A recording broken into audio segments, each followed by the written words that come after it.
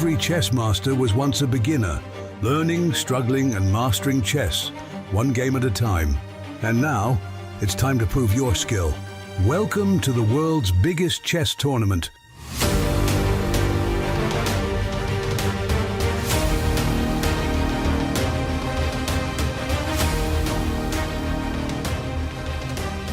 Compete in the Grenke Classical Chess Open for €70,000 prize pool, or enter the Grenke Freestyle Chess Open with a massive €225,000 prize pool and the opportunity to qualify for the Freestyle Chess Grand Slam in Las Vegas. And the best part? You could face Magnus, Vincent Keimer, and other world-class players. This is your chance to play against the best. Are you ready to make your move?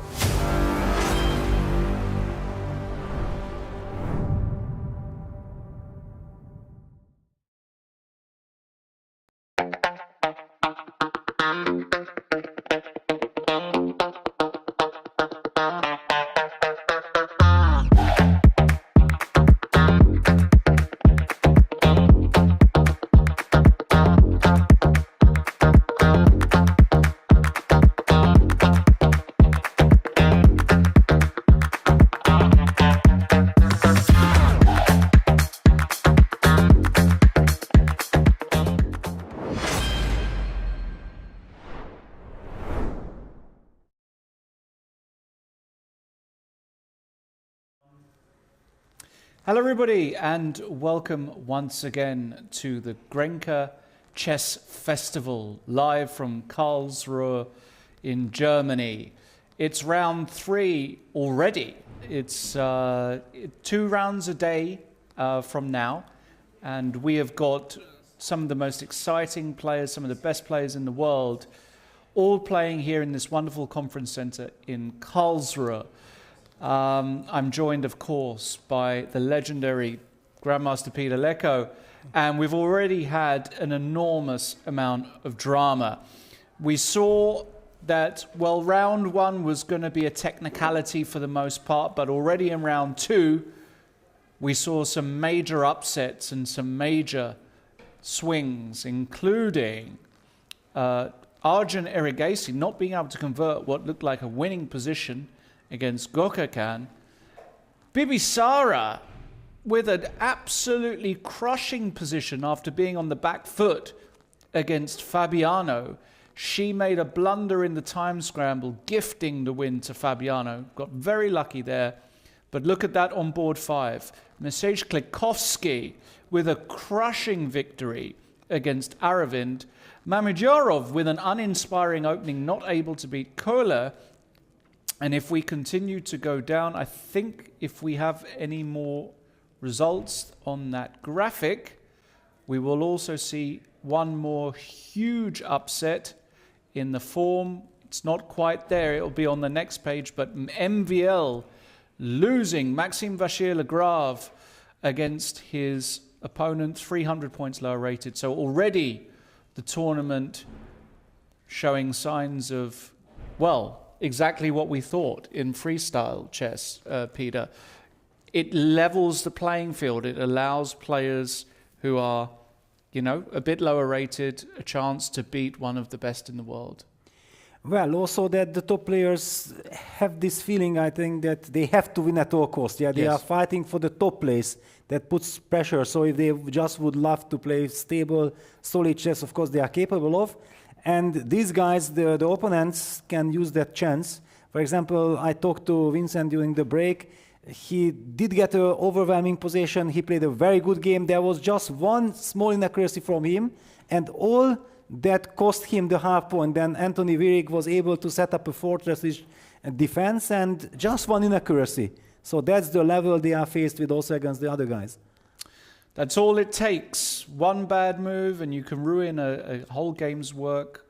It's a cruel game. It's a brutal game at times. And there you can see on the right side live camera footage of the playing hall. Round 3 is going to start shortly. Just a very quick look, however, at the pairings. Yes. And we have already got some mouth-watering pairings, and we are only a third of the way through the tournament. Magnus Carlsen playing against easily one of the most creative players in chess, Niels Grandelius. Niels, who is also famous, apart from being a very strong classical chess player, for being one of the best bug house and crazy house players in the world. And that shows a degree of creativity, which is exactly what is required as well for freestyle chess or chess 960. So that's going to be a very interesting Scandinavian battle. Board 2, Mr. Caruana shouldn't be there. He should not be there. He got extraordinarily lucky to get a whole point, actually, against Bibisara, but he'll take it, and he's playing against the legendary former prodigy Etienne Bacot. And board 3 is a more recent prodigy, India's Leon Luc Mendonca against Jan Nepomniachtchi, who had a very easy game, actually, against Harshit. And then we see the first big German name on the top boards, Wesley So against Dima Koolhaas. Now, from what I understand, Peter, Dima is having a bit of a rough patch. His form hasn't been so good recently. I think he's lost quite a lot of rating, and he's not playing his best chess. Even round 1, I was watching his game, and I think he should have lost in round 1, actually, at some point. Oh, really? Yeah, I think he should have lost that game. So, but here he is. But here he is. You need your luck. And is he going to take his chance? Now, black against Wesley So, tough pairing. Wesley solid as a rock, but you never know. So I think that's interesting. And then after that, possibly pairing of the round for me, David Anton against Levon Aronian. I mean, these two guys are the most artistic players on the circuit. I mean, truly, these two guys, they look to make every game a work of art. And David Anton, 26.39, massively underrated. Exactly. Massively underrated at 26.39. David Anton only very recently, Peter, was 2,700 plus. And at his peak, I always believed that David Anton was a steady 2,700 player. But of course, you know, you have a few bad tournaments. And if you're creative like David Anton and ambitious, you could lose a few rating points. So I don't believe he's 26.40. I believe he's, you know, much higher rated than that. He's had some phenomenal individual results. Yes, for example, the Grand Swiss 2019, one of the very last tournaments that I played. Yes. He was fighting for qualification for the candidates till the very last round. Absolutely. The Gibraltar tournaments he's done really well in, some European championships he's done very well in. So that's very good. And then on board 6, Lenier Dominguez, who also, by the way, should not really have won his game today against European Women's Champion Theodora in Here he is. Here he is, and he's playing against the phenom Erdomus, yes. From Turkey, one of the new age Turkish super geniuses. I don't know his exact age, but I'm guessing he's 15 or 16. No, he's less. He's less? He's just 14, I think. Erdomus? Yes. We're going to get confirmation. Maybe he is only 14. Maybe we can, I'll ask the lovely team to get the tablet back here so we can communicate. Actually, Mamadjalov is his coach. Mamadjalov is coaching That's him, right. and he said that he certainly has 2,800 potential. Those were the words 2,800? 2,800 potential. There you go. From Shakhriyar. And Shakhriyar knows because Shakhriyar has been there. So this is going to be very interesting. A clash of generations, a clash of styles. Just one should tell him, please take off that bottle. Yeah, just can you imagine what an improvement it would make to place that bottle on the floor? Maybe we can do that. Maybe we can get that bottle off. Thanks. And we'll see about this game. Of course, Lenier with white, he'll feel pretty confident, but... And then after that, board 7, well, a very interesting pairing indeed. Rasmus Svane. Well, but also, have you seen, they were just given the Schach Chess magazine, and Erdogan's first thing was to open up the magazine to study it. Yeah, look at this, he's studying the magazine just a couple of minutes before the start of the game. The passion for chess. Yeah, just to get the brain working. And there you go, he has moved the bottle. That's good news. Fantastic. I was just saying, Peter, board 7, Rasmus Svane against Hans Niemann. Hans still up there, keeping pace with the leaders. And I tell you what, this pairing here for Hans, not a great pairing. Not a great pairing. Rasmus, you know, it doesn't matter if it's classical, it doesn't matter if it's freestyle. Rasmus Svane is probably one of the most difficult players to beat in the world. Yes. With the black piece. If he doesn't want to lose in classical, then it's luck. impossible. It's basically impossible to beat him. He is so solid, takes almost no risks. You have to play like a machine to beat Rasmus. And of course, we spoke yesterday as well about his brother, Frederick, who's now rated 2660. Or more, 74 or something, after the European Championship. 50 points higher than Rasmus, just incredible. But Rasmus, you know, I've known him since he was a kid. In fact, I played Rasmus a lot when he was coming up through the ranks and getting his own GM title. I think he beat me a few times along the way, played him. And he's just been a solid 2600 plus Grandmaster. Now, it's really interesting, actually, Peter. This is slightly off topic, but while we wait for the ball to be selected and so on, but the selection for the German national team is a very difficult choice. And Yes. Mr. Gustafsson has got that pleasure. I believe he has. So picking 5 players from 6. Yeah, basically there are, so in the German national team, I believe, you've of course got Vincent board 1, you've got Frederick board 2, board 2, Matthias board 3. those guys. There we have Rasmus on our There's camera. Rasmus. So you've got 3 guys that are automatic selections. Yes, and then you have Donchenko, you have Rasmus one, and you have Dimitri Kollars. Exactly. You even have Wagner's in there. Yes, of course, and also Nicholas Huschenbeth. Nicholas. Also, So you've got this really difficult job as the captain to selecting the next board. Such a fight there. But Rasmus, I think he would like to get it. You know, he's still a very young guy, and I think he's going to try and get some more rating again to make sure he's fighting for these places. You can see there behind the stage a small area reserved for the absolute top dogs. That is the privilege you get for being one of the best players in the world. You get your own areas. Happens here, happens at Vike, happens everywhere pretty much nowadays. And we could see that's Etienne Bacrot taking his own photo. Look at that. That's brilliant. I didn't expect that from Etienne. Oh no, is it? He's setting up something. It's Etienne against Fabi. He's probably doing it for his own channels and so on, for his own marketing. And here he is, the man himself with the Team Liquid hoodie on, his new esports team.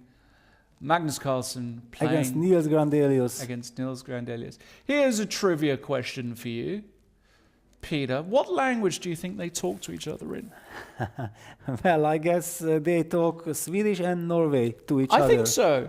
Yes. I don't think they talk English to each other. Of course, they both speak native level English, but I think they speak in Norwegian and Swedish. Exactly. I will ask that question. I'm not sure because I've never heard them talk to each other. Fiona there with the mic coming over with Sven Noppers, of course. And now we're going to have the ball. And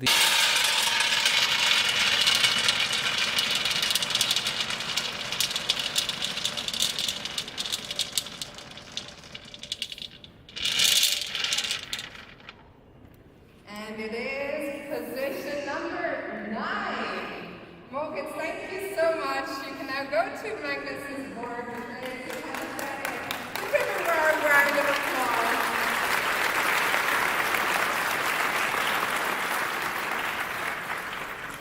Nummer 9 is het. Laag nummer, man. Number 9 has been selected as the position, and we're going to take a look at this position. Remember, this is chess 960. This is Fischer random chess, as it's otherwise known, where there are 960 possible positions.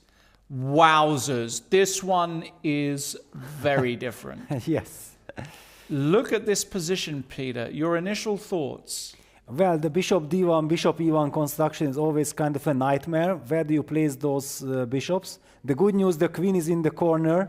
The queen on a1, so white might be able to play some b4 quickly. Open up that queen.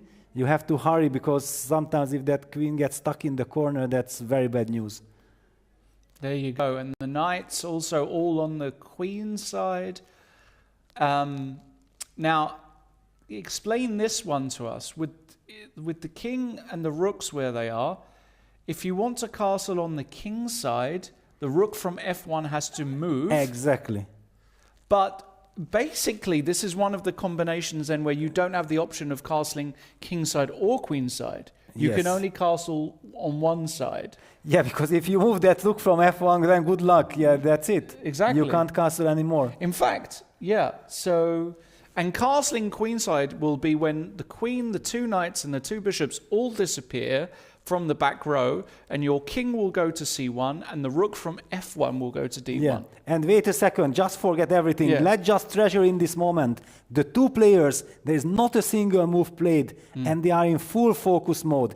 I also remember very much that Reykjavik 2022, the FIDE Fischer Random Championship, I was commenting the first 3 or 4 days with none other than Niels Grandelius. We had all those conversations and we so much enjoyed those 5 minutes prior to the game to try to figure out the strategy of the players. I believe that Niels's heart is so much connected to the freestyle chess that this will be a very tough match. And basically, it's the first freestyle chess game that Magnus plays against a Scandinavian colleague.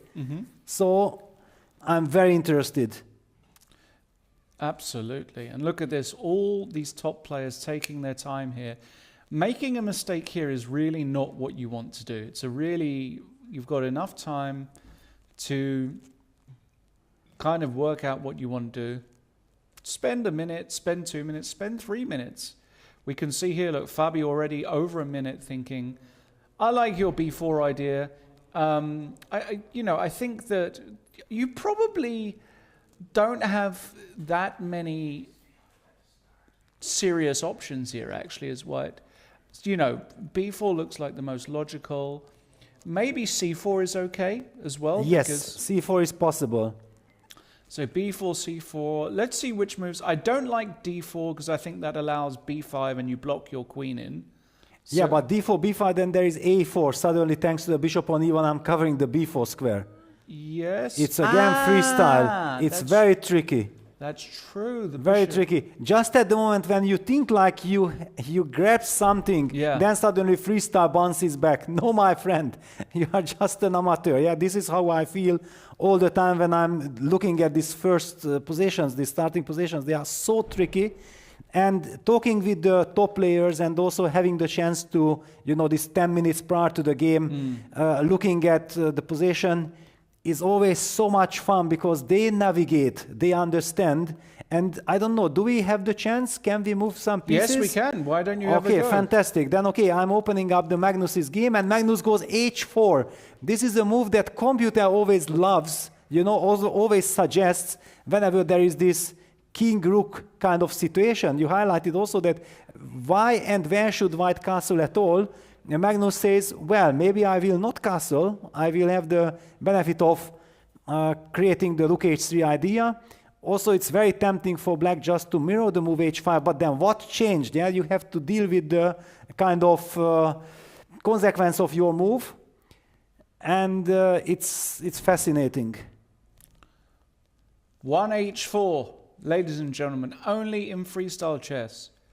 I like it because already h5 might be a mini positional threat. And so you put the question to black, do you want to play h5?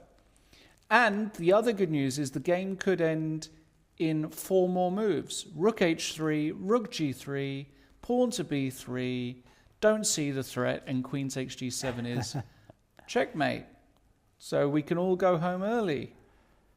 It's Easter Friday here in Karlsruhe. Happy Easter if you're celebrating it. And it's a catastrophe because everything's closed. Yes. Luckily we have double runs, so are busy. Yeah.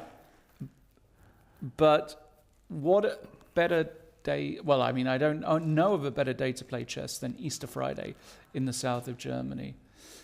Okay, h4 in this game. What about the other game? I want to see the other openings. So what have we got? Well, Wesley made up his mind. What did he play? He played 1c4. Yeah, he's a classical player. 1c4 by Wesley. Then David Anton against Levon Aronyan 1d4. Okay. Okay, so we are seeing different moves.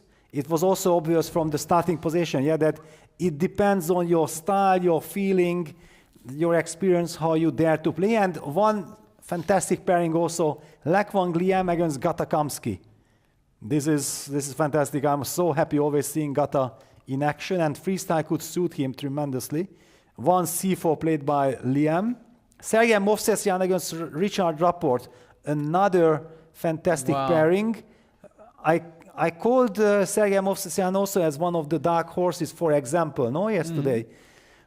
He loves this. He played the move 1e4. Every single game almost kind of features a completely new starting move. And we could continue our tour, but I think it's also pointless just to saying, wow, there are already two moves played in Jan Smeets against Grishuk.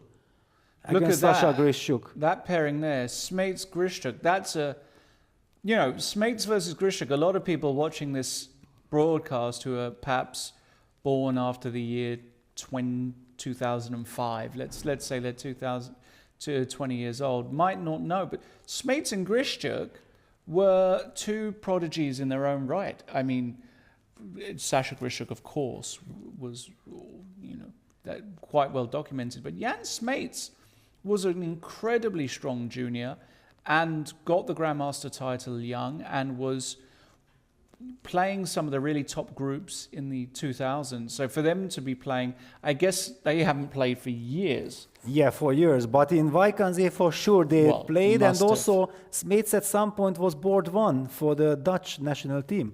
I remember. Must have, yeah. So they probably, it wouldn't surprise. Here's something, because we like to get the chat involved. When was the last time Jan Smeets played Alexander Grishuk in a serious game? So no blitz or rapid. So let's call it a classical game of chess. And we'll have a little game. We'll pick a year. Okay? Okay. You pick a year. Smeets Grishuk the last time. The last time, or when they played. Just played against each other doesn't count. Just the last encounter. The last time they played in a serious game. Classical game. Well, I'm trying to remember when did Grishuk play the last time Vaikanze, because he's not a regular. No. He doesn't like to go to Vaikanze too much. And when was Smeets' first board? Okay, go ahead. I'm going to say 2013. Yeah, I'm going to say like 12, 13 years ago. So basically the Warsaw European Team Championship. Around that time. Around that time, yeah. Wow. Okay. I might go with you. I might Same go year? with you. Yeah, it's boring, but I kind of believe also that somewhere along this period. Maybe our wonderful Leonard can do a bit of research, or somebody in the chat. Please let us know. That is a old school battle. And what if it turns out they never faced each other? That cannot be, no? I would be shocked if that was the case. Absolutely shocked. I cannot believe it's the case, actually. All right, look at this. And by the way, the playing hall absolutely packed, because we have got 2,996 players here. Absolutely unbelievable. And look at this, everybody watching the top guys, the top boards. Now, is there actually commentary in German as well? Could easily be. I think there is. I think there is a room where there's commentary in German as well. So for anybody who's interested. And it's just, look at the posters. I like the big posters at the back. Look at that. Fantastic. And look at Vincent. Got Fabi and Magnus. Arjun. And Arjun, yes. Yeah. Brilliant. Okay, so we don't have any more moves, I don't think, yet. Okay, maybe on some other boards, but Niels has not yet. And exactly in this moment, he played the move e5, h4, e5. So he's not afraid of Magnus advancing his h-pawn to h5. Intuitively, you did not like this, no? No, but maybe he can play h6, of Well, course. he has to play h6. Yes. Yeah, so h5, h6. Let's make a couple of moves. How would you continue? You are the I think with initiative. Yeah, I think here. I think b4 would B3 or be. b4, yeah? Yeah, b4.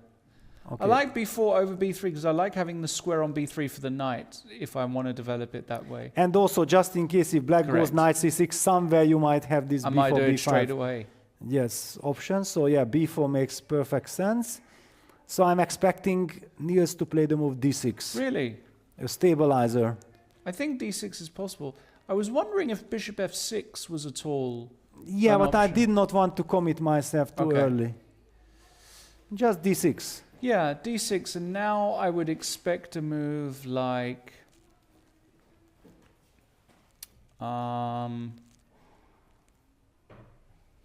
maybe it's tricky. I mean, the position is already there's quite a lot of imbalance already here.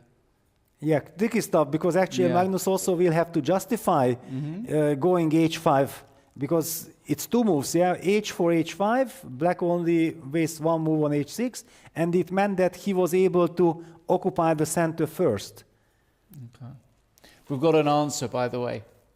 Smeets-Grischuk. 2011. Oh no! Actually, So I was. And which tournament? I don't know. We're going to have to get This is very interesting. Which tournament? 2011.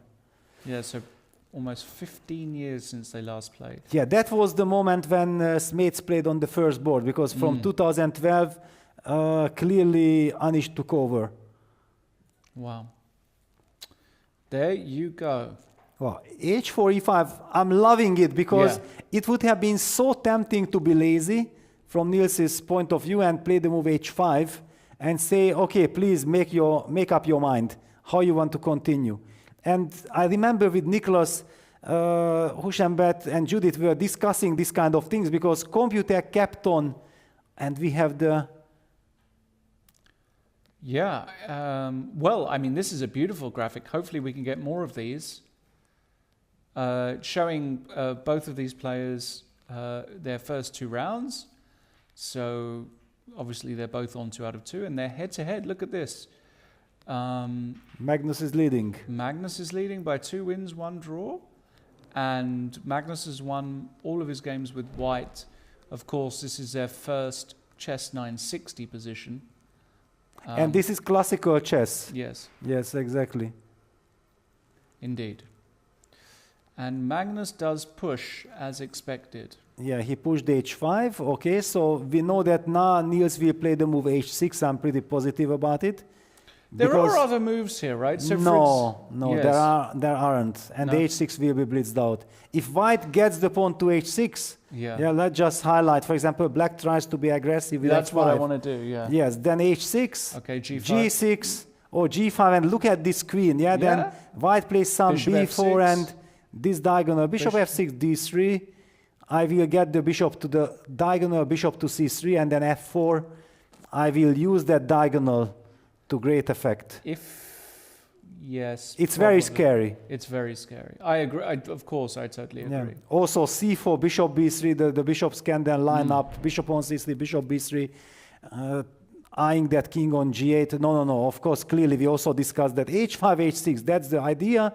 What Niels is trying to say that, yes, you grabbed space, congratulations, but I also did something very important, occupying the center with the pawn on e5, and I love this b4, d6, simply that I'm not deciding on my piece placement yet, and actually my next move would be, you know what?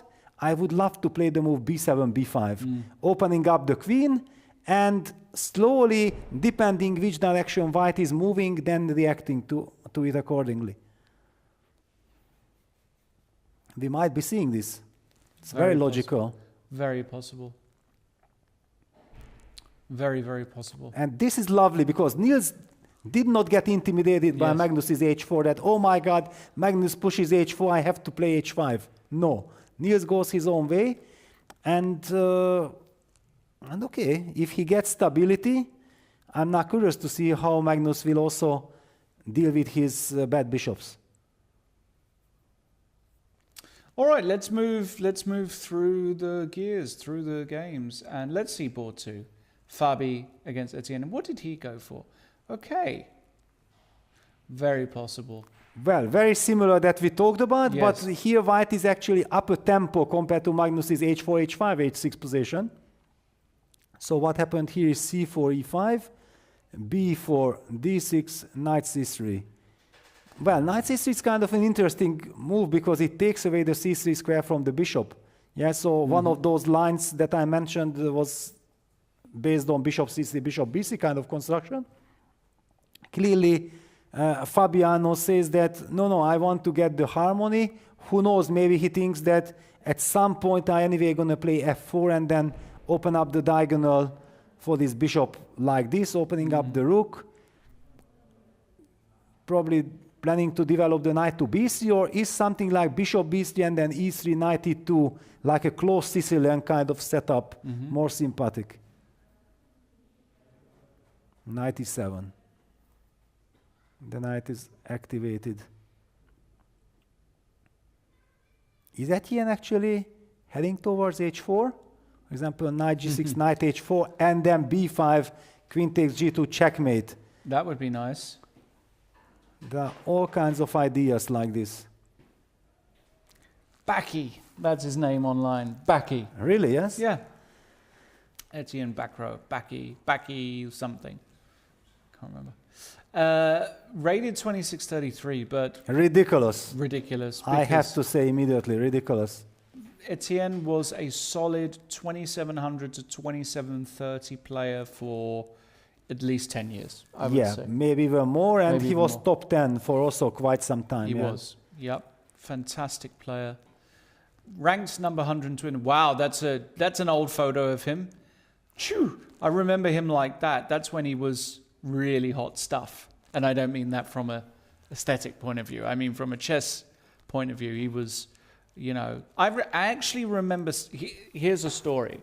I remember seeing Etienne Vachier in Belgium when I was probably about 10 or 11 years old, when I was just getting good. He was 13, but he was already a grandmaster. Remember, he was one of the youngest grandmasters of all time. Well, he broke my record. He broke your record. Yeah, he broke my record. He was already this grandmaster, people crowding around his board. And unfortunately, we're now talking about 30 years. No, sorry, not 30. Yes. 30 years? Well, he broke my record in 96. Wait, I saw him 30 years ago? No, he broke the record in 96. Is 30 years. Well, it's still 25. 29 years. Yes, 29. I got your point. But we call yes. it 30 for journalistic purposes. 30 years ago, I first saw this. Yes. And he was this, I remember going, and everybody was, and I was like, who's this kid?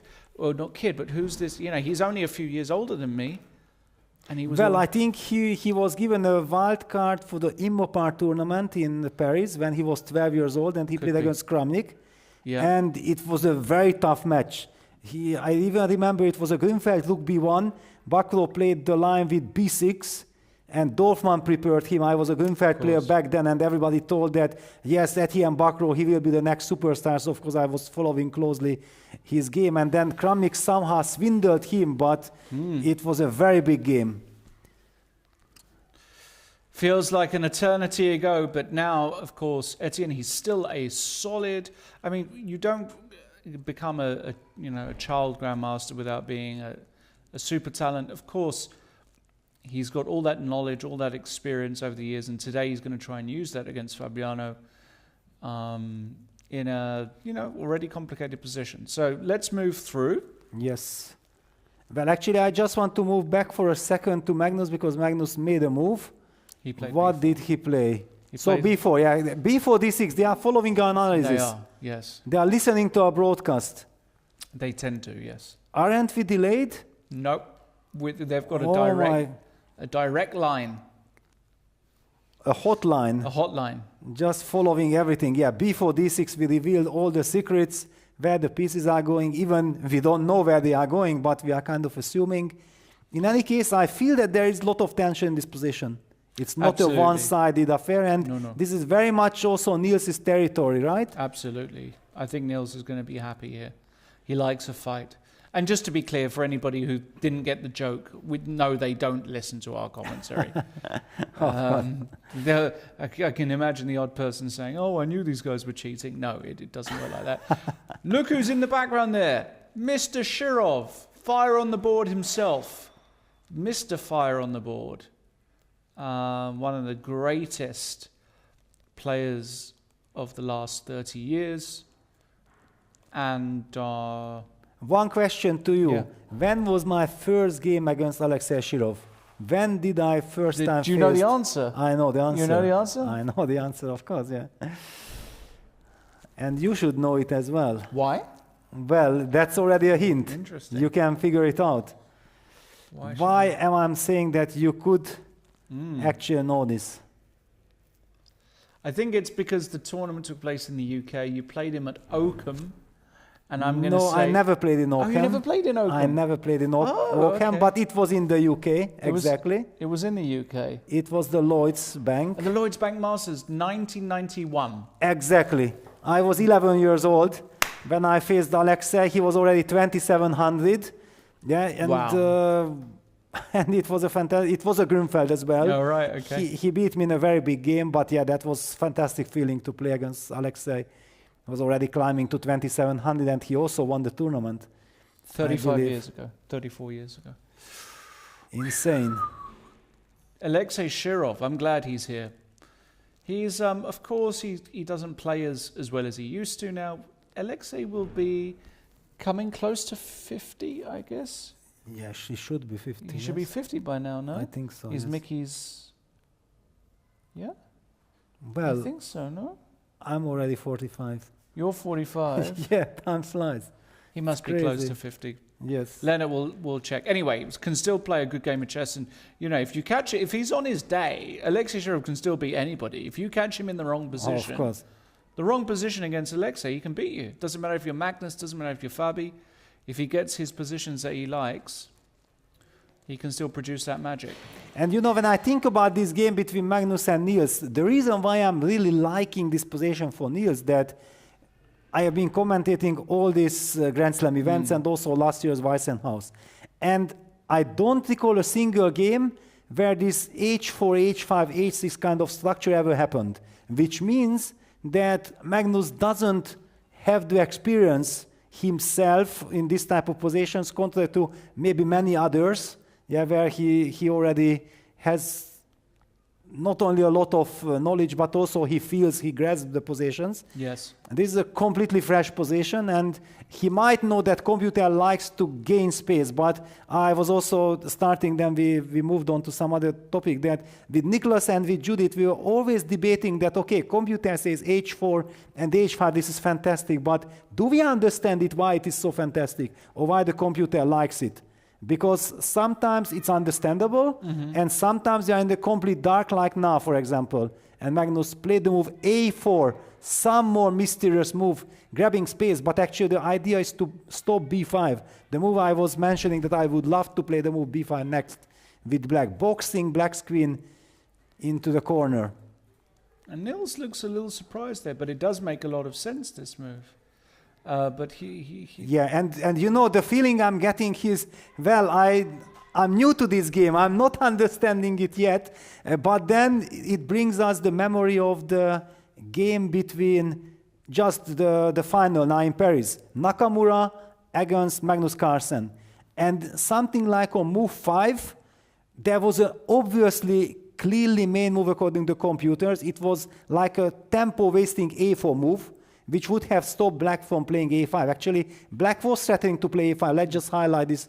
We have to highlight that actually black is threatening to play A5, thanks to this bishop on E8, that the B5 square, because automatically we think like A5 will be met by B5, but it's not the case. So actually A4 not only stops B5, but it also stops A5, and then black will have not trouble developing the queen. And Hikaru also famously said afterwards that, wait a second, if A4 miss was my only mistake, then I can be actually quite proud of my game. Then what could I have done? Yeah. I like a4.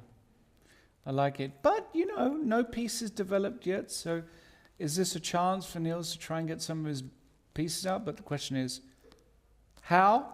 And where? Where? Yes.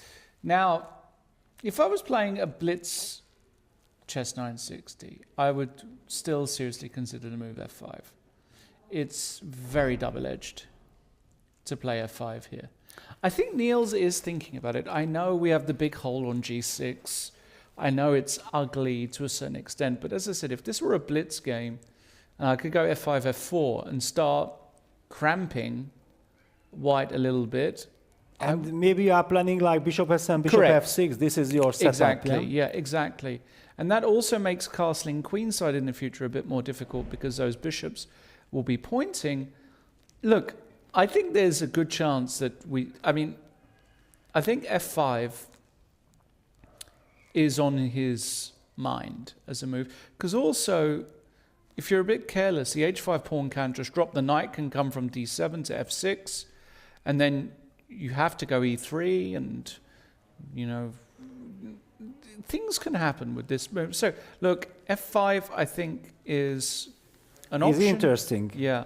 It's a risky one, but, for example, Niels is someone who can make it. Absolutely. Yeah, he is not biased like this, that just because it doesn't look so nice or it looks risky, then he will refrain from it if he believes that it's the right move. Exactly. And also, Magnus means business. Yeah, he's not walking around like usually he does. He sits at the board, he calculates, and it makes perfect sense. You have to kind of anticipate.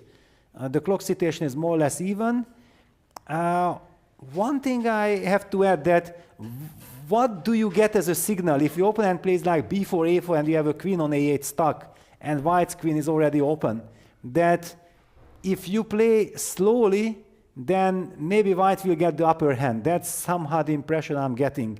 And in this regard, then f5, trying to change the character of the game to say, yes, okay, Magnus, you did brilliantly on the queen side, you boxed my queen in, but is this so important at the moment? If not, then let me target your only weakness on h5. So intuitively, as a strategical positional player, I'm not happy with f5, but I understand that actually, since we are under some pressure here on the queen side, I don't see a good way of clarifying the situation. And who knows, when you go f5 and then knight d7, knight f6, then you get the knight away from c8, then maybe the queen will simply come to the center. Yeah, eventually, maybe don't have to panic. Absolutely. Yep, I think there's lots of scope for interesting play there. Let's move on. Let's move on. Let's go to another game. And I think that I would like to see... let's see Anton against Aronian. I said that I think these two guys will... Look at the state of this position. What have we got here? What is this? A very special kind of structure. Double pawns on the d file. But white has given up the dark square bishops for it.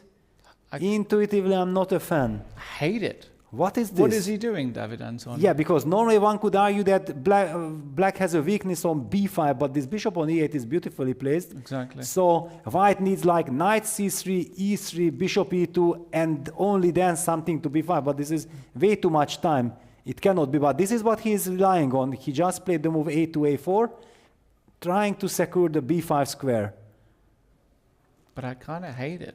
You can even play b5 yourself if you think that this is so important. It's also possible. How did we get this position so quickly? So it was d4, d5, b3, knight d6, and no, bishop b4, wasting one tempo, and after a5, taking on d6.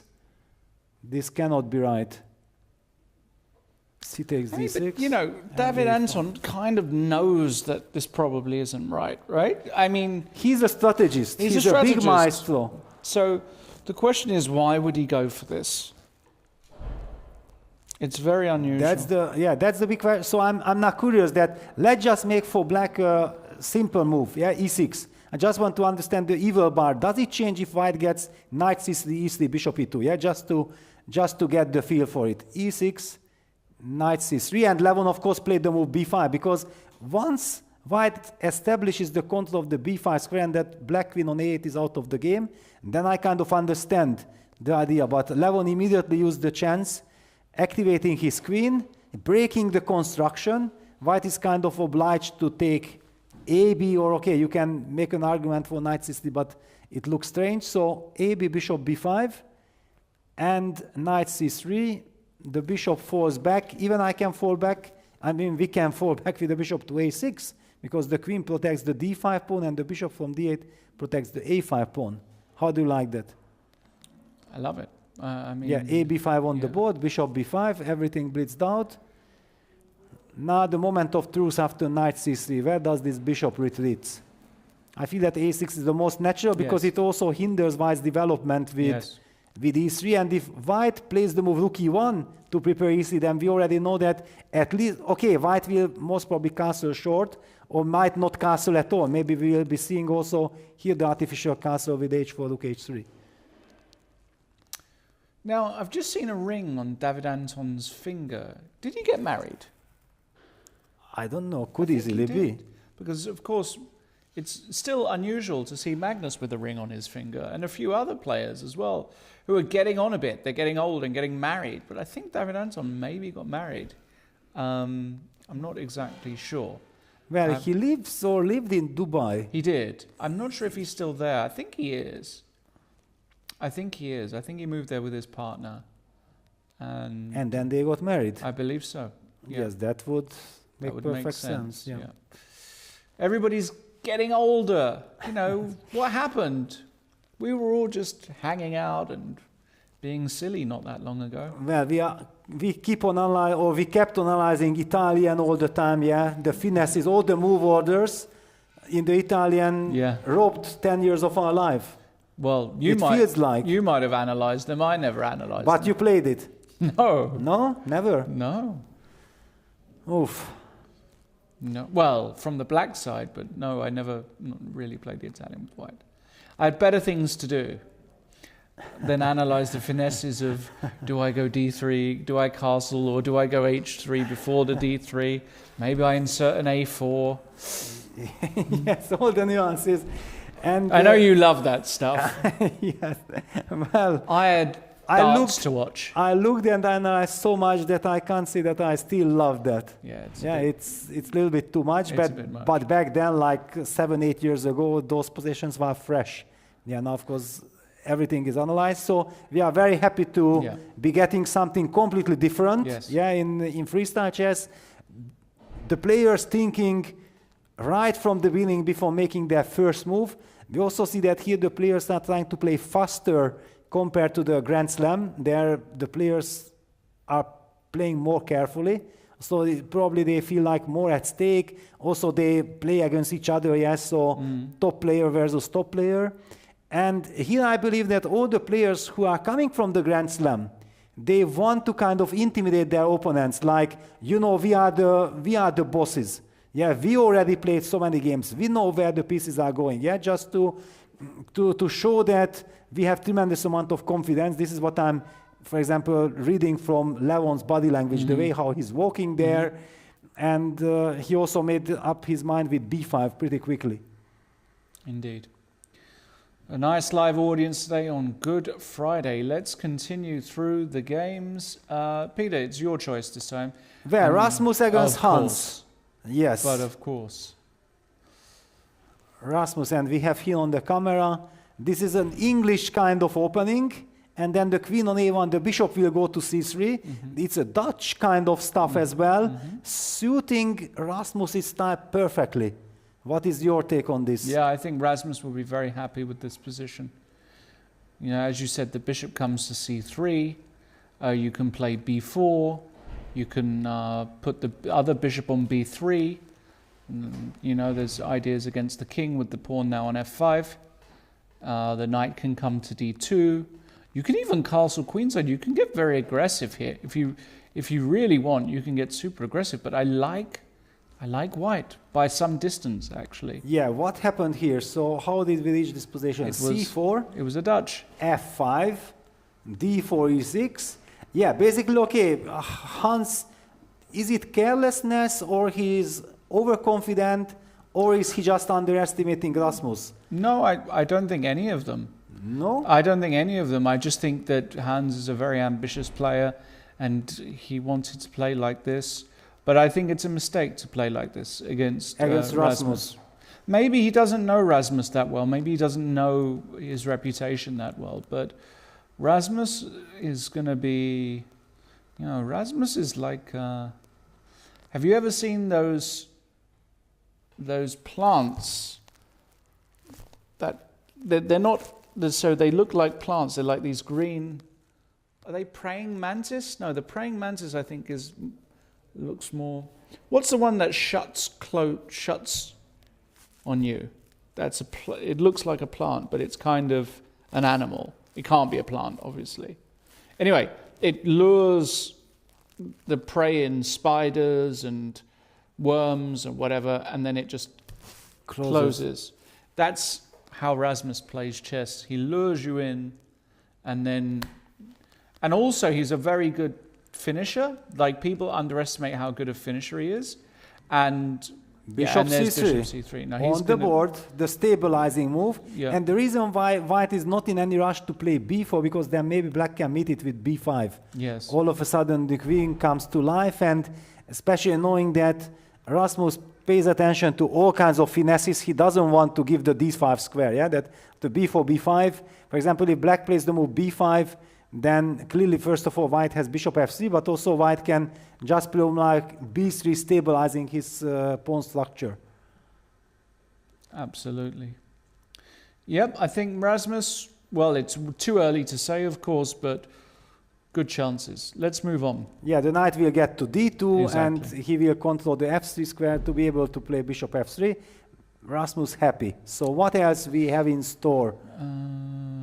Now it's your turn to pick a game. Okay, let's go to Mendonca against Jan Nepomucci. Let's have a look at this, and we have the return of the h-pawn advance. But Luke, when he played h4, which was just now, Yes. Jan said, "No, thank you, sir. I'm going to stop you in your tracks with h5."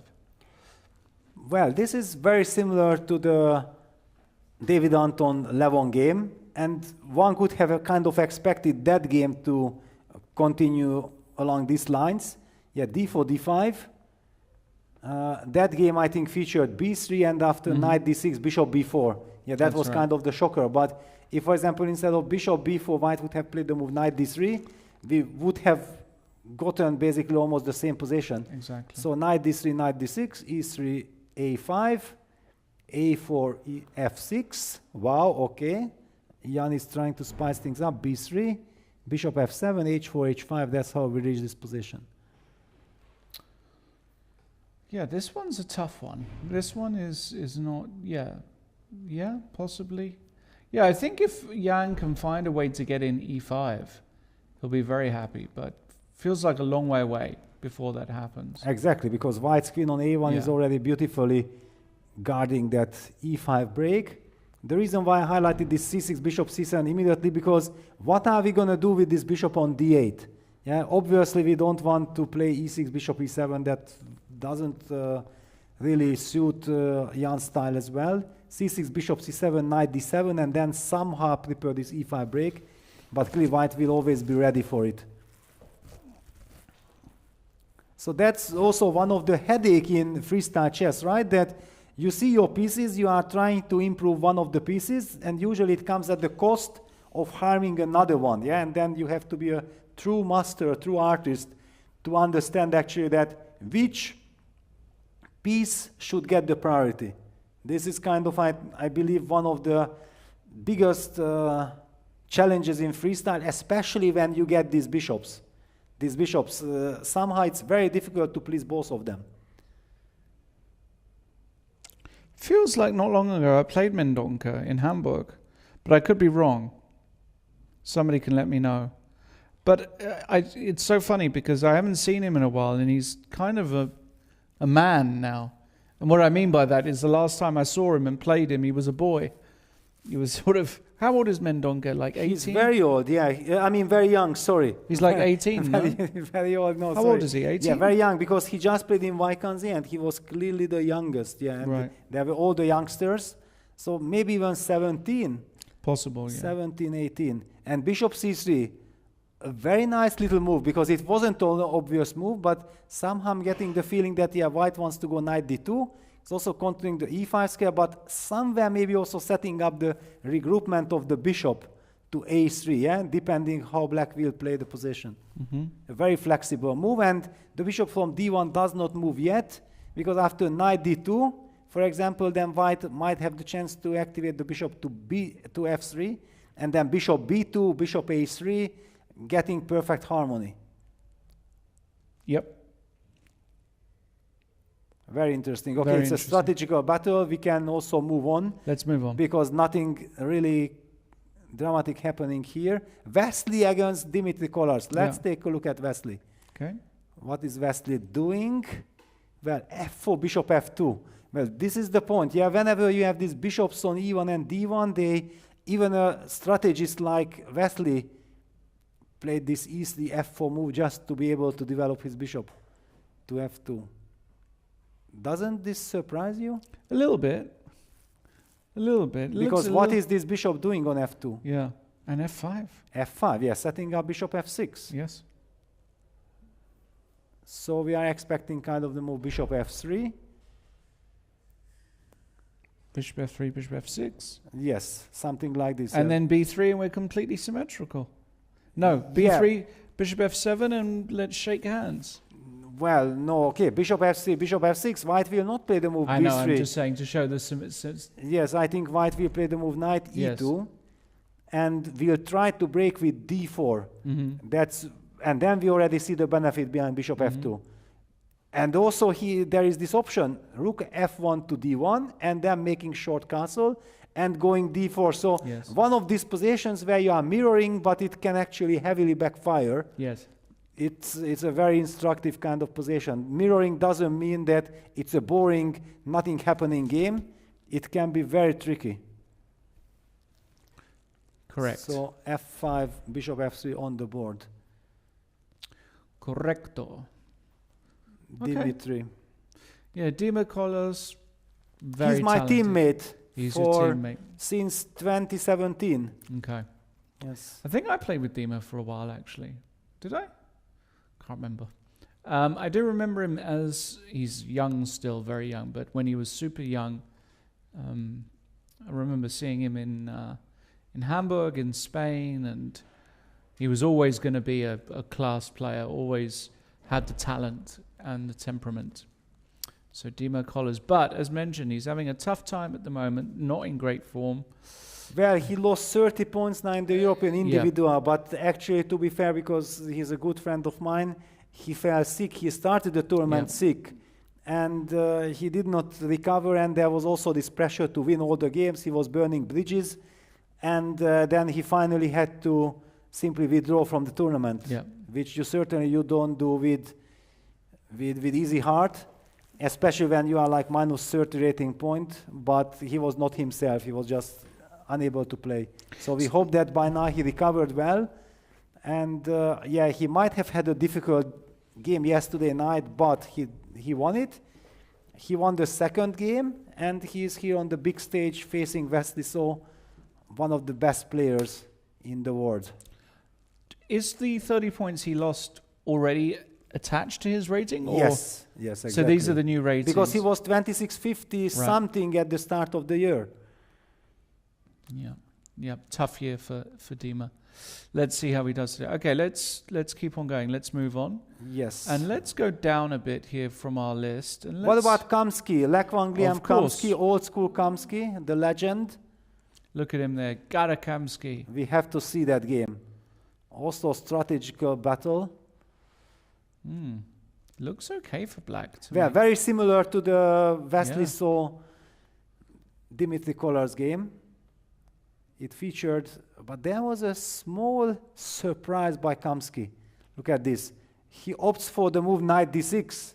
That's something we very rarely see in classical chess. How does this knight ever get there in classical? It's just impossible. in these structures. So b3, e6, knight d3.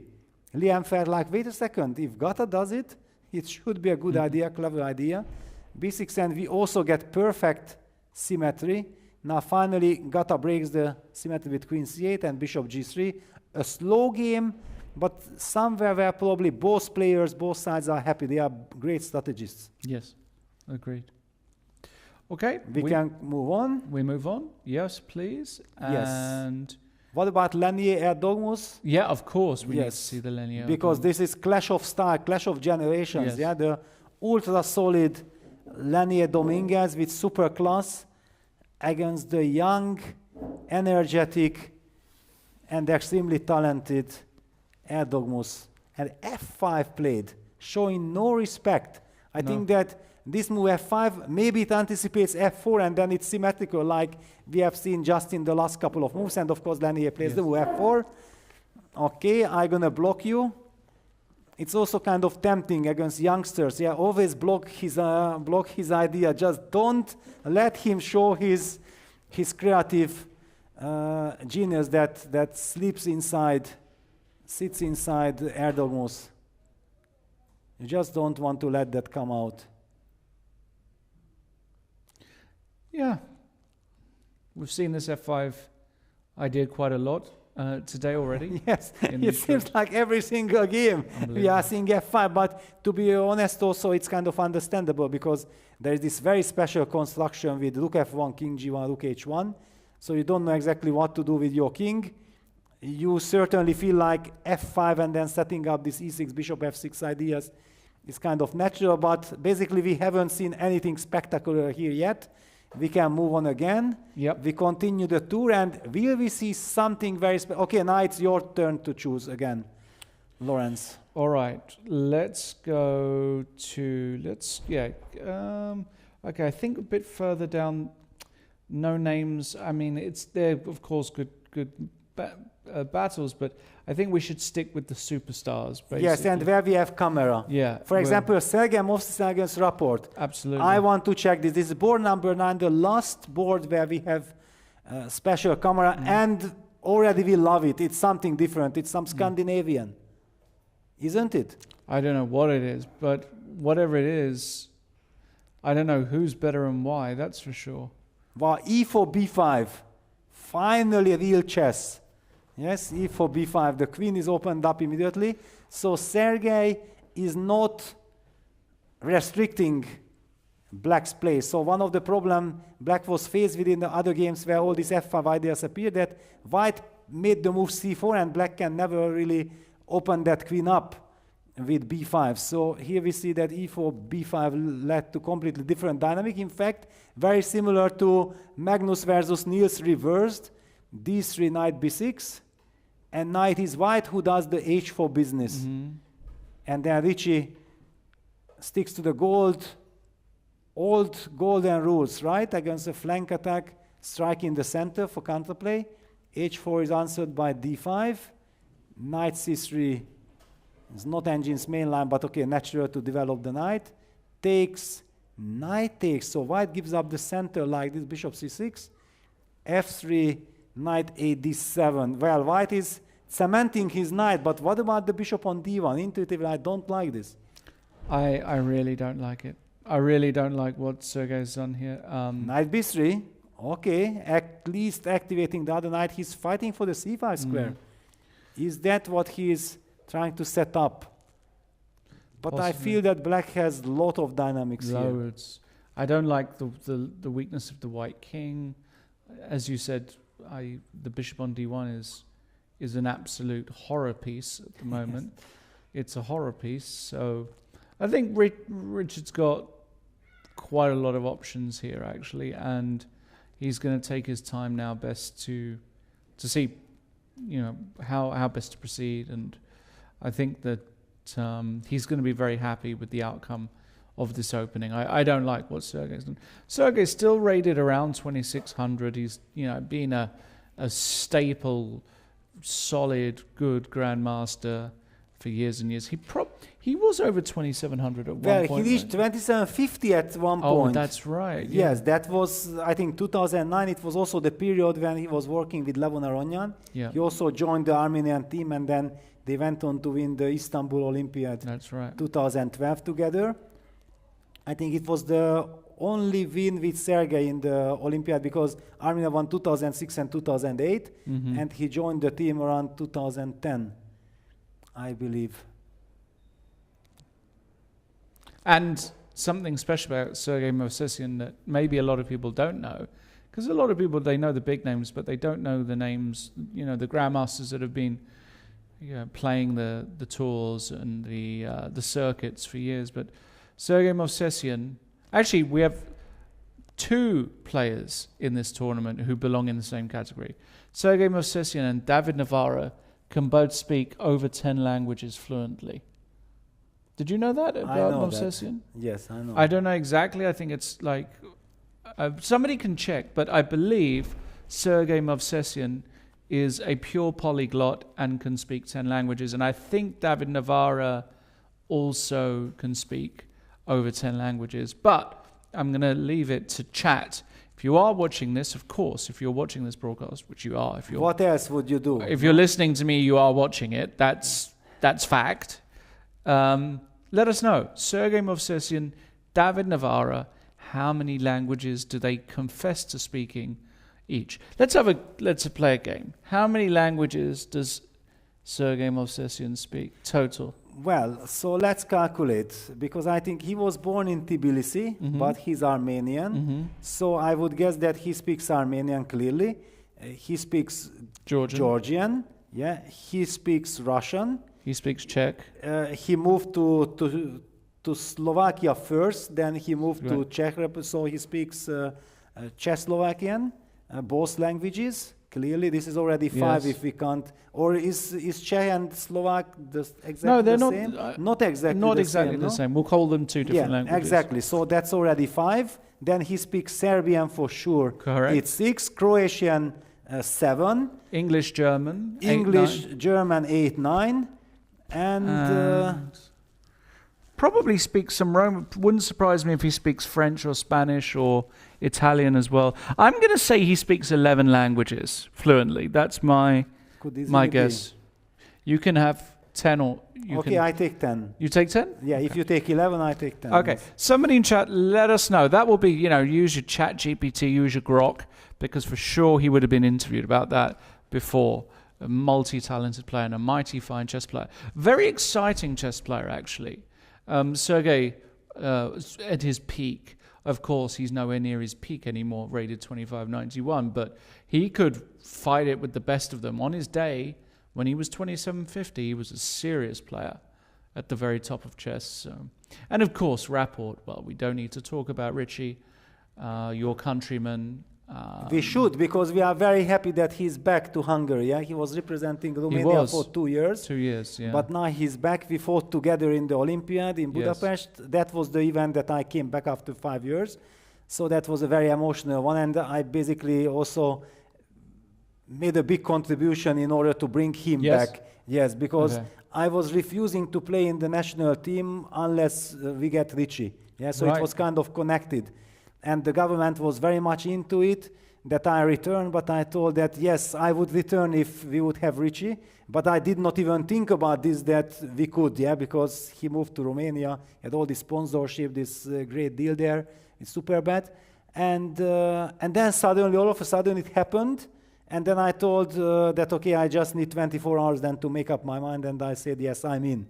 If you guys really did so much to bring him back, then I'm in as well, and we were fighting. It was such a heartbreak. We were so close of getting a medal. That's right. At the Olympiad, and finally, because we played against India, we played also against United States. Those were the 2 matches that we lost, and many of the teams overpassed us who never faced any of these top teams. Yeah, that's the drawback of the Olympiad, of the system. That was a big heartbreak. And actually, in the very last round, I played a draw with David Anton Guijarro. If I would have won that game, I had a chance at one moment. Then we would have shared second place, 2nd to 6th, and that would have been a sensation. There you go. Bishop e7. Bishop So we are E7. kind of Okay. happy for black, but we also know that Sergei is kind of happy in this type of positions. Yes. All right, let's go back to some of the top boards, Peter. Yes. Let's go. Let's take a look at Magnus, because course. there was a question and we have Niels on our camera.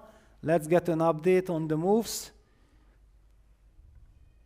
What happened here? So b4, d6, a4. That was a moment we left. And look at this. Niels is following our kind of direction. He did not play f5 immediately, but the idea is there. Knight d7 followed by f5. c4, f5. Knight c3, bishop f7. d3, c6. And somehow I'm loving this. I was also very much into this, that let's put pawns on c6, d6. The knight might go to f6, maybe the bishop goes to f6, we don't know. Also, somewhere we might include a5, b5, and then we have the c5 square. It's a very flexible move. What's your feeling? Yeah, I think a5, b5 is definitely a possibility. I also think another setup that makes sense is to go bishop f6, knight c to e7, knight c8 to e7. So you've got some harmonious piece play. And then if things are going really well, you can actually break with d5 at the right moment in the center. Why not? And then maybe you move the rook from f8 to c8 or to d8, and then you can castle on the king side. King side, yes. And this looks very positive. And then eventually you're going to bring the queen in. Once you've got the space in the center, it won't be difficult to get the queen in. So I actually love what Niels is doing. Yes. I absolutely love it. And I don't hate what Magnus has done, but I'm not in love with it either. I don't think Magnus thinks that he's better here, for example. Yeah, I also have the feeling like if you don't know who the players are, then you might have the feeling that black outclassed white. Yeah, it might sound very strange because we know that it's Magnus Carlsen against Niels Grandelius. Also, maybe Magnus was too carried away by knowing these computer ideas that yes, this h4, h5 is possible, this b4, a4 trying to box the black's queen in, but every single position in freestyle chess is completely different. So if just one minor piece stands a little bit differently, then all these special ideas that you might have seen from the computer in some special positions that might look very familiar is completely different story. And Niels is playing the position. He doesn't know any of these ideas that what computer is signaling, what kind of 030s, 040s are there with a4 or h4 to be achieved. He made sure that he plays according to common sense, set up a nice, lovely structure and follows very much your kind of instincts. You were immediately advocating for f5, bishop f7. Yep. Love it. Love it, love it, love it. Now, I can see here the little bar just below where the boards are.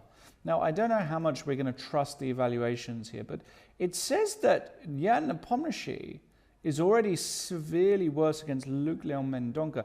Let's just quickly look at that game. Let's see if also to highlight that we agree or we disagree with computer's assessment. The reason why I haven't moved yet because Magnus is about to make a move, seemingly. We give Magnus 5 seconds. 1, 2, 3, 4. No. Okay, we can move on. Okay. Sorry, Magnus. We gave you the chance. And look you did not want. And, okay, look at this. The Stonewall kind of regrouping. Mendonca, the 17-year-old or 18-year-old, we are not exactly sure. Definitely extremely young player. Shows this absolutely old master kind of understanding. Yeah, the bishop was on e1. That bishop beautifully regrouped to b2. He makes sure that black will never get e5 in. Is he driving Nepo crazy? Mendonca is 19 years old. Okay, time flies. We keep on talking about it. It's nice that not only we are getting older, right? Absolutely, yeah. Yeah, so... But this doesn't feel like +1 to me. I mean, this feels like, this feels like... But a very comfortable position for You white. think so, yeah? Yes. Okay, where are your breaks? Because we are covering the G5 move, we are covering the E5 move. It seems like, let me just show this, because this was the moment when we talked about that how difficult it is to get a perfect harmony. And this is why we feel that the move bishop c3 was fantastic. Because it's kind of set up that the bishop moves to c3, it will get back to b2, the knight gets on d2, and everything fits perfectly. Knight d7, knight d2, c6, bishop f3, f5, because white was already probably signaling that I'm ready to go e4. So after bishop f3, f5 happened, bishop e2 coming back, okay, applause. This is Tigran Petrosyan at its best, ladies and gentlemen. Yes, yes, exactly. It's not some exaggeration like that. Look at this. Knight d2, c6, bishop f3, hinting at e4. Jan says, no, I'm not going to give you this. And after f5, he steps back instantly with the bishop to e2, opening, vacating the f3 square for the knight, and white gets perfect harmony. This is the position. Yeah. I'm in love with white's play. And thanks to the producers, they let me know I played Mendonca in 2022 in Hamburg. Did I lose? That's I can't. I had a draw. I definitely didn't win. I might have lost. I might have made a draw, but Mendonca scored 7 out of 9, and he made a GM norm, I think, in that tournament. So, yeah, he made a Grandmaster norm. I remember now. He was so it was 3-4 years ago. Yeah, so he was like 14, 15. So it's weird seeing him as a grown-up man now. But there you go. Very nice play, as you said, in the style of Tigran Petrosyan. Yes, and why I'm highlighting this, that he's only 19, and it goes on to show that, the modern youngsters, because one could argue that, they are getting so strong because they are working with computers, they are learning all the theory, and they know the theory much better than the older players who don't spend so much time. But actually, that might be true. However, it does not mean that they don't have some incredible understanding. And this feeling of harmony, and I think this often is underestimated when somebody plays the so-called engine lines are here, but playing the engine lines and understanding chess to perfection can actually go hand in hand. Absolutely. So Jan will need all his crazy actually, I'm already kind of expecting some rook g6, rook g4 kind of special, maybe some position exchange sacrifice from Jan, who knows. I'm not liking his position, so sometimes as a strategist I want to do something to change the course of the game, even if it comes at the cost of some sacrifice. That move, that maneuver at least came to my mind. But probably should move on to Let's move on. In fact, else. I was just thinking, we've been on the air for just over an hour and 20 minutes or so. Might be time just to have a nice little break, because it's been a long day. Breather. Yeah, so as many people know, we already started the the commentary 9:45, and it's 5 o'clock in the evening. So these are long days, and we need to pace ourselves as well, so we can make sure that we're giving you the best quality coverage. So we are going to take a small break. We are at the beginning of this round. The positions are really just developing at the moment. No big news anywhere. The positions are fairly balanced throughout. The guys are getting their structures and their setups in order. So we'll be back in just a few minutes to see how this round begins to develop. But some very interesting battles on the horizon here. Don't go anywhere. We'll be back in just a few minutes. Stay tuned.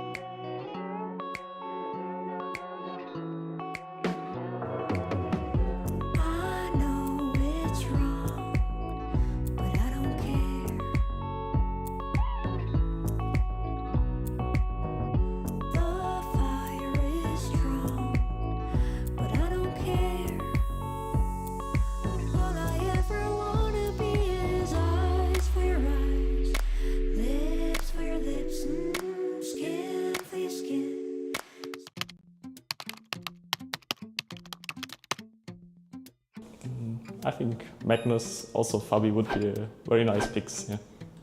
Can I pick any player? Yes. Okay. Anyone you want. I would probably pick Fabiano. Yeah, because we have very good friendship and bond. I will probably pick Wesley So, because he's a former world champion in the freestyle and chess 960. He's very creative, he's very strong. He's also a very good friend, so it would be nice to team up with him. No, I think Magnus, yeah, he is the best player in the freestyle also. Magnus, and also in any kind of things that include the chess, I pick Magnus. Doesn't really matter, I guess maybe you. Good loser. Okay, who knows? Okay.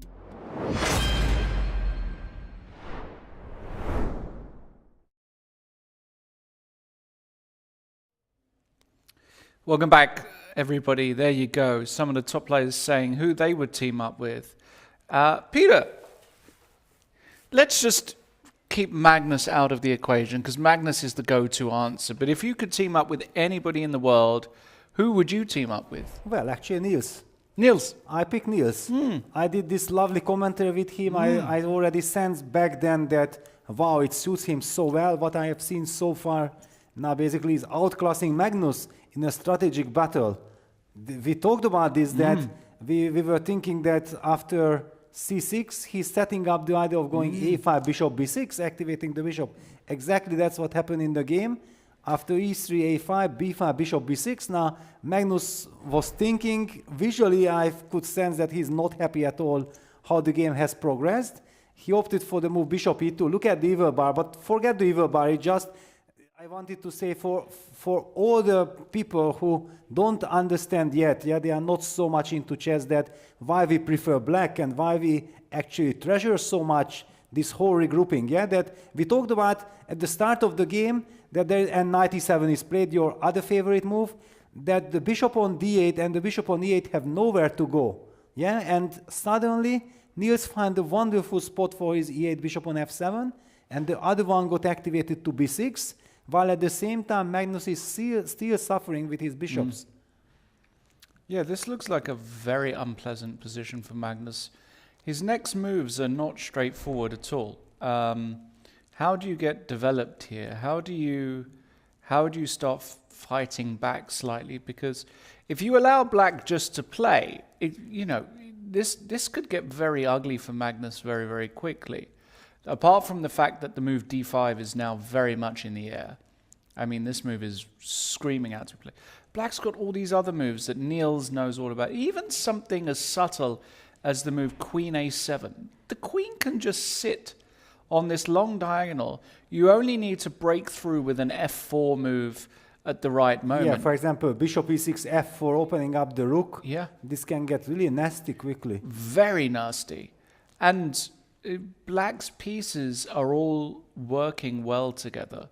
So he does go knight b3. This is the move that I thought he would play, 100%. Knight b3 kind of had to be played. The Yes. knight develops. What also Magnus is trying to signal that I'm not afraid of the position.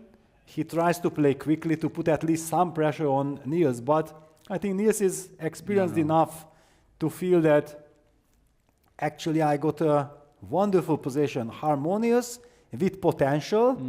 There is enough dynamic as well, because Niels doesn't really like just dry positions. He always likes if there is life in the position. And will we see the move bishop e6 with the idea of f4? Could this be a possibility? I'm curious about the move d5 here. At first, I you thought want it was to break immediately. well. I thought it was a mistake at first. I thought that white had an interesting move, and it might still be a mistake. I thought that Magnus might try queen a3. Queen here. a3, yeah, that's the move that was bothering me, because then white also gets chance to play maybe c5, blocking the bishop. Correct, but let's say I go queen d8, okay, and you go c5. Yes, I go c5 for example. I go bishop c7. Go bishop c7. You might go b6 here to cut me, and the point is you actually do win a5 here. Yeah, I win a5, and then the b7 pawn is falling as well. So d5 is a bit premature. Yes, no, we don't need to touch this. These pawns are nice. And I somehow feel that this bishop e6 followed by f4 would be nice. Clearly, Magnus is planning to break somehow with d4, combined with queen a3, because this d6 pawn is the weakness in black's camp. So there's also an argument to be made for the move queen a7, which kind of secures this construction. So queen a7 makes sense, but for example, what about d4 pawn sacrifice? Is that a desperate pawn sacrifice? Or it's... I like it. It's possible to play like this, yeah? For example, queen a7. I would have loved to highlight if black's pawn would have been on h7, then you know what I'm trying to show, yes? d4, ed, ed, bishop d4, knight takes d4, queen takes d4, now we are pinned. Well, if the pawn would be on h7, we could actually jump d5. Knight d5, and after queen takes a1, give knight takes e7, smother checkmate. Amazing. Lines that Magnus was highlighting during his matches in Paris. Something to look forward to, but like this, I feel that it could work for black, because the pawn on c4 is weak, black's knight has wonderful outposts, and the dark square bishop is not on b2, it's not activated, so this should work out in black's favor. That means then after knight b3, we might be happy with queen a7. Yeah. Definitely a candidate move.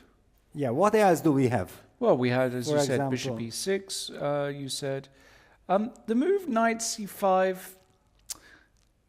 I think it's a move. Something about it I don't like, but it is a move just to remove this knight from b3. Yeah. And you relieve a bit of pressure. I mean, it's not ridiculous. It always makes sense, yeah, exactly. Knight c5 is lovely because you make sure that white won't be able to push d3, d4. Knight c5 is also big. That's the problem Niels is faced with right now, that he has many options. And sometimes when you have many options, for some reason, engine hates it like this is a blunder. I'm completely shocked why this could be a blunder. Okay, it might not be the most precise move, but a mistake? No. Real mistake? How? Why? No, I don't think so.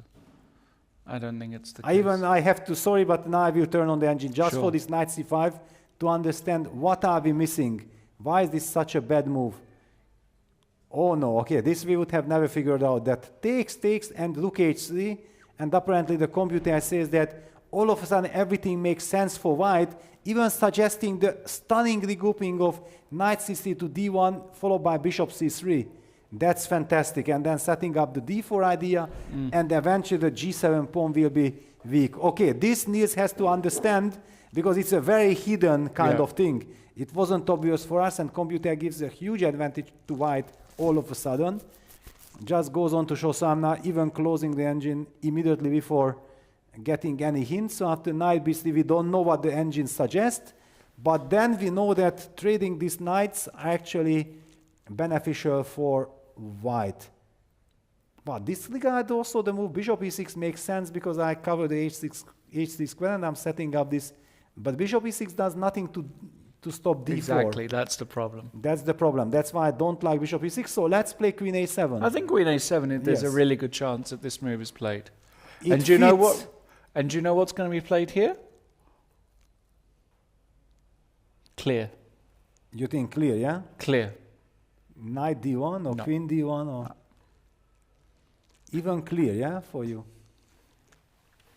Well, I would bet everything I owned on it. Not very much, but wow. What is Rook h4. Guaranteed. Rook h4. Well, you know, actually it's like a blindness in my case, because this square did not... Oh no, Niels plays knight c5. Yeah, this is a mistake. He plays the natural move knight c5, which is so difficult to understand that this is a mistake. It looks so tempting. And let's see if Magnus will be able to show his incredible skills. Because finding this idea, take, and then knight d1, bishop c3 being the key idea, with rook h3 included or without rook h3, it's something amazing.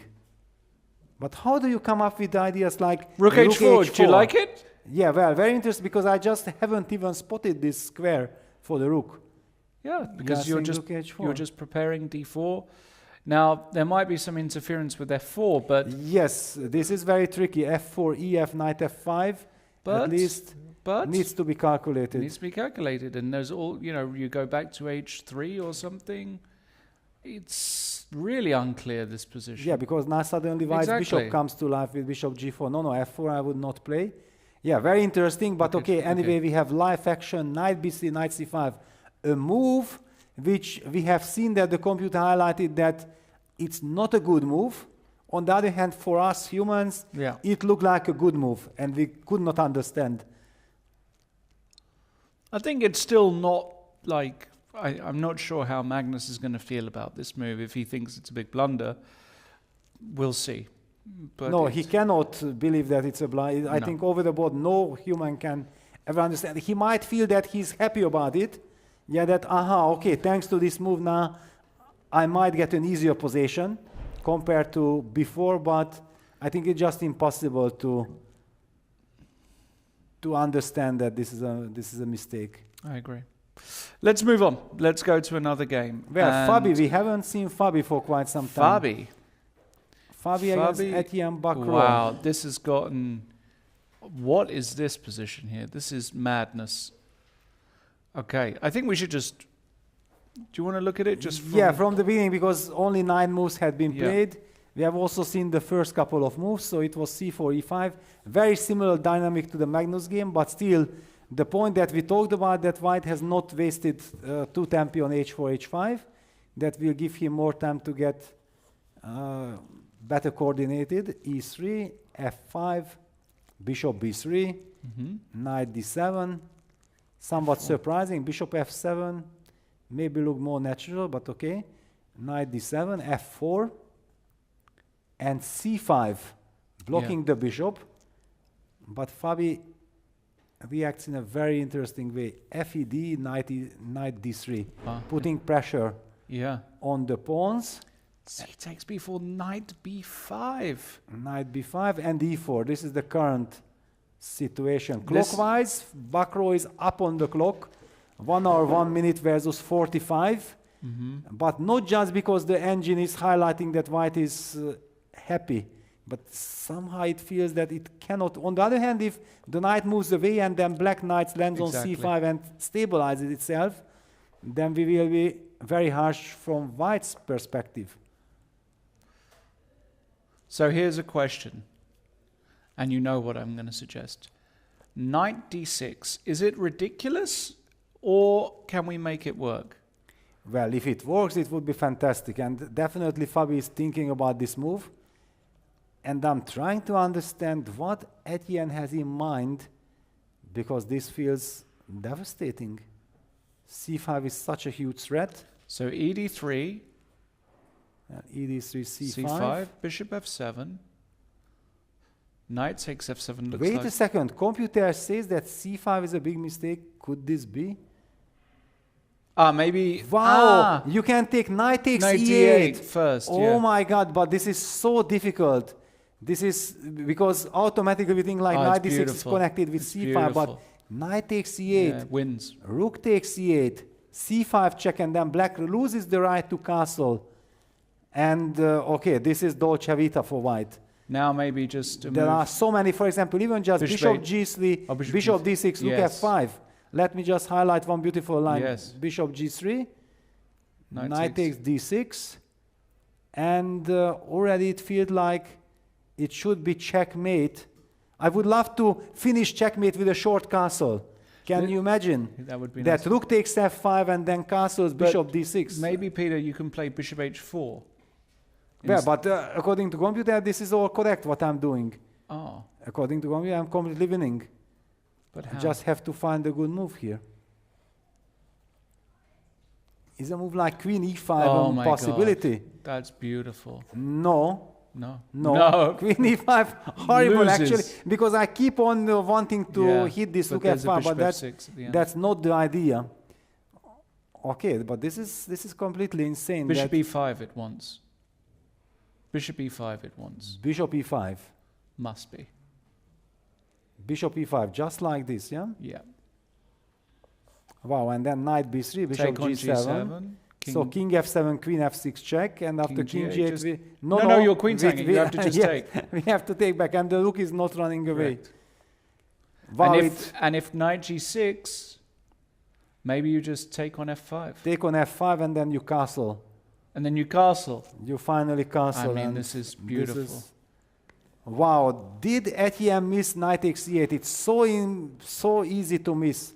Yes, he did, is the answer. Because you feel like, okay, knight d6, I'm going to take on d3, white has to play the move c5, then I go bishop f7. But and even okay, this is interesting. So knight exactly, it is interesting, but probably he senses that it's fine for him. Yes. But he And- missed knight takes e8, I'm And sure he of missed it. knight takes c8, yeah, but this is such a brilliant move. You have to take, right? Wow, all eyes on Fabi. Yeah, you have to, otherwise queen take g7 checkmate. Oh, it's is a mate, threat. yeah, of course. Yes, even. You can't just block Okay. the diagonal. So rook So you takes have e8. to, c5 check, you have to play king f8. And Okay, then you even well- suggested the move bishop h4. Yeah, well, let's just see it. I'm very curious. Does this blow it? It looks like it blows it, does it? It doesn't put so much with this bishop g3, bishop d6, and of course knight takes c5, bishop e5. Your find was brilliant. No, I think this is just No. kind of game of the tournament if this happens, yeah? Of course. Bishop g3. Oh, just stunning. Yeah, there is no defense because bishop d6 is a deadly threat, so knight takes c5 is a lucky move for black that it's possible, but then bishop e5, rook g8, Yeah, you bishop takes g7. That's your idea, That's isn't the it? one. Isn't it? I didn't see it, I have to admit. I missed Yeah. that one. But wow, That's so beautiful. What a brutal force. Yeah, queen f6 and checkmate. Completely insane. He's going to do it. He's looking at knight d6. And can you He's imagine gonna what a modern game? We are talking about the starting position that the two horrible bishops, they have no perspective. And then suddenly in a 15 moves miniature, you checkmate with those bishops. Just completely crazy. So this is live action after e4. After knight d6, Etienne in a lot of trouble. But how did Etienne come up with this? Look, this is a horrible construction. Yeah, horrible, horrible. I take everything back I ever said about him. I take it all back. He was the most overrated prodigy I've ever seen. He's the most overrated Frenchman of all time. Yeah, no, everything that he's ever done in chess, people should just forget about it. He got lucky for 25 years. But this is what freestyle does to the players, right? Yeah. That no matter how great you are, how good you are, you can look like a complete idiot because freestyle is the boss. Yeah, it's really like this. It's the end game. I played myself, and I'm so happy that I played those training games with Vincent, you know, because I'm doing the commentary, and when you are doing the commentary, it's so easy to suggest that this is interesting, that is interesting, when the clock is ticking, and you only have one chance to make one single move, and whatever you are about to make a move has consequences, you know. I'm almost having a nervous breakdown before every single move, because I'm losing my harmony and like this. So I was so happy to get those games in with Vincent. So I respect so much more the players, what they are doing. Absolutely. I know what a challenge they are faced with. Absolutely. Absolutely. Well, we will see. Fabi deep in thought. He's actually spent a long time here. But it's justified. Of course it's justified. Yeah, he must spend a long time here. But the point is, if he doesn't go for knight d6, for example, let's just play the move knight f4 to put it on the board, then Etienne goes knight c5 and gets stability. Total stability. No, he has to play knight d6. He will do it. And there he's got a Team Liquid black hoodie on now. Remember, both Magnus and Fabiano have been signed by Team Liquid, the biggest esports organization in the world. And the reason they've done that is because there's been a push towards esports for chess. Chess is going to be in the esports World Cup this year for the first time, I believe. So a lot of big esports teams participating are putting the top chess players on their roster. And it's about time that we got some coverage in the esports world as well. And yeah, as I say, I very much dislike Black's position after knight d6. So we'll see. Well, Fabi's about to make a move, isn't? You know him maybe better, but it seemed like I don't think he's ready. Not ready, yeah? No, he's not ready. Let's move on. Let's see another game. Fabi But I just can't miss out on this moment when he plays knight d6. We'll see it. I would love to see his, the smile on his face when he goes knight d6 and then knight takes e8 and gets the chance to deliver some stunning mating attack. I think he's got a bit more think in him. He's a bit stressed. Well, but he sees it. Double runs, of course. A very tensed previous game, second round against Bibisar. That nervousness probably that he had during the time scramble, that just does not fade away. Yeah, it stays with you. It does, yes. And Etienne, probably to his horror while walking around, this is the typical kind of scenario.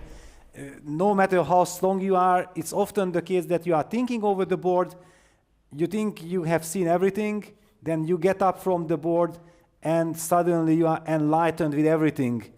And you just can't really understand that why haven't I noticed it while sitting at the board. Yeah, we have all been there.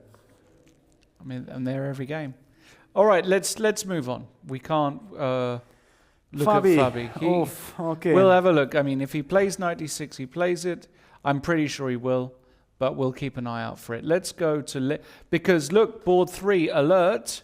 Now again, we don't know how accurate the evaluation bar is, but it's saying that Jan's position has gone from bad to worse, and it says that it's gone. The bar is up the other end. Wow. Well, actually, Jan, out of desperation, a couple of moves ago, played the move long castle. And let's just catch up with the action after rook h6, white played knight f1. I'm loving it because it stops any kind of rook g6, rook g4 idea that we talked about. Queen b8, setting up the idea of grabbing the pawn, but actually it's not hanging because end of the line there is bishop c1 hitting the queen and the rook. So Leon Luke played the move rook h3. And now the move long castle appeared on the board. White plays the move c4, very energetic. If white gets a chance to somehow open up the c file, that will be game over. So Jan gave up the center with dc4. Certainly not a move you make it out of happiness. dc, bc, knight b6. And wow. Okay, so the only idea that white has that if white plays the move rook c1, which is thematic, protecting the c4 pawn, then already black will be able to capture on f4 because there is no more bishop c1. That's the only thing that I can somehow try to understand. Even this looks horrible for black. Even then the small little rook c2. Yeah, exactly. Just horrible. Let's just put it on the board. Does the computer agree with us that we just ignore this threat of Jan? And then intuitively I just felt like I will play a move like rook c2, setting up bishop c1, and if the queen moves then I can jump with the knight to e5. And the rook from h3 will... Oh my goodness, yeah. This is... disgusting. This is kind of end of the story. Imagine that Dniepo would be white. He would be thinking that my opponent has to resign kind of situation. No, this is awful. I like rook c1. It's a really good move. Well, maybe according to computer there is something better, but sometimes humanly when we see one good idea, good direction, it's enough. Then it's enough. Yes. I would just like to ask for a very short time to check out on Vincent's game because we neglected him in the previous... Give me 1 second. I've had another idea here and then we'll go to Vincent. What if we go... I know you're gonna laugh or you're going to cry or something. What about knight e5? Yes, it's possible. It was just too committal for my taste. So bishop takes e5. Yeah, DE. DE, and okay, why should I give counterplay for my opponent? I don't know. First of all, c4 pawn is hanging. I know. That's the point. So if you go knight c4... No, I take with the bishop. If I take, then I take with the bishop. Yeah, and then I will never allow you to go this e6 and all this kind of thing. Okay, so you take with the bishop? I take with the bishop, or I go rook d2. And now I was thinking, if I go bishop How did I want to do this? But it just gets out of control. No, it's just bad. It gets out of control. Yeah, no. If we have the upper hand, there's no need for any. This is absolutely what we can never do against. This is crazy. Against Jan. Crazy. Also, just very quick update. Did Fabi make a move? No, he's still thinking. All right, then let me just try to find Vincent because we missed completely his game, and of course, everybody is rooting for him. There is so much interest around his appearance. What's in store for us? Well, he sacrificed the pawn, and it looks very good for Vincent, to be honest, because actually White is faced with a devastating threat of bishop takes f4 and bishop takes c6, bishop c6 will lead to a terrible attack on the g2 pawn. We might have come at the right time because the game might not last very long. Looks very bad for White. Importantly, the d1 rook is also unprotected, so you can't take and play d5, for example, because you can just take on f4. Let's just put it on the board. d5, bishop takes f4, and there is the pin. And also bishop takes g7 doesn't work due to queen g5 and checkmate on g2. All right, so thank you very much. We have seen Vincent in control. Very important. My heart is kind of in a normal state. We can go back to Mendonca. He made a move. Yeah, he played rook c1. Okay, this is very unpleasant. Yeah. Nepo will be very upset. Wow, no, he hasn't seen it. Okay. He hasn't seen it. He's underestimated it. He's done the typical Nepo. Queen f4, Luke's going to play rook c2, and then he's going to start to realize, actually, my life is not so great. He's either bluffing or... I want to see Nepo's face after rook c2. After rook c2, yeah, it's a very classy move. Also, by the way, the move d5 is a very serious move here. Is a very serious move as well, yeah. d5 is maybe even stronger objective than rook c2, but rook c2 is so eye-pleasing, yeah, that protecting on the second rank, setting up bishop c1, kicking away black's queen on f4. Intuitively, I felt like there is no way Nepo can miss a move like d5. It's impossible. Because it's the first move that he considers. But rook c2, it's possible to miss. It's a rook c2 is definitely possible to miss. But finesse. d5, how do you defend against it, just out of curiosity? Yeah, because you are having this bishop e5 threat. Looks completely over to me. I think you have to play something like knight d2, or but then I go bishop e5 anyway. Or knight d7. Can I play knight d7? Well, you can. You can go knight d7. It's a horrible move. It's a horrible move. It's a total disaster, but the position is a disaster. What can I do? I want to make sure that my queen stays on f4. That's all. And Jan gets up. Now bishop d4. He's playing the psychological game, yeah? He pretends like everything is fine. Yeah, it's By the way, after bishop d5, I'm happy. I'm going to play c5. No, bishop e3. Yes, and queen d6. What, you just please take g takes h6. Finally, I have some hope. Rook g8. I get blockade. Nah. Okay, it's much better than before. Maybe, but... You have to... you know, I felt like this is a diagram for Tigran Petrosyan's lectures, yeah? The position exchange sacrifice. We are breathing. We are alive. Queen g7? Leave me alone. I wanted to get rook g18, yeah? Queen g7, that might hurt. That might hurt. They are killing the party. Okay, still, queen f6. Yeah, you might... Takes. Yes. Knight takes, knight e5, bishop e8. And F3. then this knight goes back to d6. How bad is this? It's bad. Very bad, yes. Yeah, it's bad. Yeah, it's hopelessly lost. It's hopelessly lost. Because actually I have nothing here. I actually have to be careful. I have to put the bishop on d1. Yeah, but you can. Basically, you can afford. Bishop goes to c2. Yeah, no, it's completely... Queen g7 was the key move. But this whole way he's played is just baffling. And yeah, d5, the d5 is so thematic. d5 is thematic, rook c2, yeah, so... Let's cheat. Just for 1 second, because I'm very... Probably these two moves are the main moves. Yeah, I would say it's like +3 here. Yeah. Yeah, they're both equal strength. Yeah, rook c2, first line with 298 and d5 294. Yeah, equally strong and... Over.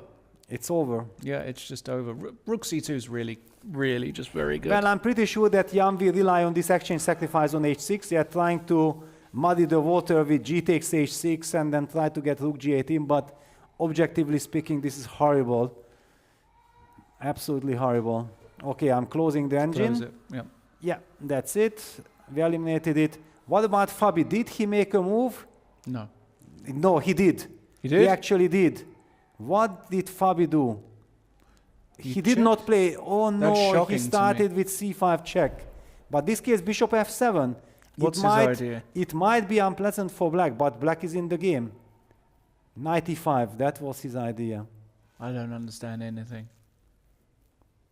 This is completely bizarre to me. Wait, he wants an intermezzo, so bishop takes b3, he wants knight takes d7. So you have to take on e5. Yes, this is what he wants to achieve. Knight e5, queen e5. But what if I now just go, for example, can I go, well, not so easy. Bishop takes b3? Okay, ab. Yeah. And now I want to just control some squares. Queen c8? How bad is this? Stepping into knight d6. Yeah, knight d6, queen d7, and just pretend that I'm holding. I mean, it looks... there's some bishop h4 Yeah, bishop here. h4 comes. I don't believe it. It also feels like a total disaster. Yeah, so probably Fabi spotted this c5, knight e5 idea, and then he felt like, okay, it's the second game of the day. Basically, it's the third game within 24 hours. Yeah, it's kind of absolutely insane, and he wants to keep it simple. Knight e5 on the board. Yeah, it might still work. I would have played knight takes e8 in a heartbeat. Well, if you spot it over the board, then it's very hard to resist, actually. Yeah. But simply, I think the fact that you somehow believe your opponent, you know that Etienne is a great player, he couldn't have missed the move knight d6, but the point was that knight takes e8 was obviously missed. Yes. But then suddenly Fabi probably spotted this c5, knight e5 idea, it looks good, he starts calculating it, then every line that he calculates looks very good for him, and then he sees no reason to go back. Move 11, and the players are already slow. Look at this, Fabi is down to 30 minutes. In my mind, freestyle chess, Fischer-Random chess, is so much connected to the classical time control, to this 90 minutes. And we see it here also. Yeah, you can't really rush, because if you rush, you automatically make some mistake and you get to bad position. Whoever invests time usually comes out on top. But in order to be able to spend time, to invest time, you have to have 90 minutes from the beginning. I also had now this chance to commentate a game from Vincent from Weissenhaus for New in Chess magazine. It lasted something like 10 hours, 9.5 hours. Can you imagine that the first 10 moves took 8 hours from me? Basically, 85% of my analysis and comments and everything, I was trying to describe, the position, also why things are happening. But to me, it also kind of indicates that in freestyle chess, the first couple of moves have such a big impact on the game. Yes. And if you get a bad position, because we are not used to defensive resources in strange type of positions, you have to get the initiative, then you are so much stronger. And look at this, we're going to have a big close-up here of Magnus Carlsen. He looks extremely shocked, and I don't know why. So what's going on here?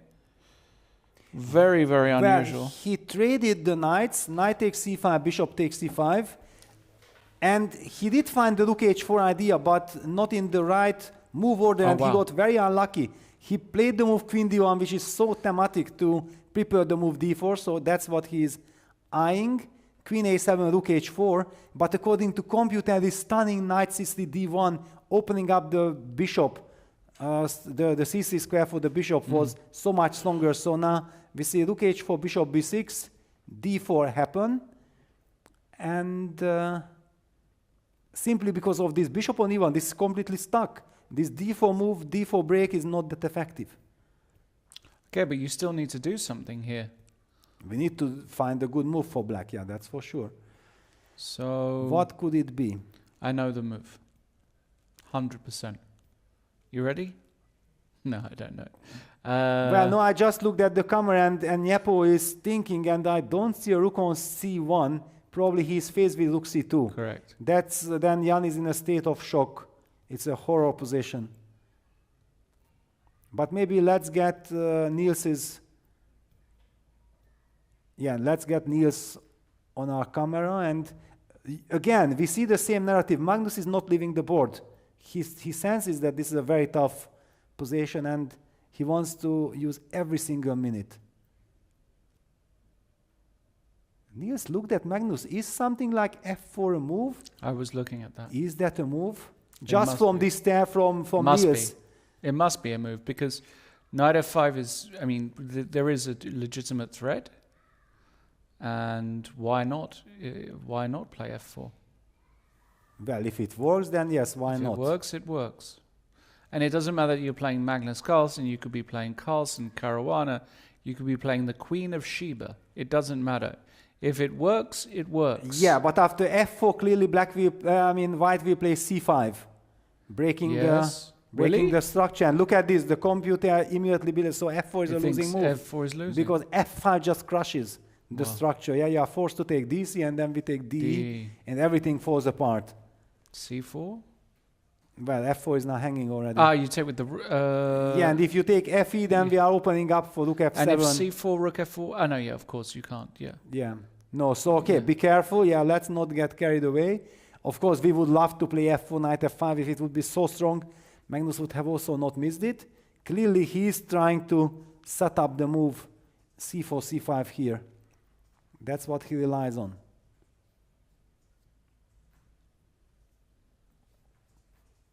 How is black supposed to react? A very interesting question. Very interesting. Actually, now knowing that c5 is a big threat, what Magnus has done makes perfect sense. Absolutely. Look at Niels calculating machine. Is actually EDD c5 completely crazy? I wouldn't rule it out. It's strange, but yeah, I'm not liking it. Probably you just play d5, and okay, I will activate the bishop, but this is horrible. No, I can't do this, because you can play d5. You are blocking. If I would have been able to force you for dc5, it would be a different story. Okay, then what happens after d4?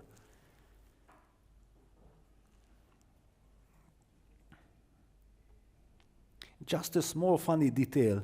Black can make the move long castle, which stops c5. I'm just, it might be half a joke, half not a joke. But you can't do it right away. Oh, yeah, you can do it right away. I think I can. Yes. But it shouldn't be good, because we are castling into crazy territory. I just wanted to highlight that there are such moves also too. It doesn't look ridiculous to me. Yeah, but okay, it feels wrong. Just wanted to highlight. So, okay. Then it is up to Niels to come up with, it just simply feels that if black plays the move e5, e4, that's not correct. Then white will have, then the bishop b6, queen a7 setup doesn't make sense. White will break with f3 or g4 and will be very happy. Probably win the game. I have it. Really? Yeah. Wow. I really have it.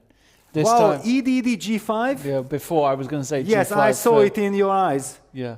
G5. I think it's so G5. easy to miss, yeah, because one could argue that this is the move that can never happen once white has a pawn on H5. Yeah, but the big question, do you include ED or not? I'm not sure. What is the right way to I don't know. Let's just start with G5. Let's start with G5. Yeah, let's start with G5. Okay, so we take AG, you take knight G6, and... No. And okay, somewhere some C5. I take on H4. Yeah, C5, okay, it's too much. Okay, look, H5, but or then ED. H3 maybe. Yeah, something... But then ED. But you know, I hate this when engine just says that, no, guys, you are looking at some total nonsense, this is losing. while I'm not understanding why it's losing. So okay, let's put the rook on h3, but it's just a random move. And Niels has played rook f8 to d8, actually a very sensible move. It makes sense, just like long castle, but without bringing the king to the dangerous zone. And now he wants to castle. Castle short, Yeah. exactly. Wonderful. Very nice move. Rook d8, and we already know the next move. Castle. Brilliant play. Brilliant play. Now I just want to turn on engine for a second. That was there a brilliant move here for black? Because we were unable to find. No, rook d8 main move. Bravo, Niels. Okay, what was wrong with g5? I gotta know. Yeah, d4, g5. Yes, d4, g5. Yeah, okay, this is just hopelessly lost according to for many reasons. Yeah, rook it's too h5. loose. Okay, you wanted to take on d4, I guess. Oh, no. But rook f5. But he can't find that. dc, bishop c3. No. Well, maybe they can. The queen is on a7. No, that's not findable. But it's insane. No, of course, it's not the only way, but it's the most devastating one. Okay, rook d8, best move played by Niels. And now the big question is, I'm closing the engine because like this there is no fun. Rook d8, what a move. I told you that I would pick Niels as a partner. No, he's amazing. He's amazing. I think he's going to win the whole thing, Niels. If he wins today, he wins the tournament, €60,000, ticket to Vegas. And when he's in Vegas, he's going to play like one of those spin the wheel competitions at the front of the Golden jackpot, Nugget, win the million, and then win the whole tournament, and then become a shareholder in freestyle and become the ambassador for freestyle chess. Cinderella story. Wow, and it all decides in this game. And all because of one game. Yes. That's it. The big game against Magnus Carlsen. However, now Magnus after rook d8 has to make up his mind how to deal with this, because I believe that it will hurt Magnus very much. He was hoping that maybe my opponent cracks under the pressure. That it wasn't so easy to find the move. And for example, rook d8 was a move that I did, for example, suggest the move long castle with the same idea, but that was a much worse kind of move because the black king gets into danger on the queen side. But rook d8 and then next just castle short, perfect harmony. Everything to play for. Absolutely. Absolutely. Okay, let's move on. I mean, this is great. Niels very much in the game. This is about as balanced and interesting as you could hope for. I would take black all day here, but that's...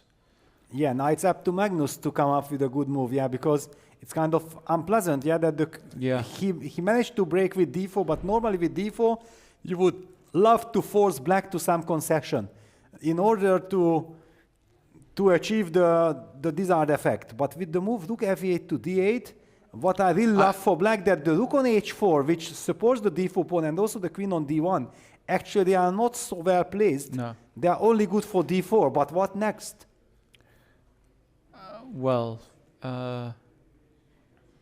This is a tough position, but I think I know what he's going to do. You know what he will do? 100%. Even 100%. Yeah. How will he keep the tension? Reveal it to us. No, it's not 100%. But he is going to play king h1. Really? Yeah. Well, if that happens, I don't know. But okay, king h1 short castle, and then what next? What happened? What changed? And then he's going to go... I'm trying to... He's going to do something absolutely crazy that you're going to hate. But he can't do it, right? Well, we did see before we turned off the engine that according to engine, the best move is d takes c5, which is a horrible move. He can't play that move. Humanly, you will never ever play the move d5, because then, just to highlight, d5, d5, then once again the combination of queen on a7, bishop b6, so everything that black was playing for and what Magnus wanted to kind of punish or to fight against was to push d4 to block that diagonal. There's just no way that a strong player can take d5 here. He's going to play king h1. 100%. I've never been more certain about anything in my life. Okay. Yes, so the good news for king h1 is that, yeah, it makes sense, but the problem is after short castle, you still got to make another move. Okay. And Magnus takes on e5. Wow. So nobody can understand it unless he's Magnus Carlsen, that he has to give up. But it was not an easy decision. This is a horrible decision. If we ask Magnus after the game, he will tell us that I hated that I had to play d5, but there was no other move. And that's why he's Magnus Carlsen, because Correct. he can understand and he can finally make also the move that he dislikes just by understanding that this is the best move in the position. So what's the follow-up? To put the queen on a1, is it? And target e5 or... I don't know, or queen c2 or queen a1. But the queen came from a1. Yeah, maybe, and then again move that knight from c3 to get bishop c3 in. Probably that's the idea. Well, if he goes queen a1, then I think black should play knight c5. Pardon me? Knight c5. How? From e7? Well, he has to cheat. But yeah, he has to cheat. Ah, okay. But that's okay. Well, to get a knight on c5. Yeah, he wants to put an... I think you should be allowed one move in chess. That's an illegal... one illegal... What would the chess variant be where you can have one illegal knight move per game? One completely insane. We could call it crazy knights. And queen c2 on the board. Yeah, well, now you definitely wouldn't go knight c5. But he's going to castle short here. Queen c2. Queen c2. Castle short. Castle short because actually the queen a1 move had more pressure on black. Yeah, but it was just impossible that here in this position, Magnus played the move king d1 in order to prepare the move d4. So after he achieved d4, then he had to give up the d takes e5, the center, the tension, and then to play the move queen a1. Can we just cheat one more time just to... Because queen a1 actually... Yeah, queen a1 was the move. Yeah. According to the computer, queen a1 was the real justification behind d takes e5. And then somehow moving... Wow, insane. Actually, black castles, then computer tells us that there is the stunner, knight e4, no way. No chance. Yeah, fe4, queen takes e5, and white wins the game thanks to bishop c3, rook g4. I mean, it is actually... Magnus could find this. It's the sort of move you could find. He can find this. He can find this. Yeah, but okay, when nobody tells you that this is such an important moment and so on, so after queen c2 now, Niels castles, and this is the good news for Niels. He might have castled also after queen a1. It would have been very human after queen a1, according to computer. After queen a1, it was essential to protect the pawn on e5 with bishop c7, but this is such a difficult move. Yeah. Impossible move. Wow, what a possibility. Also, thanks to engine, and this is what we are trying to find the balance, yeah, that we are trying to think for ourselves, but also not to miss out on the fun of the engine lines. We sometimes, when we sense that the moment is ready for it, then we turn on the engine. Now we turn it off. So the move queen c2 happened, and Niels has just castled. Perfect harmony. Absolutely. The only thing is this knight on e7 isn't... So, a knight? Knight b1. Wow. Knight b1. So basically it shows that Magnus, of course, sensed and he knows that he has to regroup, yeah? The bishop has to come to c3. He wants to get harmony, but he also has to watch out for some bishop takes e3 moves in certain positions once the knight lands on d2. But for the moment, it is up to Niels to find the right way. Magnus just wants to go bishop c3.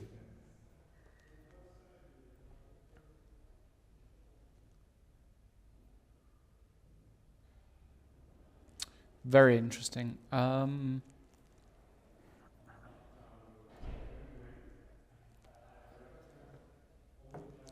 Not straight. I mean, you can always put the bishop back on c7 like this other line. Yeah, but then also c5 comes, yeah? Then the Yeah. queen on c2 is perfectly placed. No, we don't move. No. That bishop stays there. Unless it moves then to c5. And then on bishop c3? Yeah, but I'm probably not moving it. I just say that if it ever moves, it moves to c5. Otherwise, it stays there. But how do we react to bishop c3? What is the right way?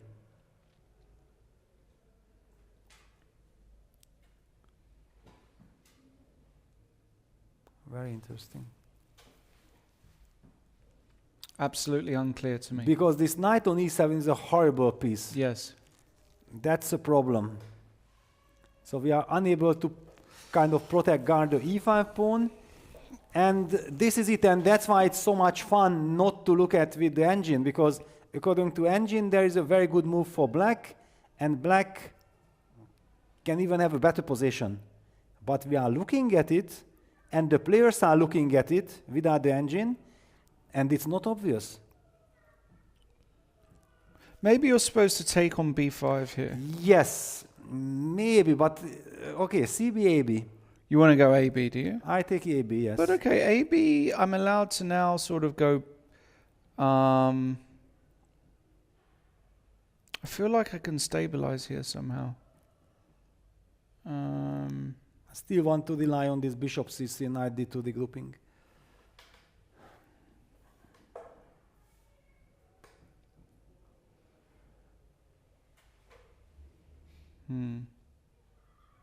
Well, now if I go queen b8. Well, but this queen b8 business, I might have c5. Yeah, rook c8. And then rook c4. Oh, just give up the rook. Oh my goodness. Well, I have this possibility, no? I don't know, I take? Yeah, bishop takes, check. Yeah. And then I take the bishop on b6. And the pin is... nothing. Yeah. Yeah, no, this is all very tricky. Very tricky. In fact, maybe that if black doesn't find a very special move, then white will be just very happy. That could also easily explain why Magnus felt and that, okay, queen c2, knight b1, I'm gonna keep on threatening with the idea of c5. I'm setting up this bishop c3, knight d2 construction. And what is this move? What is this stunner?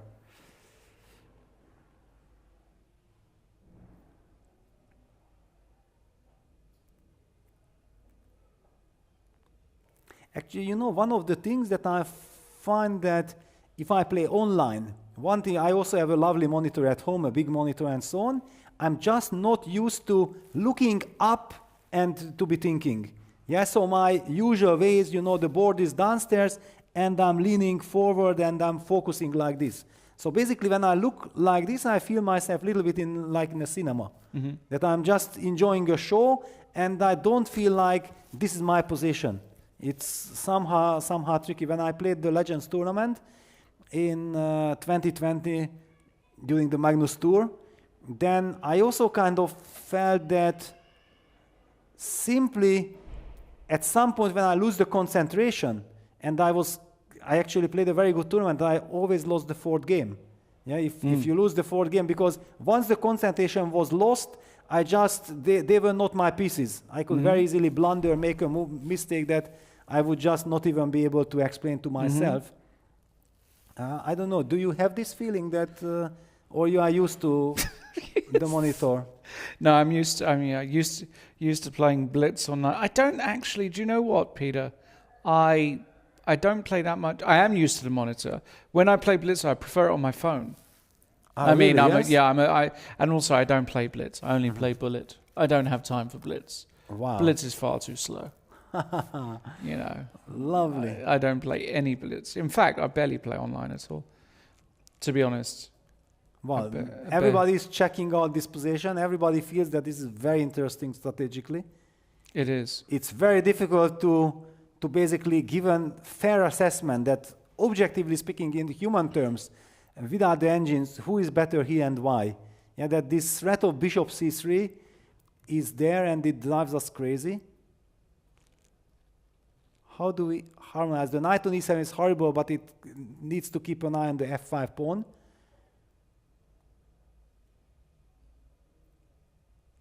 I don't know, but it's frustrating me. Let's move on because it frustrates you. Yeah, it also frustrates me. But at least let us just check then the computer's move, just to understand that it is not f4. The move that before we felt so natural, but now the f5 square is not available for the knight. This is completely insane. But it is. It is? It is. No, but this is just some from a different planet. E takes f4 and then bishop e6. Super tranquilo. Setting up the knight f5. At the end, everything comes to life, and that's why we know that no hint or whatever can be given to a player, because just one move per game can actually make such a difference. If I had the engine one move per game, I might be world champion, you know. No. No? I don't think it's enough. For you, it's not enough. I think that you have to be like at least 2700 level player so that you can really use that one move. True.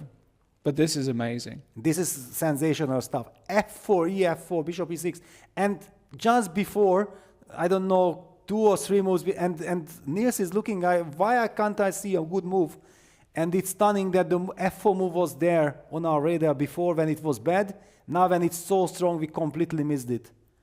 Just insane. This quiet little move, bishop E6. Yeah. So difficult to spot. Let's now we know the answer. We'll keep an eye out, but let's look at the other games. We've got lots of other games to look at, Peter. Tell me. So let's get to Fabiano. Now, very quick. Oh my, wow. Look at this just aesthetically. The knight's buried deep in the guts of Vachier-Lagrave. It's like he's been fed horse meat for lunch. He's had to literally swallow 2 knights, and it was uncooked. But look at this. The rook from f1 was removed. Yeah. Yeah, just to see what happened, because the last move was actually bishop f1 to c4, which probably Fabi can now just take. But what happened here?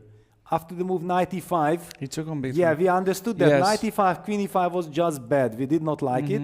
So probably Etienne came to the same conclusion. So he captured on b3, but then the intermezzo knight d7, bishop c4, knight d6. Correct. Bishop takes f1, and another superpower move, queen e5, setting up the queen e6 checkmate idea. So bishop c4 is kind of only move to stay in the game. And look at that construction, that black is so close to castling, but due to this f8 rook, he can't escape with his king. So what is he thinking about? Why is what knight c4 is kind of automatic here, isn't it? Yeah, knight c4. Well, probably he's thinking about all these possibilities of castles. One of the defensive lines I wanted to highlight was the move rook f7, and knight after d6. Knight d6, castles. Yes.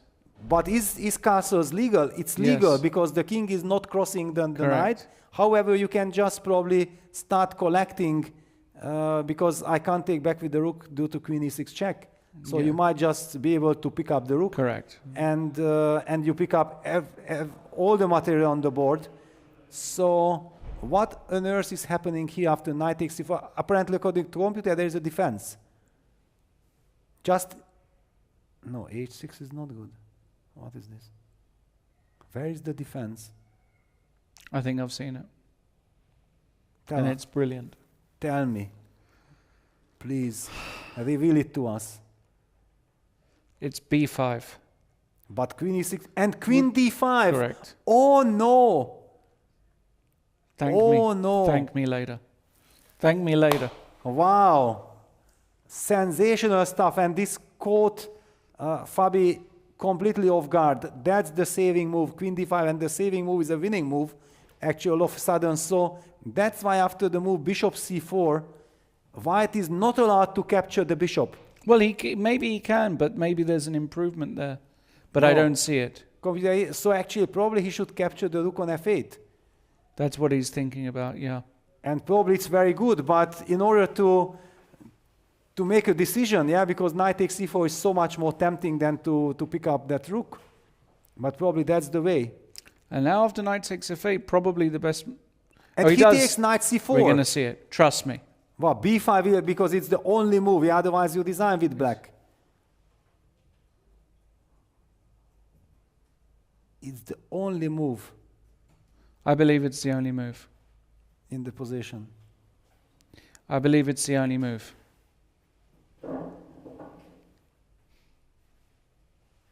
I believe it's the only move. From the clouds.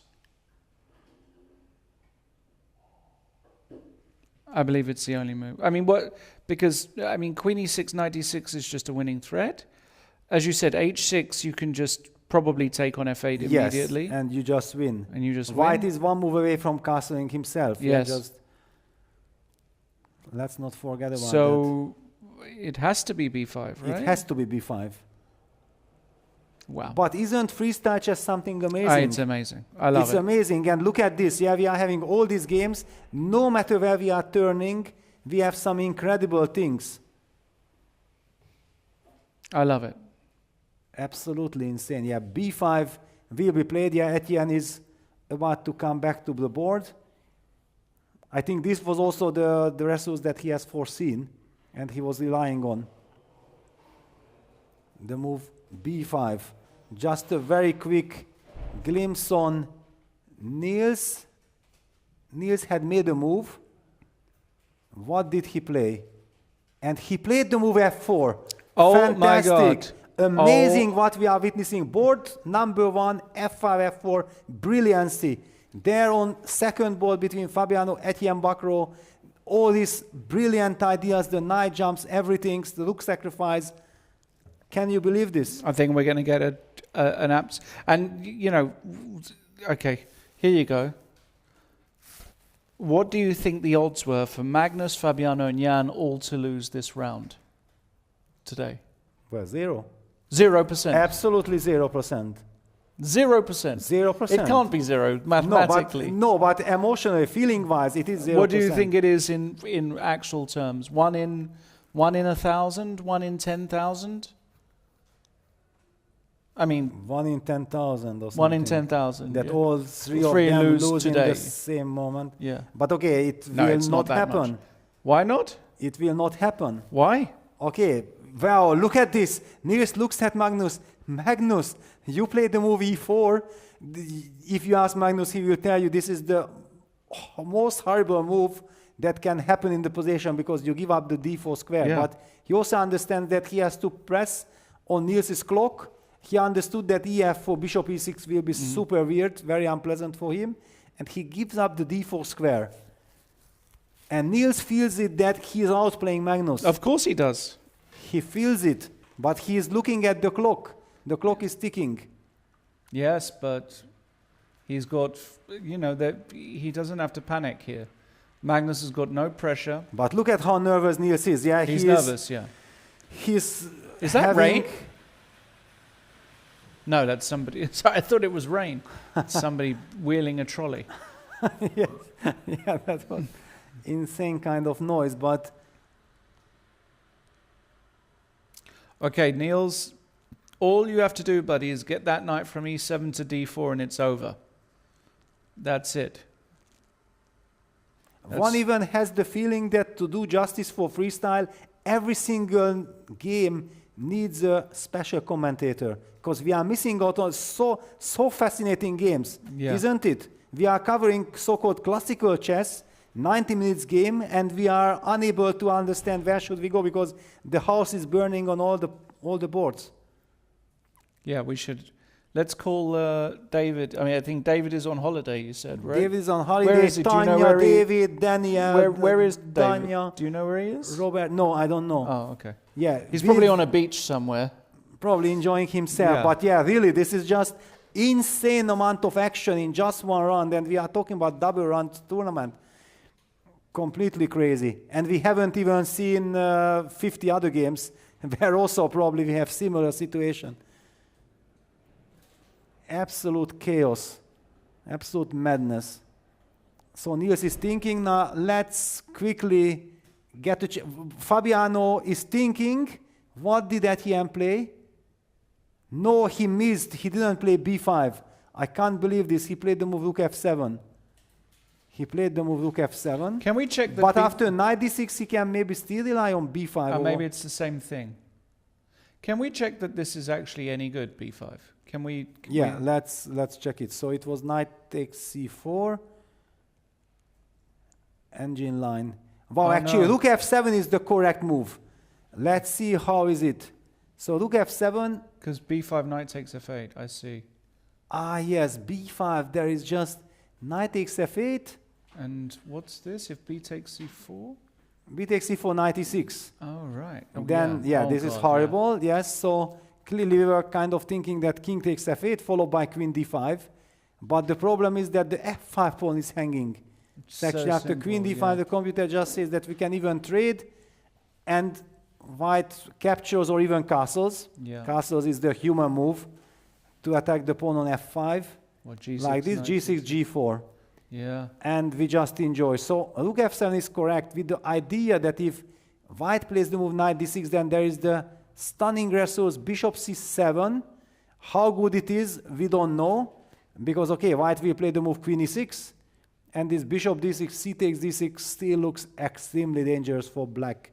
I don't know, knight goes to c6. How? Ah, wow, and then, this is not computer's help. Is the move bishop h4, cementing the knight. You can't attack the knight because queen c8 runs into knight f6 check.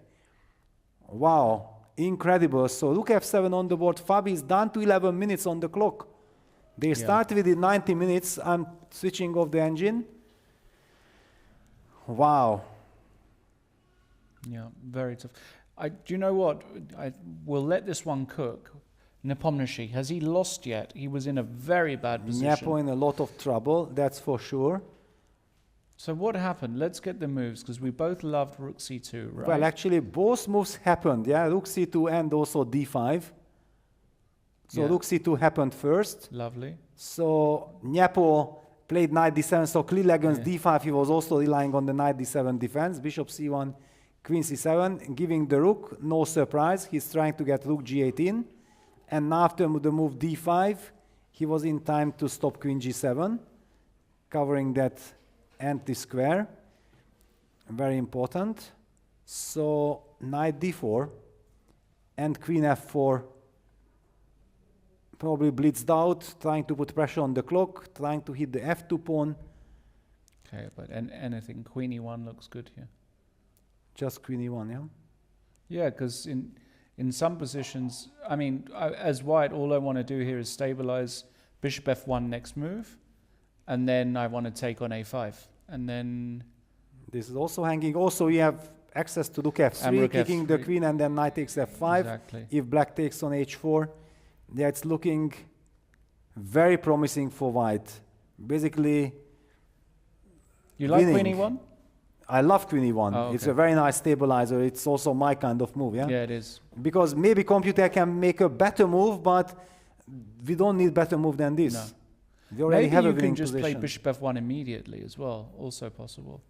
But maybe then there's some knight e5 or something, I don't know. Maybe we can, if we can play bishop f1, but somehow, queen e1 made queen so e1's much nice, sense. no? It brings the queen closer and... Yeah, so Mendonca. On the verge. On the verge, yeah. So what does it give us? So this is craziness, with Mendonca having the chance to win against Nepo. On the second board, we have this complete chaos between Fabi and his clock is ticking. He's down to 8 minutes, 40 seconds. And Magnus Carlsen has played the move e4, and Niels has cemented his bishop on d4, also possible. protected with c5. It's a practical decision. Maybe objectively not the best, but he knows that he's doing fine. He needs to speed up because he's almost 20 minutes behind on the clock. And what else do we have? Any other upsets? Rasmus, for example, Rasmus won against Hans Niemann. We haven't had an update. Let's just go straight to the current position. Well, okay. Total box. But this is, Rasmus, I would pick one of the... If I could choose a player in the world from the rating range of 26 to 100 to 2650 to have this position, Rasmus would be on my short list, 100%. Well, that's why he also got this lovely position, because he already played so nice. I actually think he might even play these sorts of positions better than Hans. I'm not saying he's a better player than Hans. I don't think he is a better player than Hans. But this suits him perfectly. These positions, he's just so you know, he's how old is Rasmus? Like 25? How old Maybe is he? more, maybe 27. Maybe something. I think 27. Somebody tell me how old. By he's now. He's like a 27-year-old. He's like a 50-year-old in a 27-year-old's body.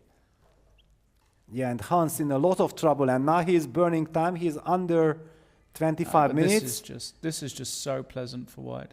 Well, basically, if you would ask us to be Hans's coach, then we would have told him that this is definitely not the way to play against Rasmus. You can't give him stability, And space space, advantage, time that he can maneuver his pieces as he pleases, because then he's a beast. He's a monster. This is just bad, yeah. Okay, so we keep an eye on that. And very quickly, I can see here as well that, that Levon, how's David? David Anton is potentially... back in the game, Wow, I mean, we hated his opening, but let's just look at this position. Levon is a pawn down, right? Yeah, maybe Levon got carried away, was thinking that there is tremendous compensation. Well, actually, it looks like tremendous compensation if we just remove the engine bar. But maybe White is in time to stabilize with knight b5. Because I just feel like Black is threatening to play bishop f5. This might be a horrible threat. And thanks to these powerful rooks, White's knights are overloaded. However, after knight b5 clip, Black relies on rook takes c2. And that also looks fine, so it cannot be the solution. And David Anton down to 12 minutes on the clock. There is pressure on the clock.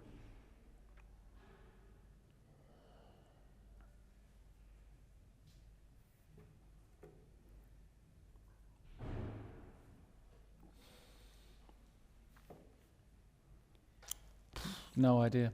It's tremendous pressure. Forget the evil bar, yeah? I think that Levon is very much hoping to create a lot of trouble practically on practical terms. No idea. I don't think I could play this position with White successfully. It's just too hard. Well, knight b5 is kind of a bailout.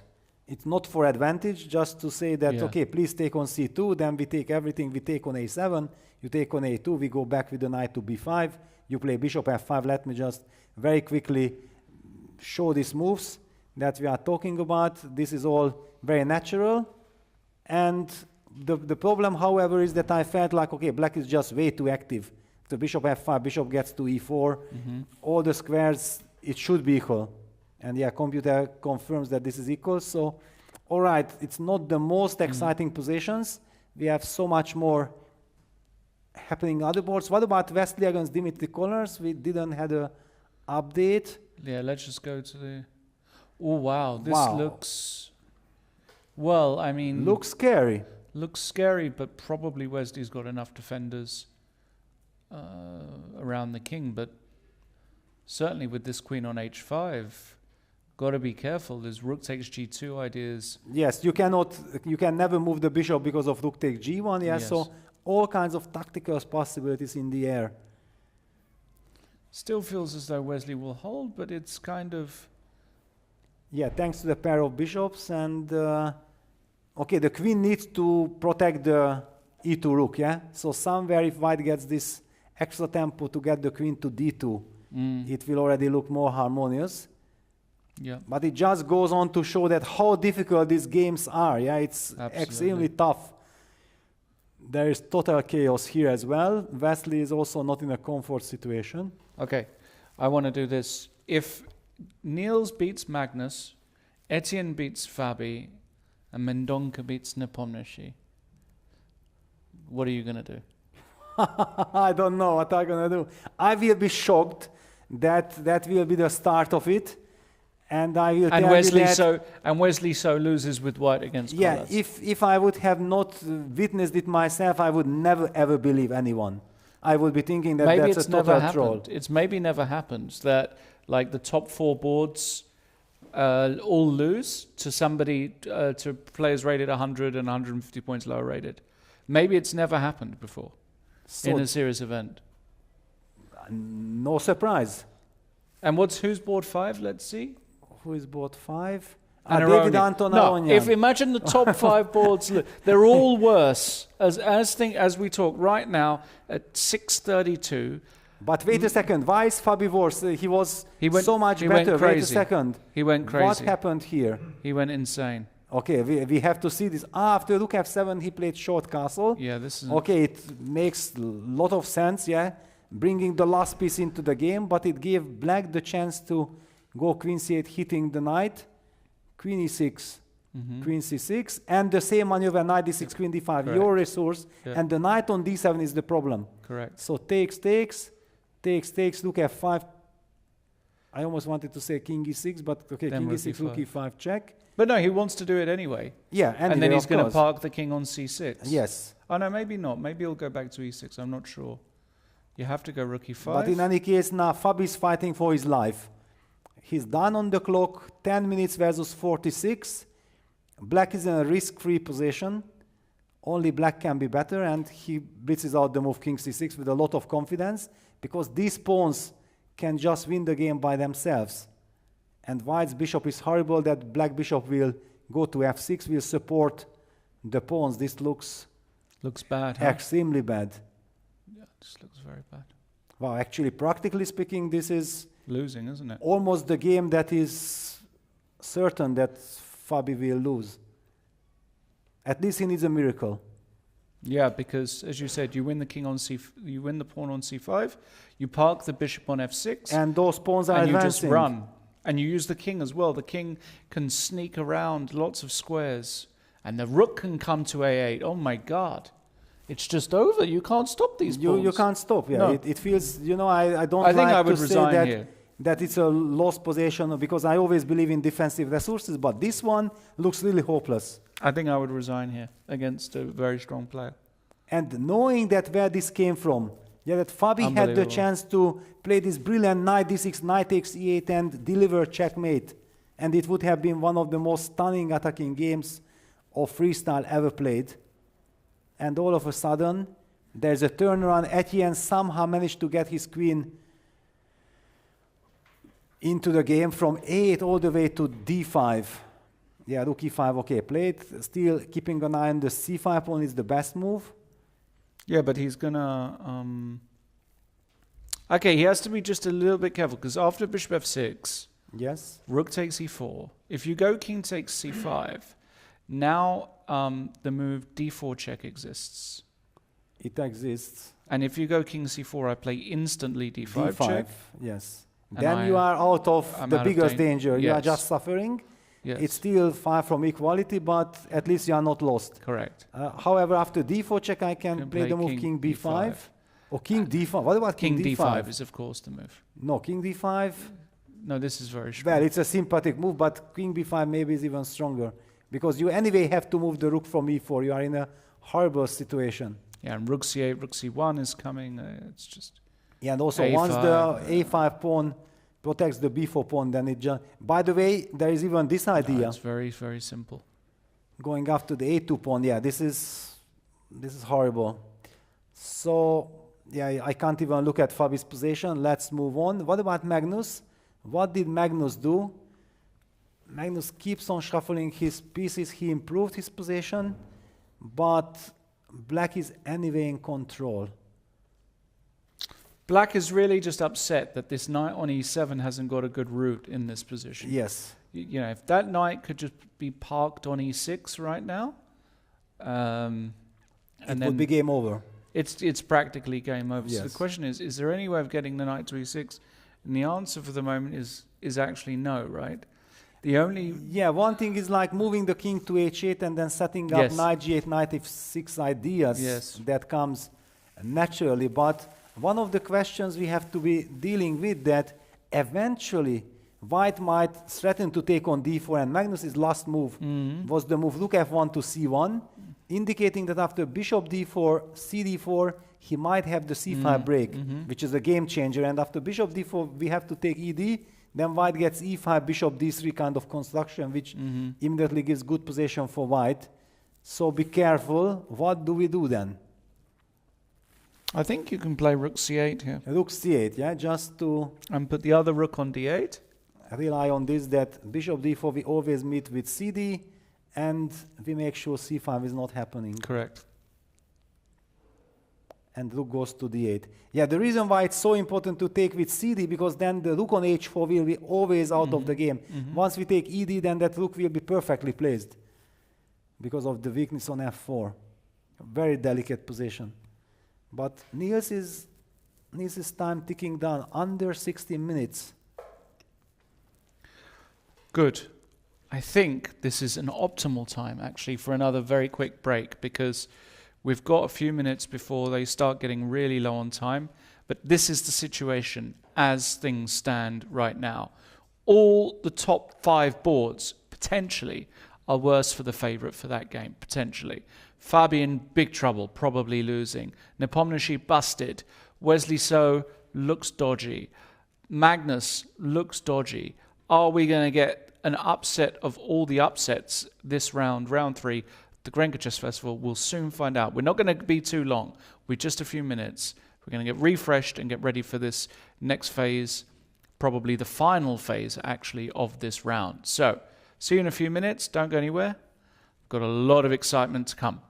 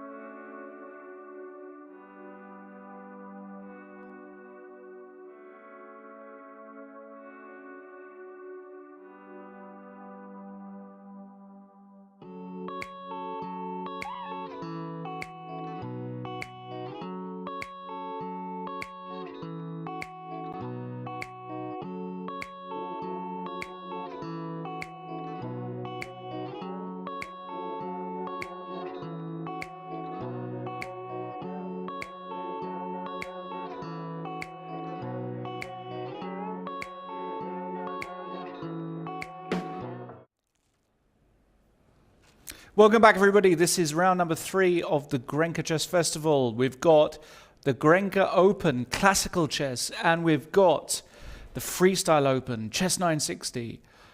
Both tournaments running concurrently, and they've got, we're going to talk a bit more about it. Probably tomorrow morning will be the time we talk about how it can work, changing from one tournament to the other. But for the moment, we are in the business end of today's round. And some of the top seeds, including Magnus Carlsen, including Fabiano Caruana, including Jan Nepomniachtchi, may all be in trouble. Every single one of them looks like they have a tough position. Let's go straight to Magnus, because I absolutely love what Niels just did. Well, let's just Peter. go back after the move rook c1. Yes. And we were speculating that, white is threatening bishop takes c4, cd, and then c5. And how do we react to this? We were suggesting the move rook c8.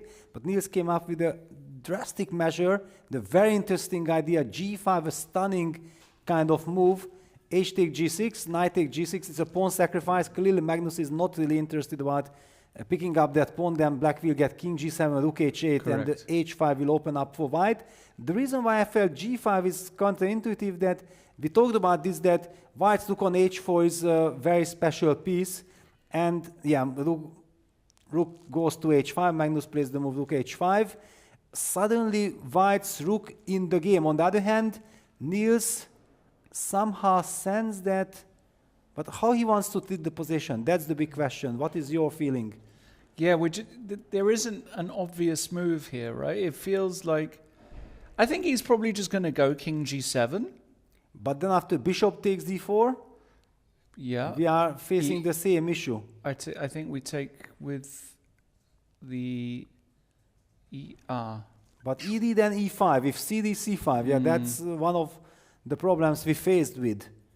The computer hates the move rook h5, which is, humanly speaking, the only move in the position.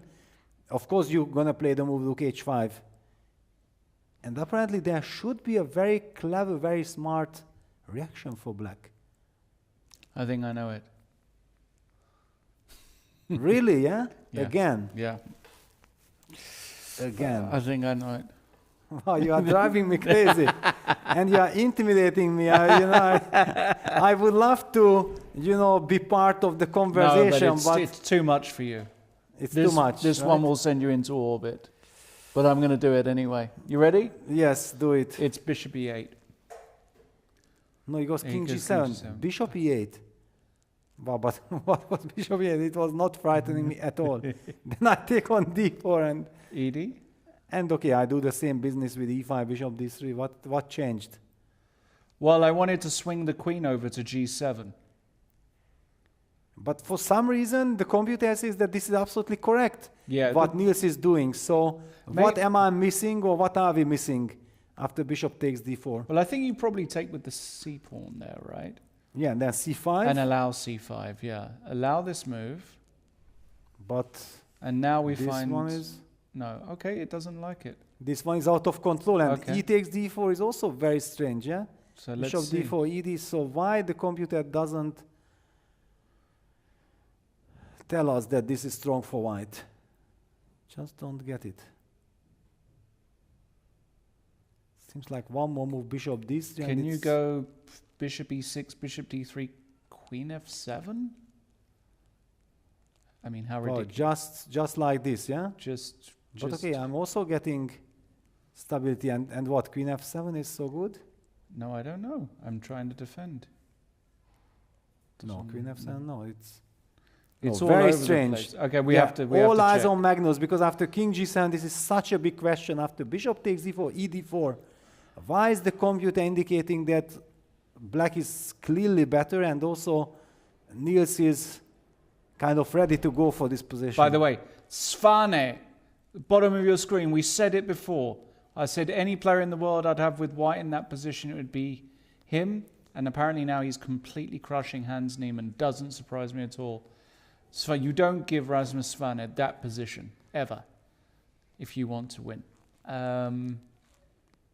So we'll check that out in a minute. But here, I don't understand. I don't fully understand Yeah, how on earth is this bishop d4, ed, e5, bishop d3, at least not a total mess? Yeah, feeling-wise, humanly speaking, it looks like it's just completely out of control. Is there a reason? Wait a second. Bishop d4, ed, e5, queen d7, bishop d3, queen g4. Is that's maybe a move? But there's an even better way. I found it.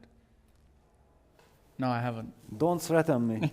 Don't threaten me, mister. Mister, don't do this to me. I thought I did. I didn't.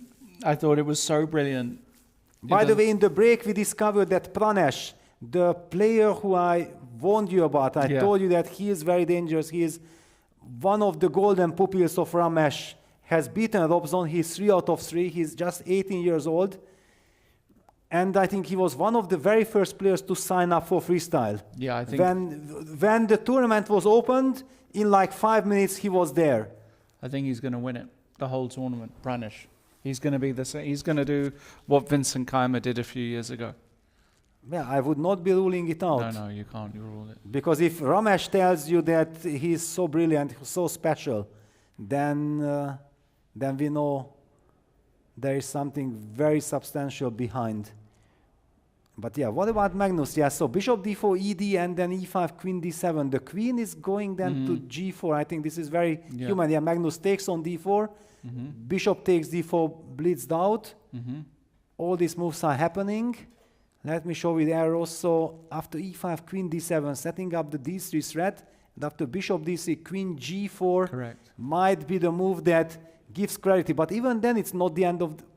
but after rook h3, then bishop f5 is a threat. Tapping the queen, then we might have to play bishop e6.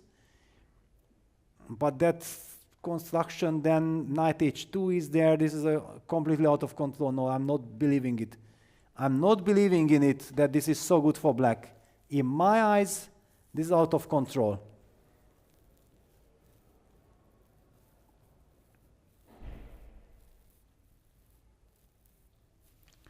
Wow. Okay, well, let's keep an eye on it. Let's just quickly look, because we do have to be a bit flexible with our what we can see. Because I want to... Jadub. Jadub.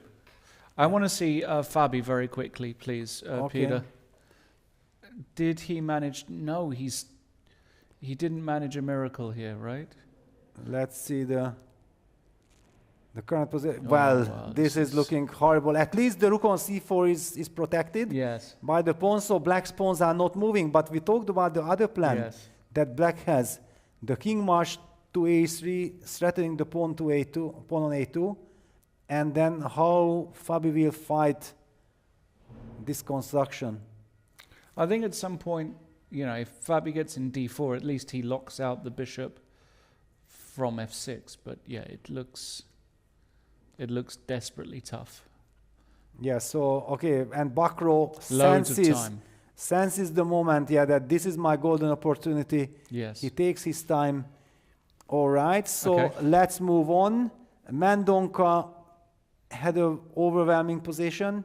Is Jan mounting a comeback or not? I think it's quite obvious that not. Because black's king is in a horrible state and there is no checkmate against white's king. There are ideas like c5, bishop b5, and Jan is shaking his head. He moved the knight back to d6, but this is total desperation. This is desperado. Just c5. Yeah, just c5. Okay, he wants to take, then queen takes a4, but I just don't believe... You can even take on d6 there and it wins. Yeah, no, this is hopeless. So after after c5, maybe queen e4, but okay, what is this? When we are exchange done and we have a losing position, we are already trying to get into an endgame. c6 check probably just ends the game there. Yes. No, okay, this is hopeless. No, this is hopeless. And what about Wesley? Wesley is surviving. Wesley is the only player who more or less stabilized. Why, actually, black's queen, what? Black queen from h5 went all the way to teleported. b8. How on earth did this happen after rook takes e2? Queen e8 happened. I cannot believe in this. What is this move, queen e8? This is a negative move. This is a very negative move. No, but this is a move of somebody who's low on confidence. Yes, this cannot be. No. Trying to set up some blockade, some fortress when... And of course, like this, you cannot defend against Wesley. Wesley's confidence will grow and slowly, step by step, will outplay. And Dimitri also loaned the clock. Yeah, it's one of those issues that he didn't know what to do. But, I mean, why on earth? White is tied down.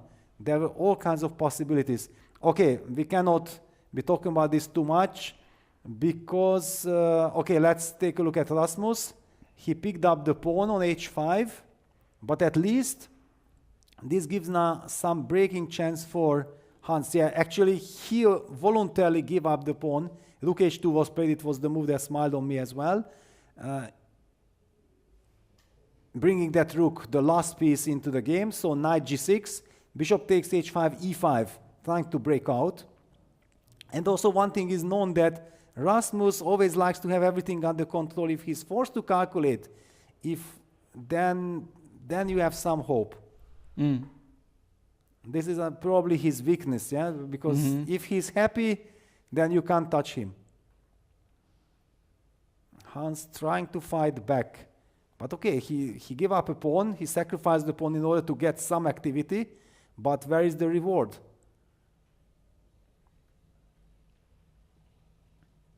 It's not clear at all how to proceed. 40 minutes versus 12. So Rasmus keeps the time advantage.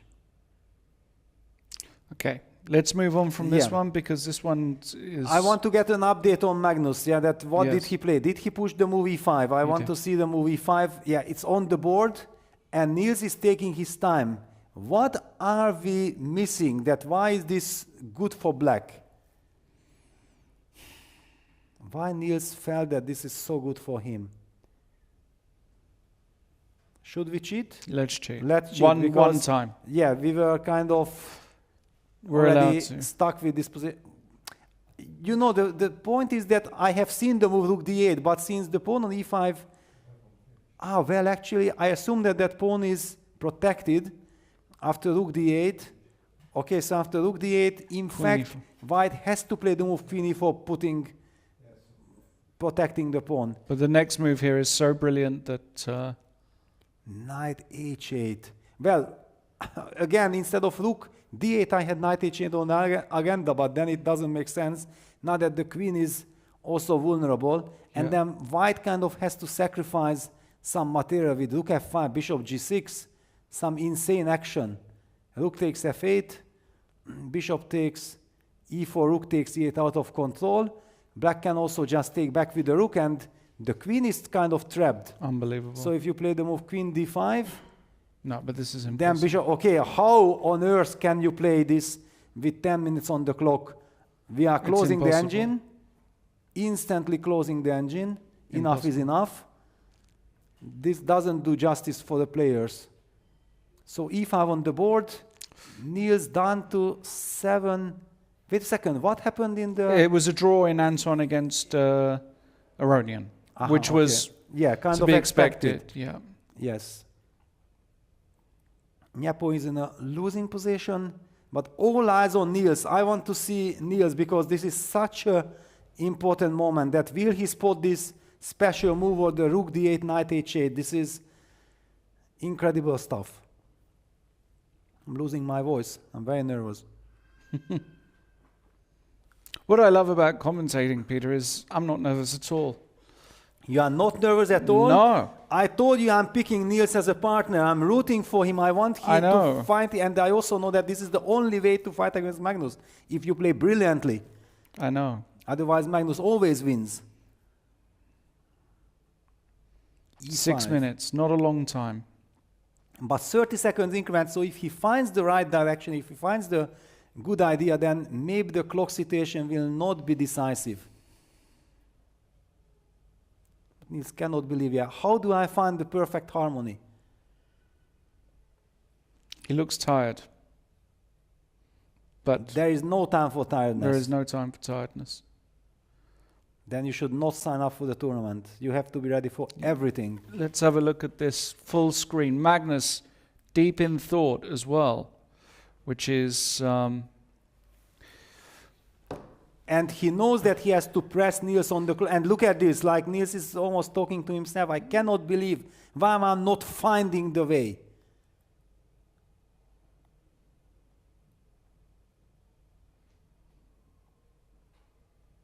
Wow. Absolutely chaotic stuff. Such a brilliant player. He also played wonderfully this game. He cannot lose the grip because of the time pressure. He goes 97. This move I don't like somehow.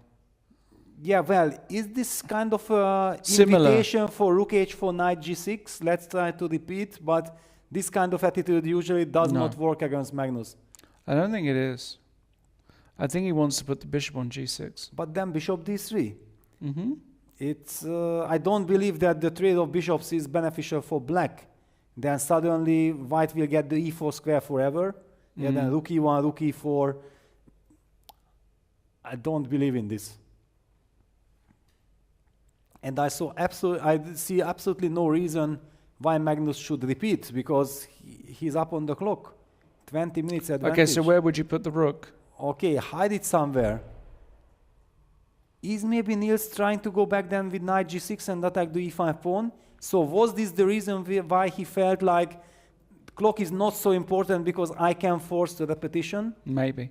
Could this be the explanation? I think though is a result that both players can live with, and also we can live with, no? I can't live with the loss of Niels after playing this wonderful game. Yeah, that would be tough. That will be a total heartbreak. Yeah, I did say 0-4 on the top 4 boards. My producer is reminding me, but that looks like it's not happening. Yeah, it's impossible. But yeah, e5 97. Okay, maybe it's a smart practical move. But I'm worried. If Magnus finds a way that he will be able to continue the game, then this strategy will backfire. Mm-hmm.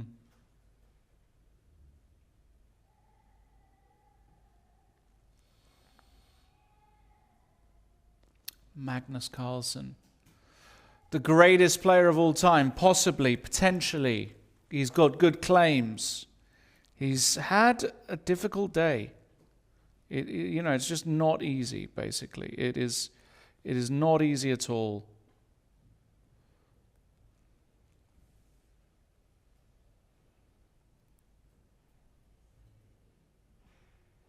It is not easy at all. Yeah, because the e5 pawn is kind of vulnerable, but still, for example, if we just hide this rook, but where do we hide? On h2, h1, if we go rook h3, we are stepping into bishop e6 tempo. Mm-hmm. Yeah, not h3, that's for sure. That's not a good square. Rook h4 runs into knight g6, then we are kind of forced to repeat unless rook g4, but at rook g4 we are setting up some kind of a sacrifice, then queen d7 comes also maybe. Queen d7, knight h4. It's not ruled out. This rook h4, knight g6, rook g4 is at least hanging in the air. But queen d7, d3, double attack. That's a problem. Mm-hmm. That's why this can be dismissed. Okay, at least we can eliminate something, because queen d7 targeting the rook and also threatening d4, d3. That will not work. What are you reading from Magnus's body language? I'm reading that he's not actually that concerned. I feel like I feel like he thinks he's okay. Yeah, rook h4. Rook h4. Okay, knight g6. Let's see, and let's see the mental games here. If he goes knight g6, whether he'll repeat with rook h5. Well, Niels has to go knight g6. He also has no time to think now.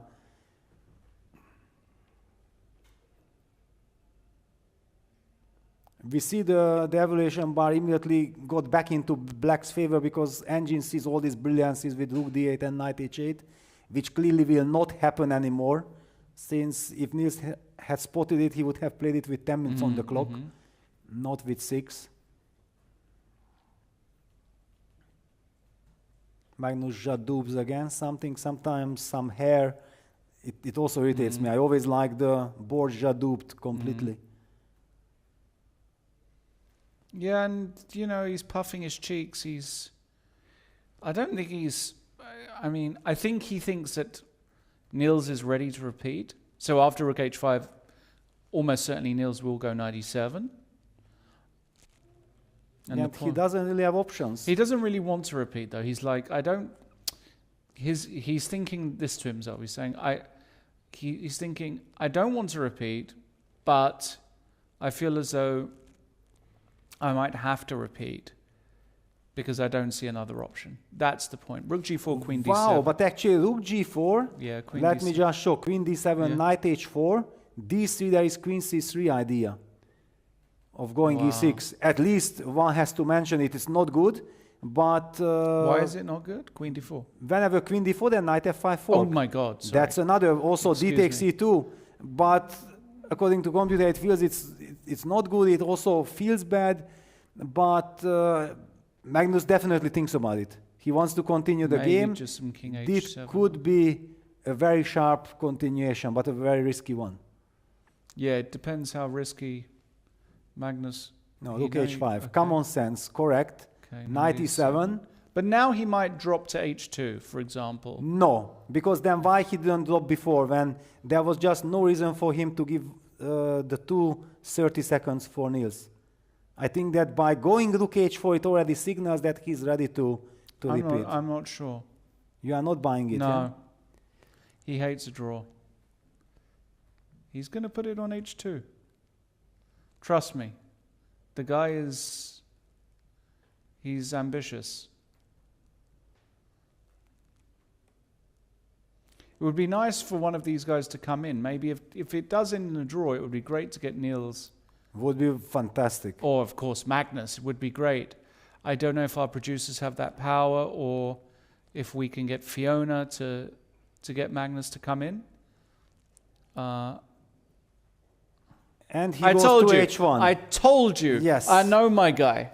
I know my guy. Of course. And Niels, the life was sucked out of Niels. He was like, please let me, I'm tired. Please let me make a draw. Please. And Magnus says, no, sir. No. Rook h1. That's it. Of course, better than h2. But yeah, well, the point is that the big question, after knight g6, there is queen f5. Yes. But then bishop takes c4, queen h5. All this has to be calculated. That is it checkmate or not? It feels like it's a checkmate. Yeah, let's just put this on the board. Knight g6, queen f5, bishop takes c4, queen h5, bishop takes c2, check, and we get access to the g5 square, and we can give a knight g5 check, and then we pick up the knight on g6, and this is checkmate. So basically, after the move rook h1, black is unable to play the move knight g6, which he was counting on against rook h4. Now he has to change the strategy.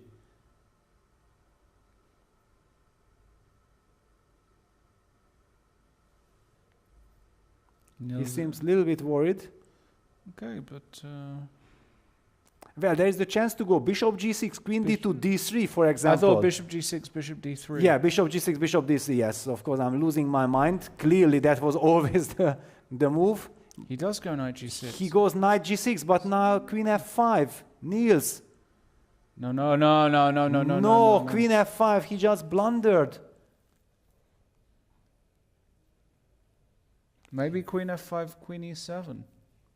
No, but then if we have to go on defensive, no, this position collapses. Yeah. It just falls apart. Oh no, he blunders queen f5. He played such a wonderful game. I knew Magnus wouldn't take the draw there. It's just not him. It's just not him. Yeah, of course, no, he will. It was just, maybe it was psychological. He thought like, yeah, I'm giving the 1 minute, but I want to lure my opponent into a state of mind that, aha, the game ends, right? And then it's very difficult to get ready to continue. It's very difficult. But what a psychological trap. If this were 2002 Linares, that would have been signed a draw already 10 minutes ago, and both players would be having jamon with bread Well, at I'm the a bar. vegetarian, I'm a pescatarian, Well. I cannot have hamon, but yes. Gary Kay wasn't a pescatarian, was he? No, he wasn't. Was Vlad? No. No, they were all eating All meat. eat meat, yeah. Yes. They would be having jamon with a bit of olive oil and that bread. Oh, Yeah, Magnus rushes back to the board and will be playing queen f5 yes. very quickly. He can't really hold himself back. Look at his face impression. He knows it. I got queen f5.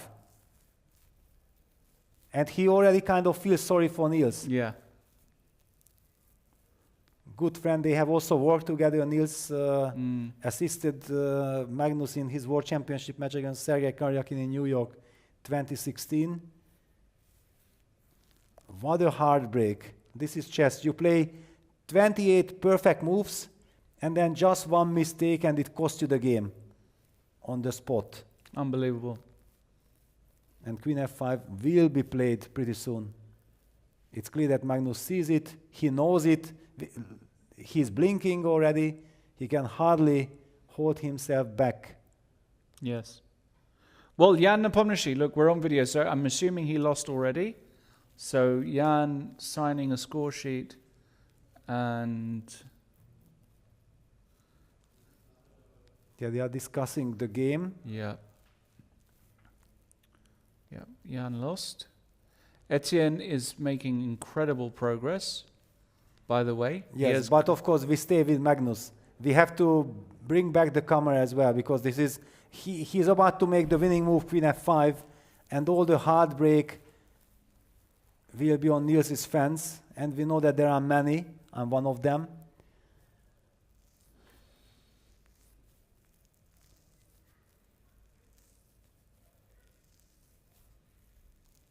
Magnus is calculating.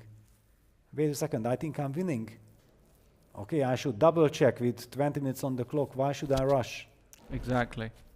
That's why I'm saying I think we might still have to look at some of the other games because... no, I don't think that we can No? move. No, we have to keep this. This is a dramatic moment. And look at this. Niels shaking his head. He realized, he already realized, of course, that, oh my God, what have I done? Queen f5 just kills. Because the point is that White's construction is so beautiful. Yeah, ready to... That's why I hated this ed4, e5 construction from the beginning. Yeah, because I sense that there is tremendous power behind White's forces, but that it can end in such a way so quickly. Queen f5, delivering checkmate. Yeah, and Niels only with 5 minutes 50. Very difficult to see Niels.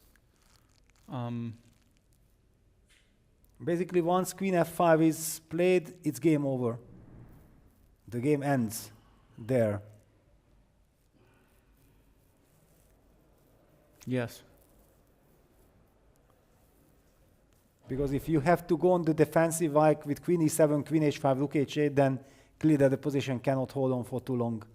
Yeah, bishop comes to d3. Yeah, rook comes to e1, yeah. e6 is hanging in the air, everything is falling apart.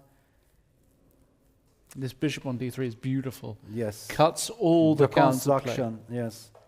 And look at Laporte is winning against Movsesian. That's a minus 4.5, so Ricci will be 3 out of 3. We hated Movsesian's decision there in the opening. Oh, horrible. That was horrible very unfortunate. decision. Horrible. Magnus Carlsen. And the reason why it was so easy to fall into this feeling like everything is fine, that why just remove his rook all the way back to h1? So feeling-wise, you get the impression that, okay, now I can relax for a minute, yeah, or at least for a move. But no, that's how the deadly threat of queen f5 was prepared. He tricked him. He tricked him badly. Yeah, badly. With this rook h5, rook h4, rook h5. The psychological. Yes.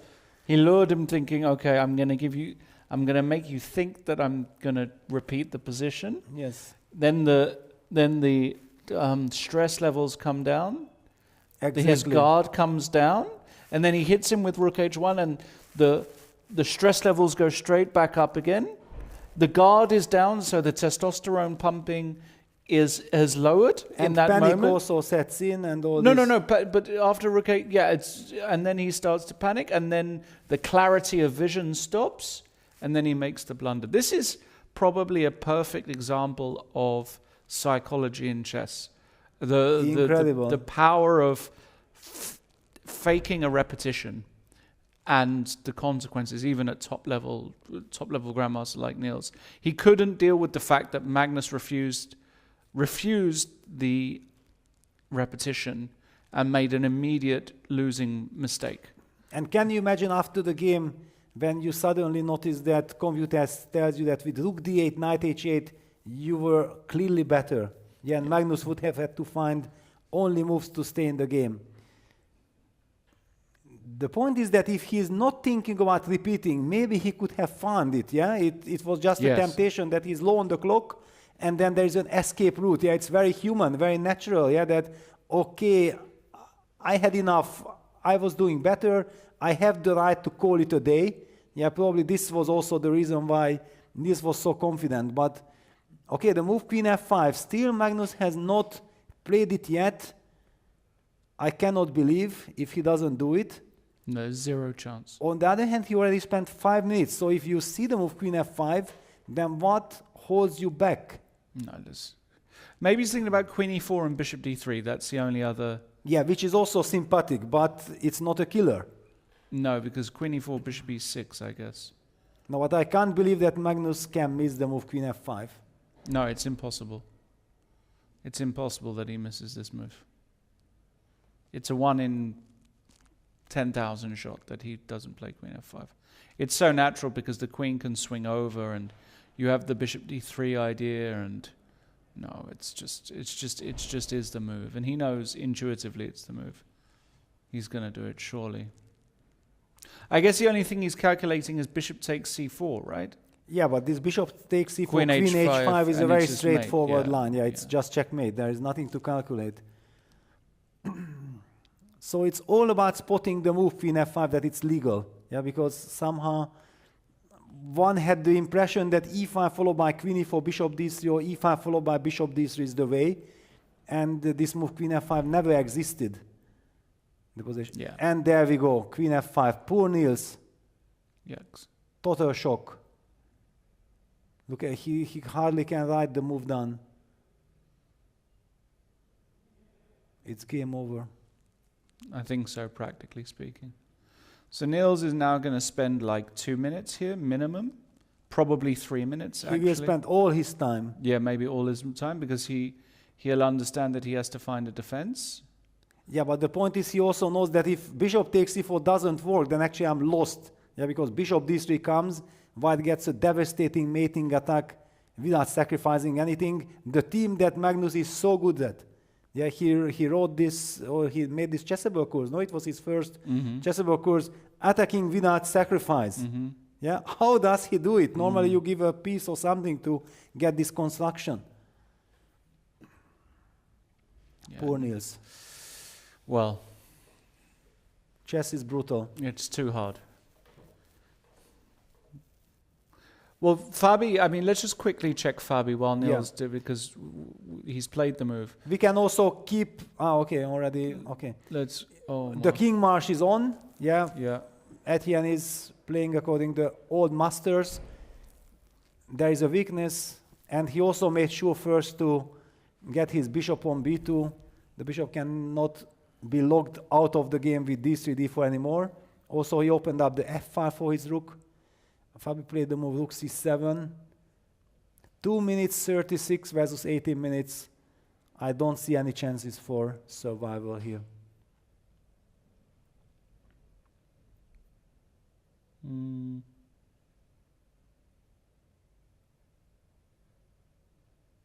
Yeah, it's disgusting, isn't it? It's hopeless. Yeah, it's just disgusting. It's just hopeless. Yeah, there are probably various ways to win this. Yeah, rook c7 was played out of desperation, not because it's a move that Fabi wanted to make. An interesting move is to play rook f1 check here, actually.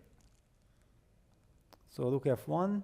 Where should I go with the king? Good question. Because I know actually I can't go to c2 because then king a2, right. b3. Well, you go rook takes b7, and then I maybe just go rook f2 or something. Yeah, so I have to go king e2 after and then rook a1. I know it looks strange. Then you are boxing your pieces. Yeah, but I want to play rook takes a2. Yeah, it's very concrete, and then you are pinning me. Correct. You are winning a very big tempo. Yes. Yes, but still d4, rook a2, king d3. I'm ready to continue this line. Let's put it on the board. King e2. Maybe I'm completely lost, but I have some hope. d4, rook a2, king d3. Yeah, and now if I go, I kind of want to go b5 actually, but I'm trying to find a way where okay, I've got a ridiculous I've got a completely ridiculous line. Because, look, okay, listen to this. Don't laugh at me. Why is this necessary? No, Yeah, this is totally not necessary, but I just want to show you how insane I am. Let's say I played b5, okay? Yes. And let's say you took on g7, which is probably horrible. No, I will never take on. Okay. Yeah, I will rely on pushing you'll the try pawns. d5. But actually, yeah, at the end it's just... But d5, okay, let's say you go d5. d5. Then I go bishop e5. Yeah, tempo, yeah, that hurts. Yeah, and then I take on d2, and I think I force the pawn home. Yeah, okay, it's anyway such a disgusting, but there is no way to defend this. And he made up his mind, king takes a2, rook takes b7, and bishop a3 played. He just opens up the way for the b pawn. Just much easier. Very effective. Yeah. There is nothing special, just straightforward, simple play. And yeah, let's jump back to Niels. Did he make a move already? I'm not sure that he made. Yeah, he's done to 1 minute 30 because you can just resign. If you cannot play the move, bishop he takes took c4, on c4, he takes, yes, yeah, exactly. So he resigns, yeah. If Queen and queen h5. h5 will be blitzed out. He will Bishop take on e2. e2. Ah, he wants to cover with queen g7. Yeah, king g8 and queen g7. That's yes. what he wants. This is the reason why actually Magnus spent a lot of time making sure that this will... Did he miss this? King g8, he is certainly... He's kind of shocked. Surprised. He's kind of shocked. He's kind of shocked. Hold on. Yeah, I completely missed this move, to be honest. He's kind of shocked. I don't think that Magnus missed it. So Queen g7. Queen g7. I think he's probably just going to... What's he going to do here, actually? Why is this so winning? If somebody explain to me. Well, only because of some incredible special moves. Why? Yeah, because you can't even go queen takes b6, bishop takes f3, and you lose. Of course, no, okay. You have to give queen e6 check. Queen I'm f7. assuming. Queen f7, and then find the knockout blow. First of all, I would like to mention that knight g5 is a horrible move. Then queen takes, knight takes d3, and probably black is winning. We cannot afford to trade queens. Magnus gets nervous. Did he miss something, or he calculated? He has queen e6 check, king, queen f7, queen h3. h6. No, this is also this is beautiful. Queen h3, then you go queen g7 back, and then knight g5. That's very beautiful. But actually, you can take on g5. No, queen h7 mate. Queen h7 mate, of course. Yeah, then knight g5. This could be a very clever kind of... I'm also setting queen b3 check, not just queen e6 check. Yes. But okay, a very special one. The game is very far from over. Sorry for everyone. We completely missed the move king g8. Niels is fighting. Yeah, this is not over. I mean, there's basically only one way to win this position. There's a one... Exactly. Look, if you don't find it, you can lose. Because suddenly this pawn on d3, you trade and you could lose. So Magnus has to find the only win. Queen e6, queen f7, queen h3. Yeah, this feels queen like g7, the right way. Queen g7 only move, right? Yes. Queen But what about queen e6, rook f7? Yeah, this is also... It's also possible. Queen e6, rook f7 was what I was thinking, and I get nervous. Yeah, queen e6 check on the board. Now, rook f7, rook h6. Yeah, that's... And then rook g6. But, yeah, I cannot give up the queen. No, rook f7, rook h6, bishop d3, the game continues. Rook h6, bishop d3. Yeah, yeah, also. The game continues. This is also insane, yeah. Rook h6, bishop d3. It's far from over. The bishop protects. You've got to back. go rook f7 here, Niels. Queen f7 is just too obvious. Don't do it, bro. Rook f7. Rook f7. This is the move. But wait a second. Rook f7, knight h4. I wanted knight g6. You still have bishop d3. Correct. Because after, yeah, also bishop g4. No, I can't let that happen. So wait a second. After rook f7.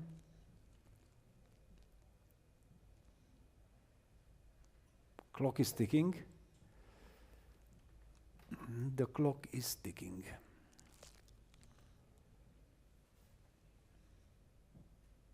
I don't see it. But wait a second. Your move, rook f7, rook h6, bishop d3, rook h5, setting up the rook g5 threat. That could be very unpleasant. That could be very unpleasant. King f8. Rook h6, settling rook g6, that was the original idea. And after bishop d3, rook h5 back, king f8, then, okay, rook g5, Queen h8. Queen h8. But it looks bad now. I'm losing. It looks bad. I can now also then take pick on up b6 and yeah. then c5 is falling and everything. Yeah, that's probably the problem. This case, then Niels will have to play queen f7. No, but I think that loses. Yeah. Svane blundered? No. No. Did he? He was in a completely winning position. Okay, a clearly better one. Winning is a little bit, maybe too much. No, at some point he was completely winning. Ah, really? Yeah. Yeah. But now it's all about Niels. Down to a minute on the clock. How do you navigate? How do you calculate these lines?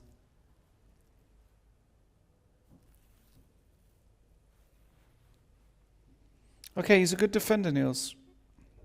He's going to play rook f7. Yeah. Yeah, he plays rook f7. Yeah. But yeah, now rook h6, bishop d3, rook h5 is brutal. What about rook h6, king f8? But then also queen takes b6. Yeah. No, then bishop takes f3. Then queen d8 checkmate. Oh my goodness. Yes, that's the problem. With king on h8, with the king on f8, it's always mate. That's why whenever we force that king there, we can take, but also I can include first rook g6, kicking the queen, and then take on b6. Rook h6, only move here, by the way. Rook h6 is an only move. But it's a brutal move. Yeah. On the board.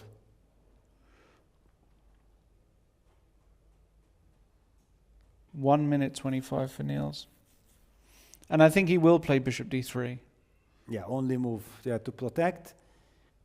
And after rook h5, this is where we need a miracle. Well, we could argue already that after bishop d3, maybe it's possible to take on b6. On b6, but somehow this rook h5 forcing that king to f8 is also so typical in Magnus.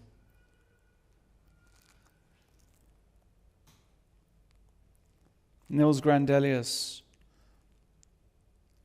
one of the greatest players ever from Sweden. Probably he's, you know what? Niels is probably top 4 Swedish player of all time. Who is in my top list? Well, okay, Ulf Andersson. Yep. Clearly Ulfie. This is a good one. Then Starberg was correct. Swedish. Yes. Starberg's in my list. I put Pia in there, although on rating-wise, of course, not as strong. Pia is amazing. Yeah, but Pia is amazing. Yes, Pia is amazing. And then I'm thinking... But okay, Niels down to 15 seconds. Niels, how do you fight? He'll just play bishop d3 quickly. Yeah, he plays the move. It's a very sad move. He knows it. The way he played it, signaled it. And yeah, Magnus now in a very comfortable situation. Queen takes b6 and rook h5. Both seems to be very powerful. Actually difficult because they both look so good. Yes. And look at, Niels cannot believe. What happened here? I played such a brilliant game. I outplayed Magnus. And then all of a sudden, just one mistake cost Niels the game. But to be fair enough, it was out of control. I mentioned after bishop takes d4, e4, e5, Humanly, this is completely out of control.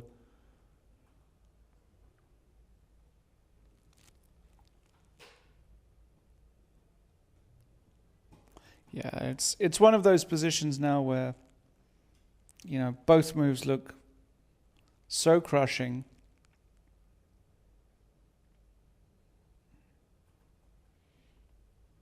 We see also Sarana won his game against Vogel, which means he's 3 out of 3.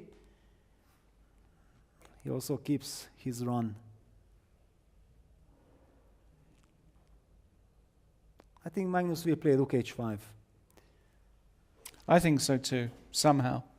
It is also aesthetically so pleasing, this rook h5 move. Yes. And it hurts so badly for black. It just hurts so much. Yeah. And Neil's down to 30 seconds. I mean, you don't even have, you know, normal moves there, because rook h5, king f8, queen takes b6. Yes. And it's you take on curtains. c5 with check. And yes. Yeah, he's going to play rook h5. 100%.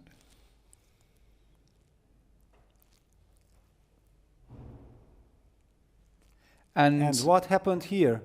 Hans has won, has he? Hans Wow. And Magnus Wait, he won? captures on b6. Did Hans win that? No, I don't know. I was asking. Oh my goodness. We don't know what He did. happened. He did, yeah? Rasmus blundered horribly. Oof. Oh my goodness.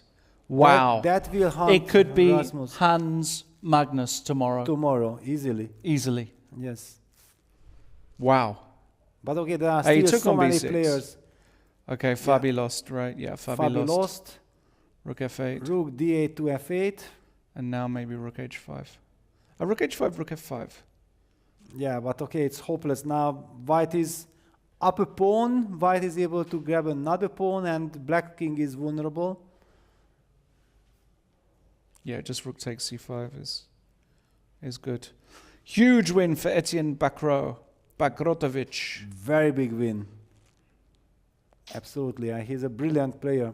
But actually, yeah, you were correct. There is this rook takes c5 idea followed by e6. Yeah. And after queen h6, we always have Very e takes nice. f7 check. And then rook Otherwise, g5. we Oh open my up. god. Yeah, it might happen. Magnus has the nerves to Of course do he this. does. Of course he does. Van Forest has won. We'll see Jordan on the top boards tomorrow. Against making a Sergei run. Grigoryan's. Yep. Sergei also lives in Szeged. Does he? Yes, How exactly. He long has he married been to there? Pap Petra for already Right. 5 years. Okay. Maybe more. Okay. No, he lives there already for 7, 8 years. Okay. In fact.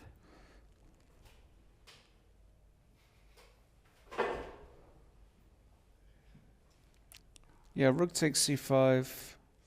He's just checking, double checking, triple checking that he doesn't make a mistake. Yeah, because normally in this position one would say that forget about pawns, play the position. But the point is that this rook takes c5 actually adds that rook into action, and thanks to this e6 trick or e6 tactic, it seems to be crushing.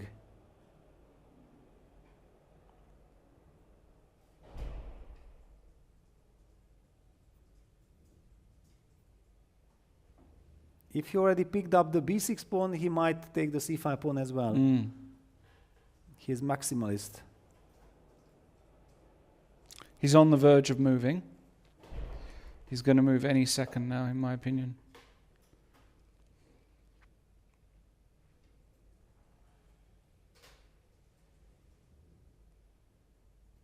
Amazing. How does he do it? How does he do it? All It's the the time. big question, yes. How does he do it? He just does it. He just finds a way. It's crazy. He is also so good at adapting to different circumstances, time controls, positions, structures, everything. Niels just... No, it was a draw. It's written Rasmus Niemann It was a draw. It was a draw. Okay, so then life is normal. I mean, if Rasmus dominates the lose, whole yeah, game yeah. and then suddenly he loses, that would be insane. But okay, we need final confirmation because we have controversial infos.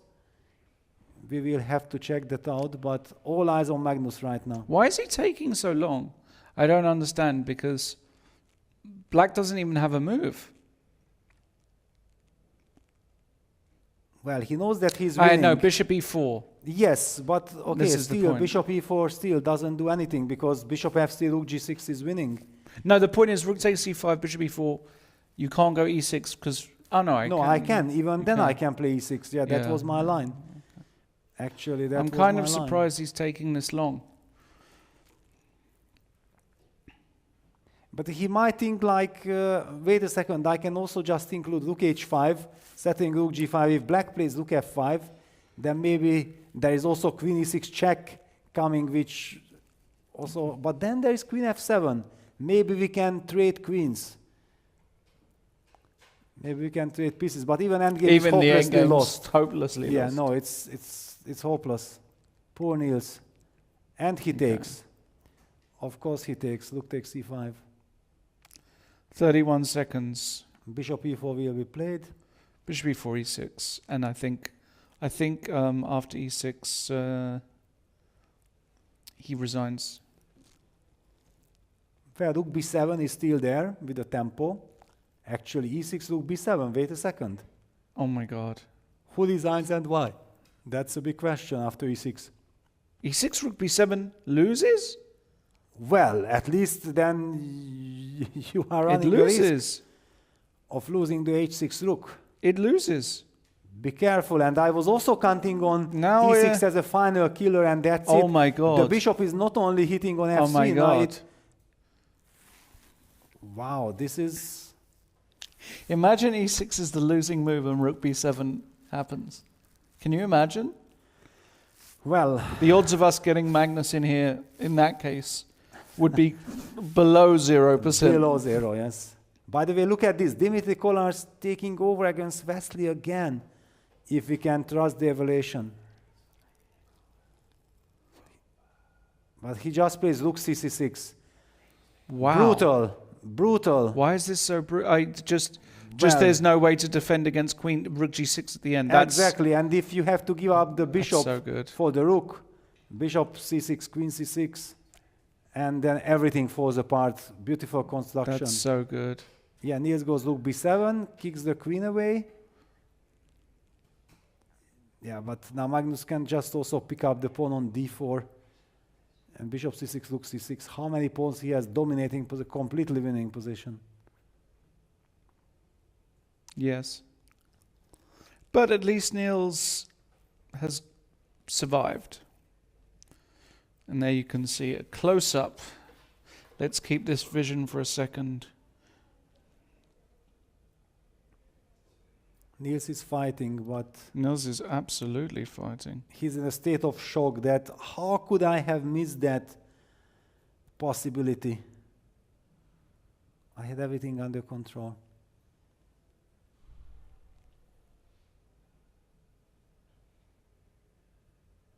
Unbelievable. But practically speaking, I would say that g5 was the mistake because he was low on the clock. Objectively, we have seen computers say it was a brilliant move, but all the lines that Engine was highlighting there was just unfindable with 10 minutes on the clock. So yeah, Magnus just picks up the pawn on d4. Enough is enough. If I give the rook for that light square bishop, then game is over automatically. It's not an exchange sacrifice, it's a winning sacrifice. Because you just dominate all the squares. He will take with the rook on c6, and after rook d7 play the move queen c4 check, not to blunder any kind of rook d1 counter chance.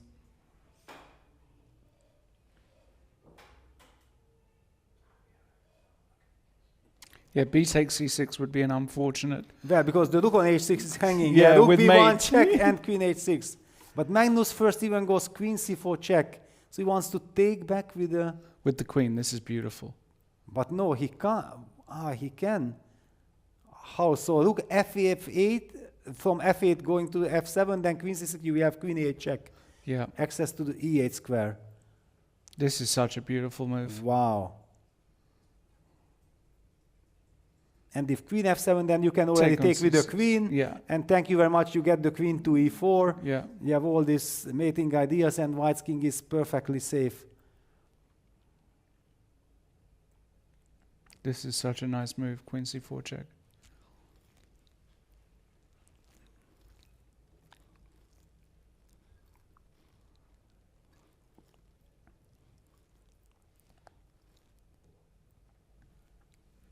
Yeah, and look at the body language. Look at the body language. Yeah, Niels is just so upset. Yeah, queen f7.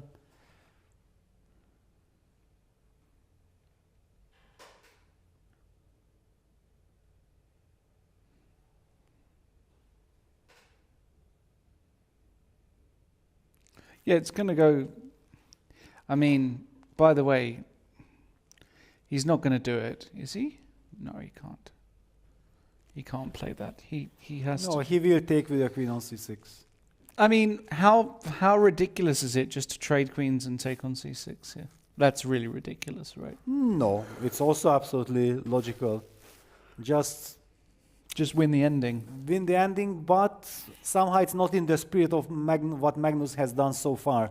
They're going for this queen takes b6, rook takes c5, rook c6, queen takes d4 in order to trade queens. Just like that, no, I think we will see queen takes c6. But I have the feeling Magnus is somehow upset that the game is still on. No, he would have preferred to have wrapped it up by now.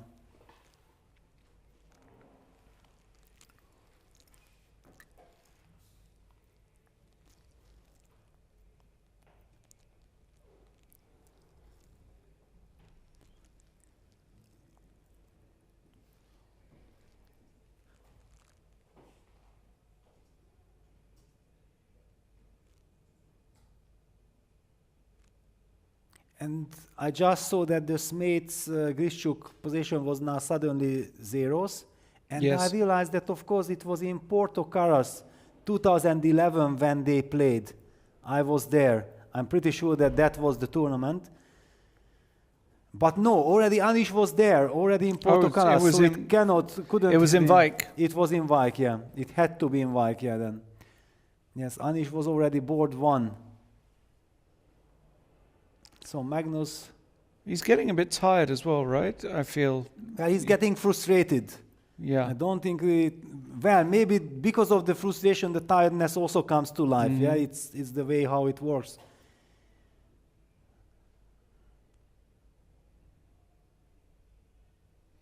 Magnus Carlsen. Because I think that the typical body, yeah, it's like this, that as long as you feel that there is tension in the game, something can go wrong, you never feel the tiredness. That's right. But when suddenly you feel like, okay, I can do this, it's winning, the other move is winning, then it's very, very easy to suddenly feel like I'm actually completely exhausted.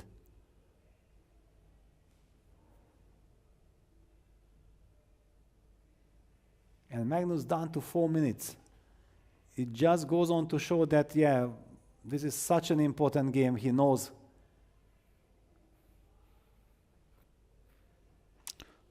Oh, and we have a result here, and that's Erdemos, and that looks like a draw. That looks like a draw. Rapport beat Movsesian. And the Kamsky draw Lakwan Liam. It just shows also what a beast Gata Kamsky is. Still, after all these years. But all eyes on Magnus.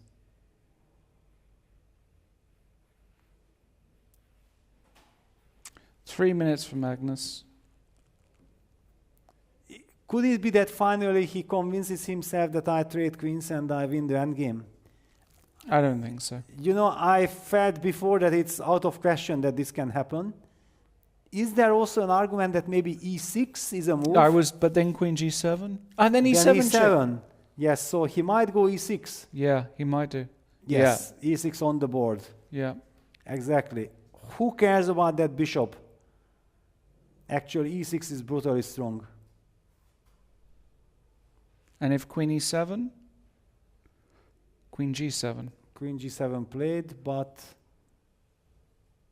Okay, e7 check. Rook f7, I guess. And now just queen takes c6, and you're threatening the queen and rook g6. Yeah. But then there's queen a1 check. First queen a1 check. But okay, it probably but this loses. is nothing. Yeah, it's if this is not checkmate with... No, maybe it doesn't. I don't see the win. I don't see the win. Queen takes c6. Queen a1 check. King h2. Yeah, Magnus picks up the bishop. He will play the check We here. will see this line, yes. Yeah. Absolutely.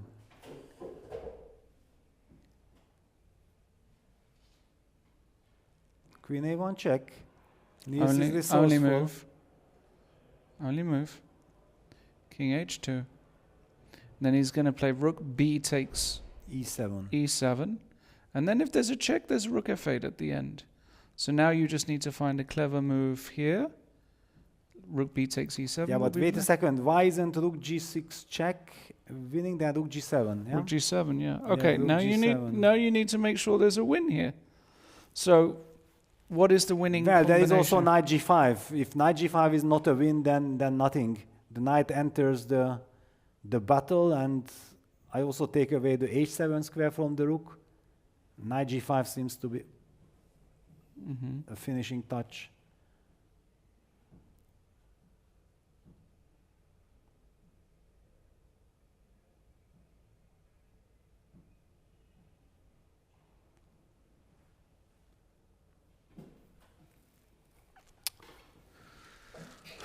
Chess is hard, huh?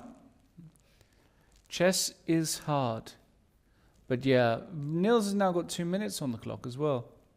Yeah, but it doesn't matter. It doesn't matter.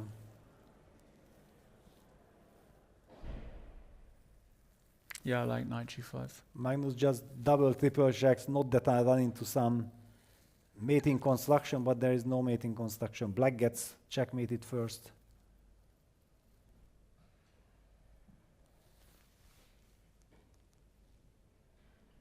Yeah, for example, knight g5. Let's say rook e1. Yes. Queen c8 check. Well, queen c8, but you have also rook g6 check. That's what I'm... No, that's what I want to do next. Okay, Magnus goes queen c8 check first, and he will rely on... But okay, queen g4 check. No, he wants g7. rook g6 check first. Rook g6 check. No, he goes for this queen g4 check. Rook g7, queen e6 check, and then he will land the knight on e5. Oh, yeah, or g5. Yeah. Yes. Yeah, and if queen g7, then rook g6. So rook g7, queen e6 check.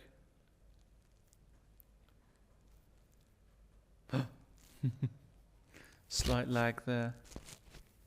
Wait, what? No, queen e6 check. It's just the computer. Goes mad.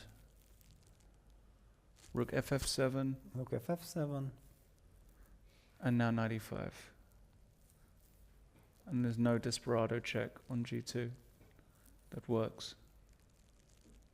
Knight e5, and then also settling knight g6 with some mating ideas as well. But then there is rook h7 still. It's not. No, knight e5. But okay, after knight e5, okay, knight what can black do at all? You can just trade off everything and queen f1, yeah, to try to play queen f1, but then already knight g6 should be a mate. No. But Knight e5. No, knight e5, queen f1. It's queen e8. Queen e8 check. Yeah, and rook f8.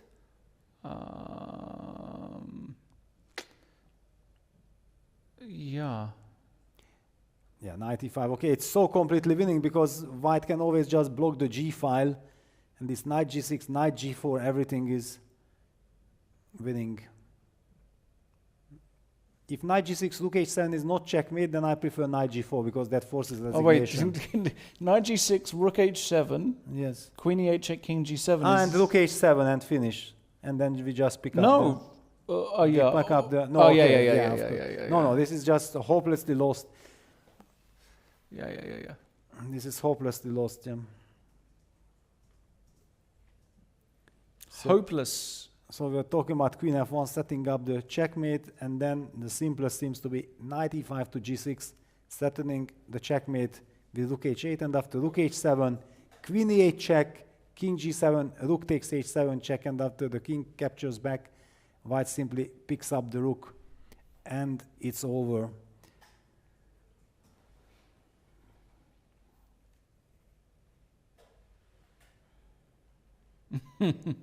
Niels is like, yeah, poor oh Niels. my God. Yeah, he knows. He thinks like, should I make this move? Sindarov has 1 against Piorun, so he's also 3 out of 3. Smates is winning. Smates is winning. F3 played. Yeah, Desperado. I like it. Still trying to cause some. I like it. I do like it. It's a good move. But actually the knight g6 line still wins exactly the same way. Rook h7, queen h8 check, king g7, rook h7, queen takes f7. Yes, it does. So the knight g6 motive wins very easily.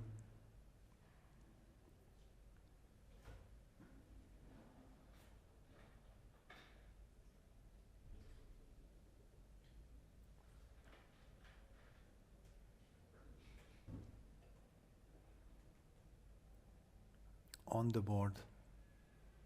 Yeah, and that one was the final. It's been like, do you know what this has been like? You know, bullfighting. You know, bullfighting. Have you ever seen a bullfight? I guess you haven't. No, just You're a vegan, in some movie. You know, they basically break the bull down. It's very brutal. They kind of stab the bull with various swords. Oof, I'm vegetarian. I know. Don't even I know. continue. I'm sorry. Please. But it feels like that's been the process here. It's been slowly stabbing, and then finally the head is cut off. Yeah, one thing is for sure, Magnus was merciless, just giving absolutely no chance for Niels to fight back. Yes. After his mistake. Yeah, brutal.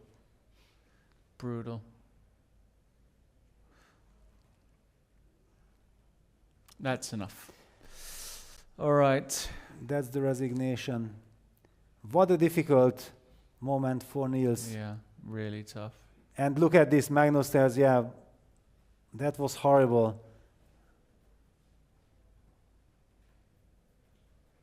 He'd probably also say sorry. Yeah.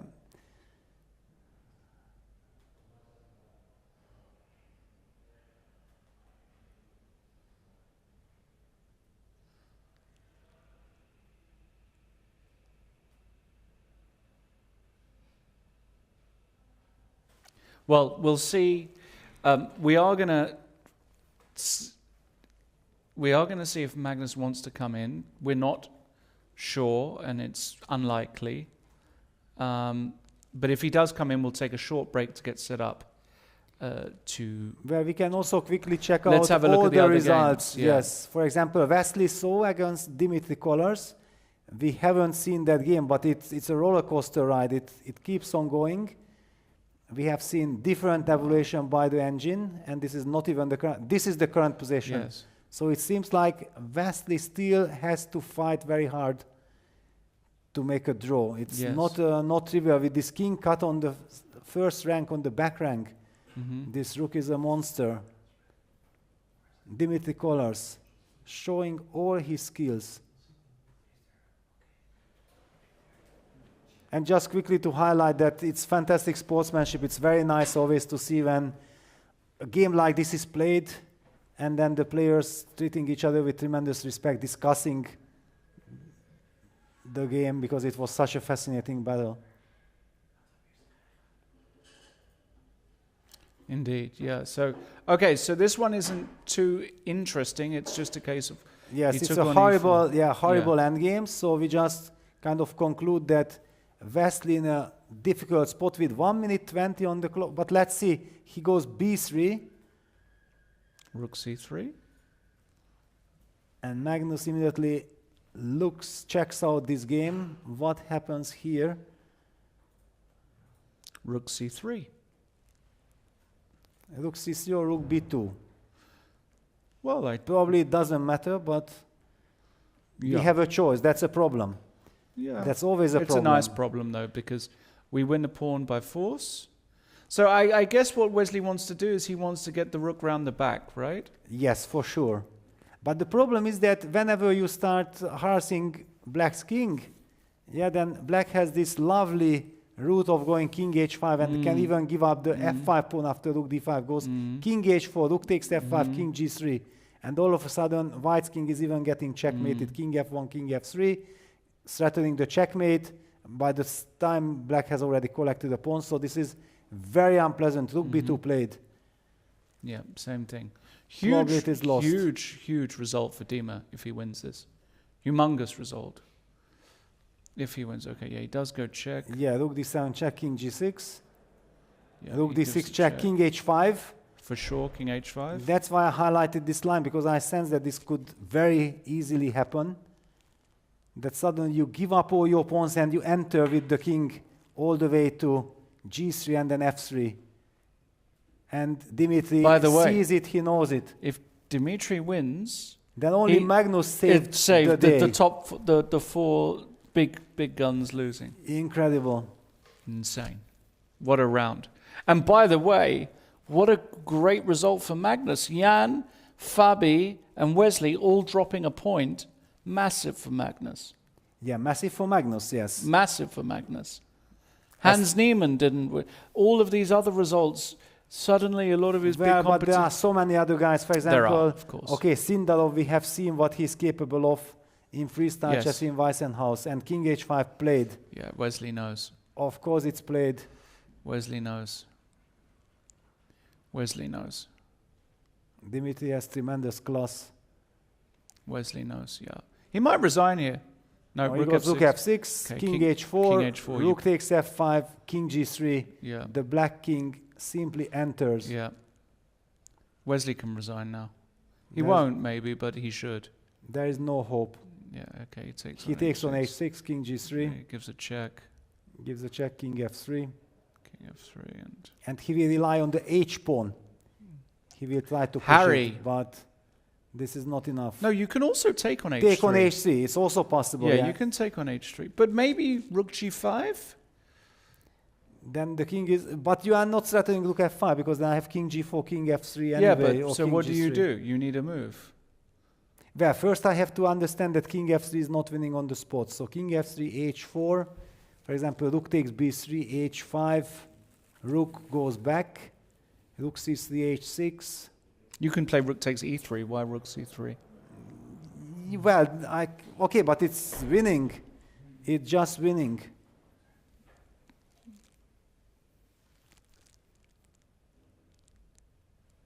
Yeah. Dimitri can become the German hero of the day. Why? He will win this position. Winning against Wesley, so I would say that this is like the almost mission impossible. And this is a very unexpected result. 50 seconds, plenty of time. But King now F3. we see also the nerves. Yeah, he's nervous, but They I- kick I- in. And Oh, he he picks does- up the pawn on h3. Okay, It's this okay. It's okay. gives at least a little bit of hope, or maybe exactly this kills all the Yeah. hope. Because there is no h pawn to rely on. It's just. Yeah, because you can take on b3. You can take on repeat, b3, yeah. You can combine bringing the Yeah, I king mean, back. eventually the rook has to come to b6, and then the king is led off. Yeah, it's enough. It's enough, Wesley. It's enough. Time for dinner. No. Rook g5, okay. Just Wesley take will on fight. b3. Just take on b3. Yeah, Dimitri picks Yeah, up the pawn, king give a f2. check. So Give a white's king at least runs towards the queen side. Give a check. Give a check. Well, give a check know or you just could- go rook b1, rook rook b1, f5, rook b3, b1, b2. and rook h1. But yeah. there is rook h5 check. King g4, rook b5. Oh my Be god. careful, and then I will have Okay. king g2. So rook b2 check first, king e1. Dimitri is playing correctly, and he pushes now b pawn. And rook takes f5. Yeah, And then rook g2. And then just move the rook and Ah, rook Where? anywhere. Then rook h5, rook g5. Be careful. Rook a2. Yes, rook a2.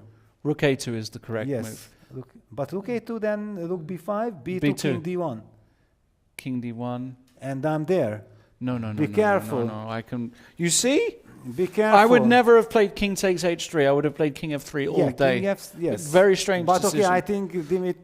Oh no! If he blows this, I'm going to be very upset. He calculated it. Maybe after rook f5, he just goes king g4 and then king f3. But Also. okay, then there is this f pawn running. No, no, no. I don't know. It's not automatic. Okay, he has to take on f5. There's no other move. Or king He goes d1. king d1 first. Okay. Rook g2. Rook g2. Rook g2. Rook g2, yes, because I have no time to take Rook the f5, rook. b2. Yeah, b2 and rook h5, rook g5 we cannot take because b1 Is b1 and queen, and if you go rook b5, yeah, then it's finished. I just go. Oh, it's not finished. I go king g. King g4, f5, F5, king king g5. Oh, that's Zugzwang. cute. Yeah, you just That's cute. zugzwang. Is king f3 also good? I think. Probably. f6, Rook king g2 on the board. Yeah. Rook takes f5, but I okay. think b2. No And score the sheet. score sheet, yeah, this is, yeah, he stops the clock. This is correct. Yeah, this is Arbiter correct. should have been Yes. there giving the score sheet. Correct. Correct. Both getting up from the board. Can you imagine the tension rises to, I don't know to which degree, and they are playing on the stage, and there is no score sheet. How many chess players does it take to get a score sheet? It's like that famous joke. How many chess players does it take to change a light bulb? You know, it's a variation on that. It's okay. It's an English joke, don't worry. Yeah, and the players are picking their own score sheets up. That's okay. This isn't their job. No. And now Dimitri starts the clock.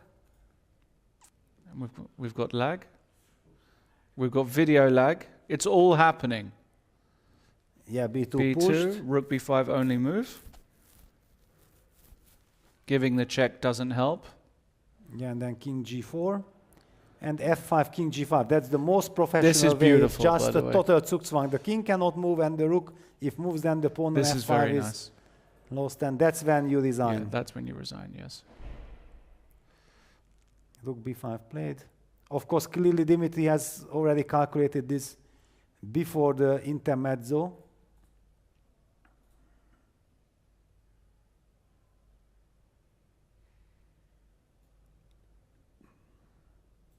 King g4 played. Yes. f5 only move. f5 only move, and then king g5 is the final touch. Or maybe he'll go rook b3 here. He might try and... no. Jadub? He might play rook b3. He might, yeah, because f5, king g5 is just game over on the He spot. might go rook b3 and try and be cute. And then I think you can go... where? Rook bc, rook h2. yeah, rook b3, rook h2. Yeah, Again, that's nice. zugzwang. A nice zugzwang. Yeah, Again, that's zugzwang. nice. Yes. That's a nice zugzwang, yeah. Incredible. So if f5, then king g5 zugzwang, and after rook b3, just rook h2 zugzwang. Yes. Even one could maybe argue that rook f2 just in case to put it behind the pawn, but rook h2 is Rook h2 is cleaner. cleaner. It's very difficult to describe why it's cleaner, but it's just cleaner. It feels that you are You're moving far it away away, yeah. exactly from the king, just in case. The feeling of just in case. Yeah. Even if it doesn't matter exactly for the position, and computer doesn't care at all, but we care. That's true. We care.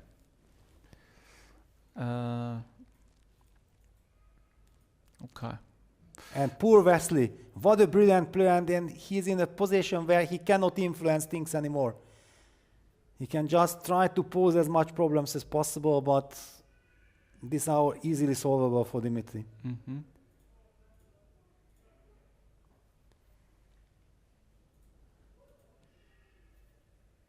He does go rook b3. This is what I thought.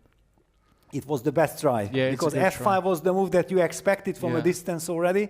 By now, clearly Dimitri has understood that, wait a second, there's rook b3 defense, And again, the winning method is just to give the move for white. After the move rook h2, it all falls apart. But actually, he'll go back to b5. Well, but then king f3. And then f5. Yeah, but then king e3. Yeah, rook h2 played.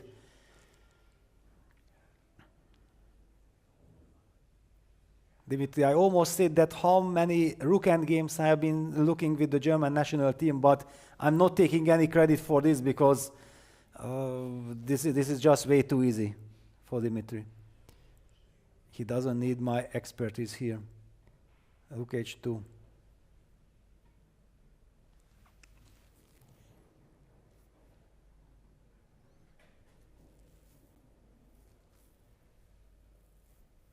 Poor Wesley. Well, yeah, that's how life goes. That's chess. Of course. You win some, you lose some. You draw a lot.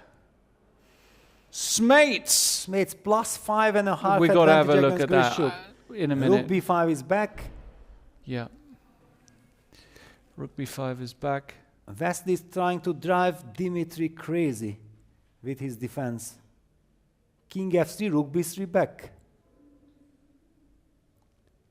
And then you might have to create the Zugzwang and invite f5 without being able to capture that pawn. So you need some nerves.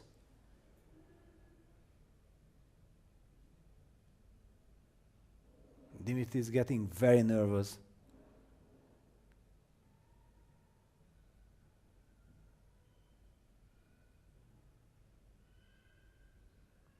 King f3, rook b3. Rook f2. f5. And if king g4, then f6. There is no Zugzwang already. Yeah, white can push the pawn. So black needs more clear. Okay, he goes rook f2. White will play rook b3. No, he'll play king e1. No, king e1, rook rook c2. Yeah, that loses on the spot. Yes. Yeah, you can't. Rook b3 only move.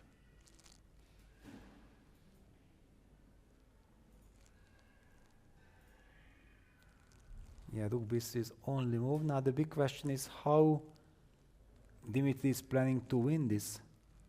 What will be the winning construction? You like rook b3, what's the idea? Yes, exactly. That's the big question. Yeah, that, okay, king f3, f5. Yeah, the line is basically a transposition and it's not obvious. But for some reason, Wesley goes rook b8. Okay, it doesn't really change much. King f3, rook b3 is the defense he's relying on. And maybe Dimitri is regretting having not taking on played king f3 yes, earlier, right? Exactly. Because with already the e pawn, it's yeah, if he doesn't win this, that it's going to be pawn didn't look dangerous enough. It no. was too far away. It's an isolated pawn, and black has all the domination. It cannot be a problem. It couldn't be a problem. Yes. But now this is all nerves because suddenly white has a protected pass pawn, and you have 50 it's only seconds. Yeah. Only 2 pawns each. The computer says that it's completely winning, but yeah, king g3. He's trying to set up the Zugzwang. So apparently after rook b3, king f3, f5, the players believe that black is winning. So, but why? But also white could play the move f5 here, but then black can take, and then we'll have rook f1, rook f2, trading the rooks and king f2 That's winning. a nice touch, yeah. That's beautiful. So that's the trap Dimitri is setting up. Please play f5 takes, rook takes b2. It seems like, wow, 1 versus 1, draw, no, because black has rook f1 check, king c2, rook f2 check, and black trades, and with the king gets access to the e3 pawn and wins the game on the spot. So maybe Wesley will just wait with rook b7. If he doesn't want rook b3, king f3, then he will just wait. No, but he will play rook b3.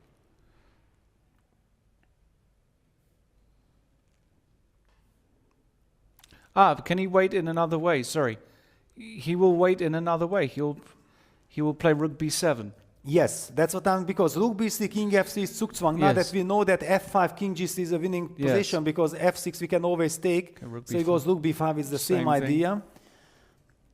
So at least we established that rook b3, king f3 is Zugzwang, because after f5 we can just sidestep with the king the same way, and it doesn't matter if after f6 we are picking up that pawn on f6 and then we do the same rook f1, rook f2 business. Dima now kind of shaking his head. This is a sign of frustration. Rook h2. And by the way, looking at the score sheet, don't blunder threefold repetition. Yes. That would be insane. But this is the point. Now, Dimitri will go king f3, and after rook b3, he will play rook f2. And there we have the Zugzwang. Now that he knows that he doesn't have to worry about that f5 move that we were relying on. So actually now it's game over. Right. Yeah, that's the point, because we saw like the f-pawn walks and starts marching, and white will be able to trade the f-pawn for the b-pawn, but it does not help because of this rook f1, rook f2 idea. So Wesley goes rook b3. Dimitri has to play king f3, f5, rook f2, and f6, king g3. f7? Yeah, and then rook f7. Yeah, it's right. Always it's the same motive. thing. It doesn't matter where we pick up that pawn. We just have to force white to start moving with his pawn forward. Yes. Yes. But Dimitri, okay, he's setting up this is the cleanest. He's setting up the perfect construction. Now the rook has to move, then king f3, rook b3, rook f2. It's with an extra tempo. It's with an extra tempo. Yeah. Doesn't matter, but... And Wesley studying the score sheet. Whoa. Imagine he stops the clock. Yeah, but I think unfortunately for him, this is not the danger, because the rook from h2 came only once. Yeah, he moves the rook to b5, but now king f3, rook b3, rook f2 wins the game. Can then Wesley claim 3-4? No, The rook has never been on f2. Well, it was, but white's rook was never on b3, like this.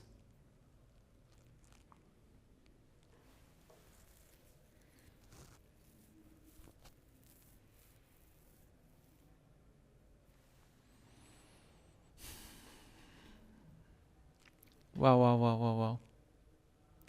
Wow. What a day. What a day. Oh my goodness. And we've got more How many more days have we got of this? 3 more. 3 more? 3 more. No, I refuse. Incredible. You're going to have to do it on your own. Well, you should enter the tournament. I should do. I should be in there. I think we can talk to Sven, give you 2 points out of 3. Is that fair? I think, 2.5 I would be on by now. Okay. I think I would only... We have to ask Sven what he thinks about it. Who would you want to come and join you from the tournament, if you could commentate with somebody? Oof, okay, there are so many candidates, but they probably want to play. That's true. They want to play. I will be alone. Everybody wants to play freestyle. Yes, that's true. Yeah, rook b3 played. Rook f2 is the winning move. It's the Zugzwang position. Just Dimitri has to check the score sheet, not to run into any trouble, but I don't think there is any danger. Rook f2, because it's the first time we talk about the Zugzwang. And the line we talked about, that now the rook cannot move, the king cannot move, king e1 runs into rook c2. Yeah. White has to push f5. Now black sidesteps with the king to g3, and it does not matter. White pushes the pawn to f6, rook takes f6, exactly the same method as before. Rook takes b2, and important to go king g3, not king g4. Yes, not king g4 is a big mistake. Yeah. Exactly, king g3 played. Yeah. Dimitri has figured it out by now. Yes. Also nice, rook b5, rook takes f5 for people that are curious. And Dimitri knows. Yeah, Dimitri knows. Yeah, rook b5, rook takes f5. And once again, rook takes b2, rook f1 check. Once you notice the motive, then everything becomes crystal clear. Yeah. But intuitively, it wasn't easy to spot with little time on the clock. Because it's very counterintuitive. And look at Dimitri is thinking like, okay, finally I made it. He knows that there is no more surprise. Yeah.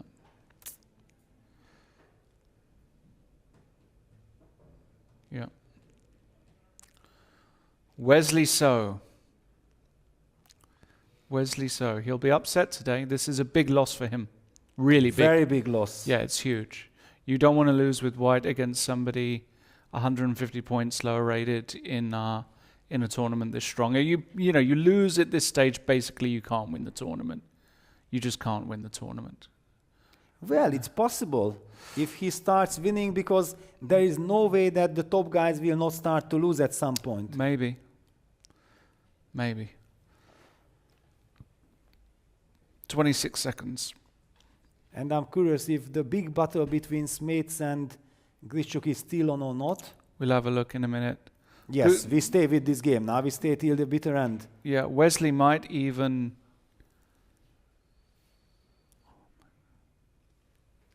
Wesley... Okay, rook b8 played with 3 seconds left. But now you can just... he wants to take on f5. He wants to give the check. Yeah, but then king f3, then the e-pawn decides the game. Yeah, it doesn't matter. It's just... I wonder if he'll play all the way to a Lucena. No. No? No, that is pointless. No, it's also, the rook on f5 is perfectly placed. Yeah. You just go with the king back to f2 and you push the pawn. Yes.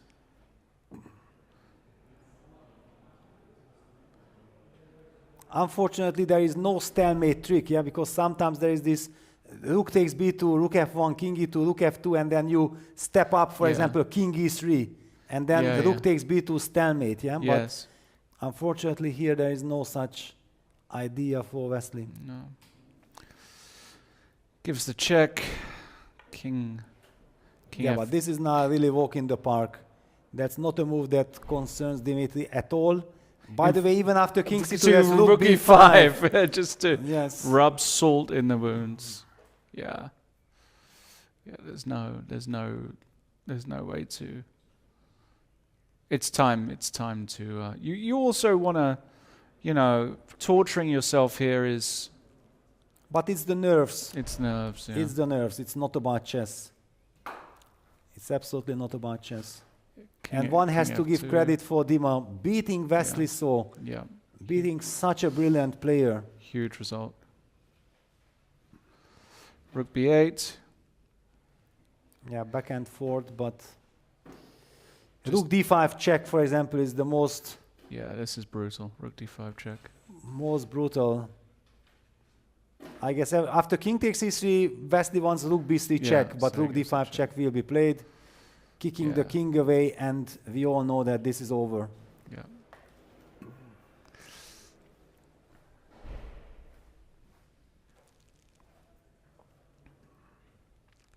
I don't think Wesley should be playing on here, personally. Yeah, king d2, king d2. Or king b2. King takes b2, king d2. Also, or rook c5 also. No? Yes, but king d2, because you move the rook, then rook b5 check. Same idea. Yeah. King d2 is very nice. And now king d2 is clean. Yeah, okay, everything wins. Even if white gets a tempo, it's lost. But yeah, Wesley should just resign. No, he has Try to to resign. forget this game. Yeah. Go for a walk, have a nice dinner, and have a good. Try to sleep as good as possible, because I can't really say that have a good sleep. You can't sleep well after a game like this. You have to survive the night. Survive the night. Actually, you have to survive the night. Survive the pain. Because especially at night when you are trying to fall asleep, then all the memories come back from the game, and then you think like, how did I miss this? Why I didn't play that move, and so on. That's how it works. Oh, he's still playing. He's trying something. Yeah, but it's just pain. Just rook c5 check. Or king f3 and then e3. Just doesn't matter. Don't blunder the e4 pawn. That's the only king f2 thing. would be a big mistake. Yeah, so king e2, yeah. They just don't do these moves. Everything else is good enough. Rook d2 check is also followed by rook e2 is... Yes, if you want to be cruel, then just you do that. Keep the pawns, you know? Can we have a quick look at the Smeets game? Yes, but okay, I already want to get the... I think that it's matter of seconds when we see No, the I don't. designation. I don't. If you already stick with this game for so long, I think few seconds will not matter at all.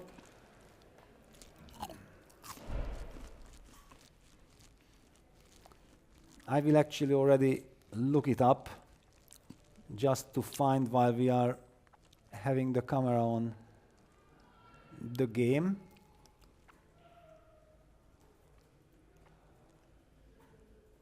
And Okay. there is the handshake. A very big win to the local hero, Dimitri Kollars. Very big congratulations. And we hope for Wesley to bounce back. We wish him the best of luck for the rest of the tournament. But now it's Dimitri Kollars moving to 3 out of 3. And where is that Grishchuk game? Yes, here we go. Grishchuk lost to Smeets. So actually Smeets won. And which other game is still in progress? There is Yesipenko playing against Francesco Sonis. Everything else, everything else finished. Okay, then let's check out Andrei Yesipenko. This is going to go on forever. Yes, but at least we saw that this is a Queen End game. What do you think? Is this maybe the moment to check out the normal open? If the top two boards, because Shirov and Nikita were on the stage, I think we would do justice. Well, everything's finished. Everything I've been told. finished. Yeah. Okay. So we're actually going to wrap it up because it's been a well, long it just day. finished. Yeah, it looks as though... But what happened? Wait a second. There is a complaint by Alexei, or they are discussing. Oh, they are discussing. What was the result? Can we get the result of this game? Let me try to bring it up. I have to update something. No, we have a problem. Shirov won. Shirov won, yeah. okay. Shirov won. Okay. That's it for Then today. Shirov is 3 out of 3, and Nikita Vityugov, can we get the confirmation? How did he finish? We'll get confirmation. Because that was on the stage, so that at least we know. Yeah, Nikita and won Nikita as well. won as well. Okay, so both Alexei Shirov and Nikita Vityugov are 3 out of 3. All right, it's been a very long day, and they're going to be very long days. 2 rounds a day, brutal. But the story is as follows. We've had casualties in round 3 of the freestyle element of this tournament. Some of the big guns have gone under. Fabiano Caruana losing. Jan Nepomniachtchi losing. Wesley So losing. We've had Alexander Grishchuk losing. We've only had some draws. Erdimos held. Svane held. Kamsky held. The list really goes on. So the only really top gun to be on 4 points is 3 points. 3 points, sorry, is the man himself, Magnus Carlsen, and even that wasn't a walk in the park. Who is he going to play tomorrow? We don't really know. He's going to have a chance, maybe one of the young guns, somebody like a Sindarov or somebody like but they have too high rating. Yeah, for example, Richie is also 3 out of 3. He also has high rating. Yes. Yuyanji 3 out of 3 with high rating. Sindarov 3 out of 3 with high rating. Maybe Smeets. For example, Smeets. Pranesh is also 3 out of 3. Jordan Fanfuer 3 out of 3. Sarana 3 out of 3. One of these guys. And basically that's it. Yes, it's going to be one of those guys. Basically that's it. That's it. We'll find out tomorrow. Thank you everybody for joining us today. It's been an absolute pleasure. What a blockbuster day. All the drama that we had hoped for, all of the ups and downs, and all of the underdog wins, which is why we're here. Love to see an underdog win. But it is King Magnus still sitting at the top of the tree. Who is going to catch him this tournament? Or is he going to win another freestyle tournament? We'll see. We're not even we're a third of the way there. Long way to go. We'll be back tomorrow, 10 o'clock in the morning, Central European time. Make sure you set your alarms, and we'll see exactly what happens tomorrow. Thanks again for joining us. From me, from Peter, we're wishing you a very good Easter Friday. Enjoy your evening. See you in the morning.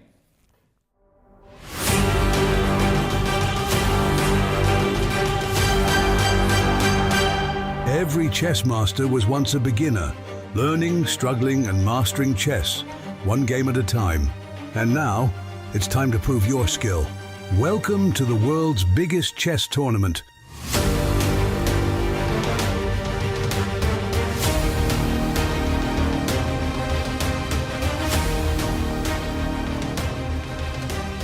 Compete in the Grenke Classical Chess Open for €70,000 prize pool, or enter the Grenke Freestyle Chess Open with a massive €225,000 prize pool and the opportunity to qualify for the Freestyle Chess Grand Slam in Las Vegas. And the best part? You could face Magnus, Vincent Keimer and other world-class players. This is your chance to play against the best. Are you ready to make your move?